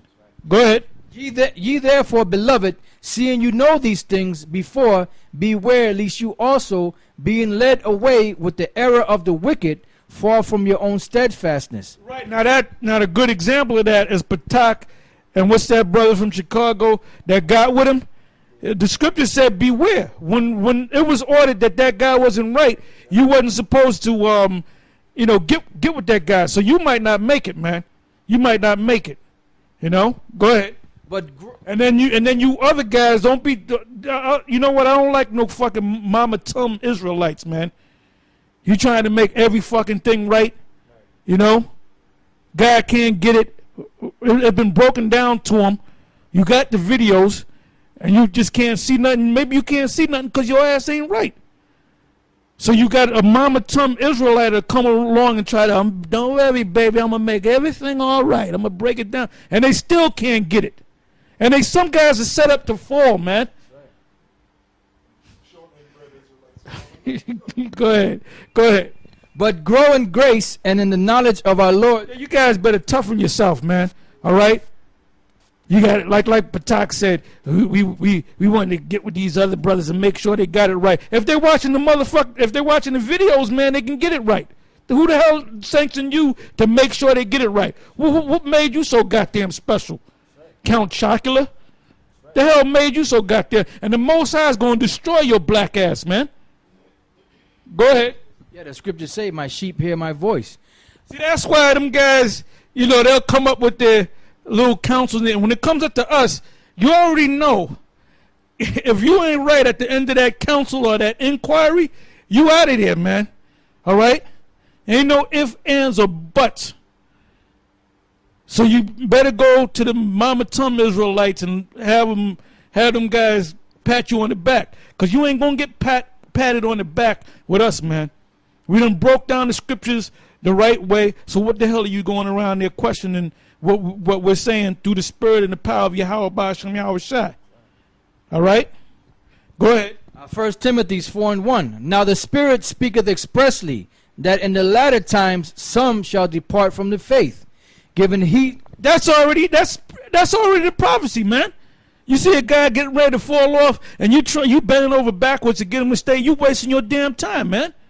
Here we are at the end of this, the end of the age, the end of this man's society, and you see a guy that's he's like a damn wave. He's not stable. I ain't got time to sit there and give him some fucking chicken noodle soup and shit, and put man. This first of all, we at war. You're gonna have casualties in war. This is a spiritual war, man. So you guys that are weak-minded in the spirit, in your spirit, if you're sincere, that's different. Most High gonna lead you out of that anyway. But there's a lot of guys that are just weak-minded and they're not sincere and they're not of the elect. See, we're only out here to wake up the elect. We're not out here to wake up black people like General Yohanan says, or General Gehenna. I'm here to wake up my black people. That's not in the scriptures. The scriptures clearly tell you that the Most High is dealing with the elect. So right by that statement that he made, he ain't right. Talking about I'm here to get gays, and if they're gays and they straighten their life out and then they backslide and become gays again, they can still. Man, you know what, man? You come to me with that gay bullshit, man. A guy gonna be gay. He straightened out. He turned his life to Jesus, so to speak. He backslid. He had a gay fucking encounter, and then you're gonna accept him back in? That nigga, he's a gay. He's a faggot. He's a gay lord, man. Forget about that asshole, man. Go ahead. Now the Spirit speaketh expressly. But the Most High, Yahweh Ba'ashem Yahweh Shai, is getting ready to do some work. And then you're going to see who's real and who's not real, man. What did the Most High tell Job? Gird up thyself like a man. The Most High didn't come with no Mama Tums, what was that, shortening bread, black woman, mammy, Nell Carter spirit, all right? Go ahead. Now the Spirit speaketh expressly that in the latter times some shall depart from the faith, giving heed to seducing spirits and doctrines of devils. You know what you got to worry about? Whether you going to make it, man. I'm not going to keep, okay, brother, you're all right. I'm not going to keep, I remember back at the old school, there were like 50, 52 guys in the camp, and fuck, about 25, 30 of them were weak as hell, man. And I used to curse their asses out, man. Then them faggots went to Lahab. Lahab talking about I'm too hard on Israel. And the scriptures tell you, man, endure hardness as a good soldier. The Most High is looking for soldiers, man. In the spirit. Go ahead. It says, speaking lies and hypocrisy, having their conscience seared with a hot iron. That's right. And Lahab, too. I'd be remiss if I didn't mention Lahab. Lahab, let me tell you something about Lahab. Mr. Darth Vader himself. Okay? Everybody feared that guy. I saw right through that clown, man. I said, this guy ain't shit, man. This guy. And even my woman years ago, I said, oh, this is Lahab. And she told me later, she said, that guy looks big and bad. But you know what? I bet you his wife, his woman tells him what to do and slaps him around. And then later, he told me himself that his woman, Aurora, used to slap his ass around. So she was right. You know? Go ahead. Revelation 22:16. I, Yahushua, have sent mine angel to testify unto you these things in the churches. I am the root and the offspring of David and the bright and morning star. And y'all brothers should do like a special on how not to be a Mama Tums Israelite. You know? Go ahead. Numbers 24:17. You can't worry about these weeks. You know, it says the strong bear the infirmities of the weak. Basically, you got brothers that are not as strong in the faith as others, but they're sincere. You work with guys like that. But you don't work with these, you know, you walking down the street and all of a sudden you look and the guy's not there and the guy's laid out, spread eagle on the floor. And you say, what happened, brother? Oh, the sun hit my face and no, you don't deal with no weak nigga like that, man. Every 5 minutes you gotta physically pick this nigga up. Most I ain't dealing with a nigga like that. Now when that chip comes, which General Gehenna says that's not talking about the actual chip, the mark, we're gonna see who's real, man. We're gonna see who's real. When them crackers pull them motherfucking, when they pull them whatever the hell, whatever gun, whether it be an M16 or a AK-47 or a 9 to your temple, I'm gonna see whether you're gonna take that. I'm gonna say, you know, blow my goddamn head off, bitch. You Edomite bitch. You better man up, cause you're gonna be tested, man. Go ahead. Numbers 24:17. I shall see him, but not now. I shall behold him, but not nigh. There shall come a star out of Jacob, and a scepter shall arise out of Israel, and shall smite the corners of Moab and destroy all the children of. That star is talking about Yahushua. Go ahead. And Edom shall be a possession. Seir also shall be a possession for his enemies, and Israel shall do valiantly. Out of Jacob shall come he that shall have dominion, and shall destroy him that remaineth of the city. And when he looked on Amalek, he took up his parable and said, Amalek was the first of the nations, but his latter end shall be that he perish forever. And he looked on the Kenites and took up his parable and said, Strong is thy dwelling place, and thou puttest thy nest in the rock. Nevertheless, the Kenites shall be wasted until Ashur shall carry thee away captive. And he took up his parable and said, Alas, who shall live when the Most High doeth this?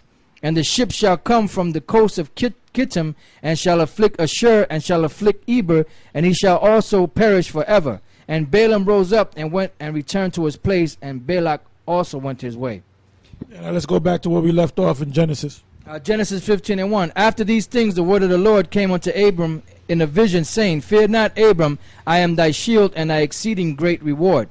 And Abram said, Lord power, what wilt thou give me, seeing I go childless? And the steward of my house is this Eliezer of Damascus.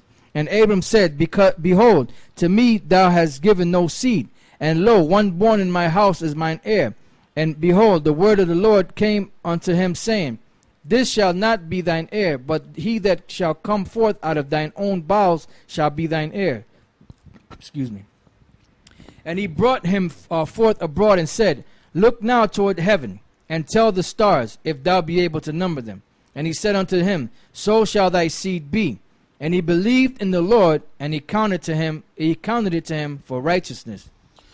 Now that seed, which is as the sand of the sea and the stars of the heaven, is not talking about the seed of Ishmael or the 6 sons of Keturah, even though Ishmael and the rest of his sons populated the earth. It's talking about the nation of Israel. That's what seed it's talking about. The seed that went through Isaac, the one seed that went through Sarah to birth Isaac, and that's from that seed Isaac laid with Rebekah and had Jacob, and then out of Jacob became what's known as Israel today. That's the seed that it's talking about. Go ahead. Exodus 32:13. Remember Abraham, Isaac, and Israel thy servants, to whom thou swearest by thine own self, and saidest unto them, I will multiply your seed as the stars of heaven, and all this land that I have spoken of will I give unto your seed, and they shall inherit it forever. Back in Genesis 15:7. And he said unto him, I am the Lord that brought thee out of Ur of the Chaldees to give thee this land to inherit it. And he said, Lord power, whereby shall I know that I shall inherit it? And he said unto him, Take me an heifer of 3 years old, and a she-goat of 3 years old, and a ram of 3 years old, and a turtle dove, and a young pigeon.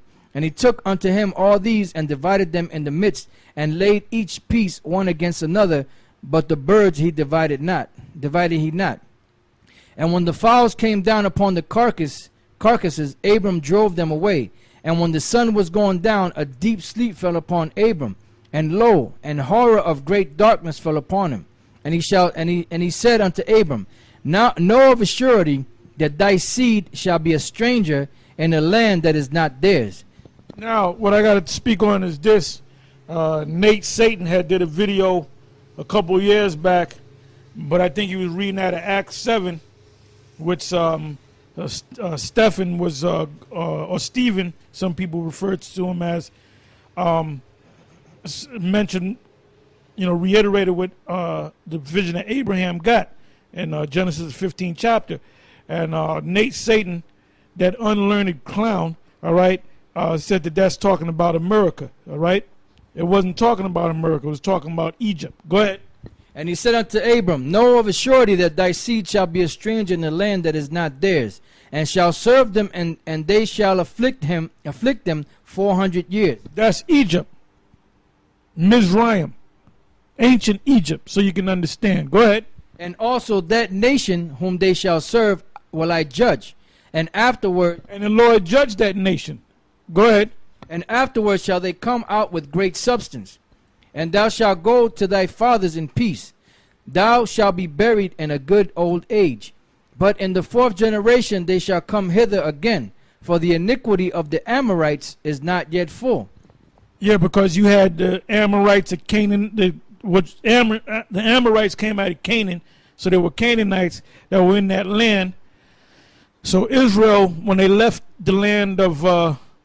they left the captivity of, delivered from the captivity of the ancient, so-called ancient Egyptians, they had to have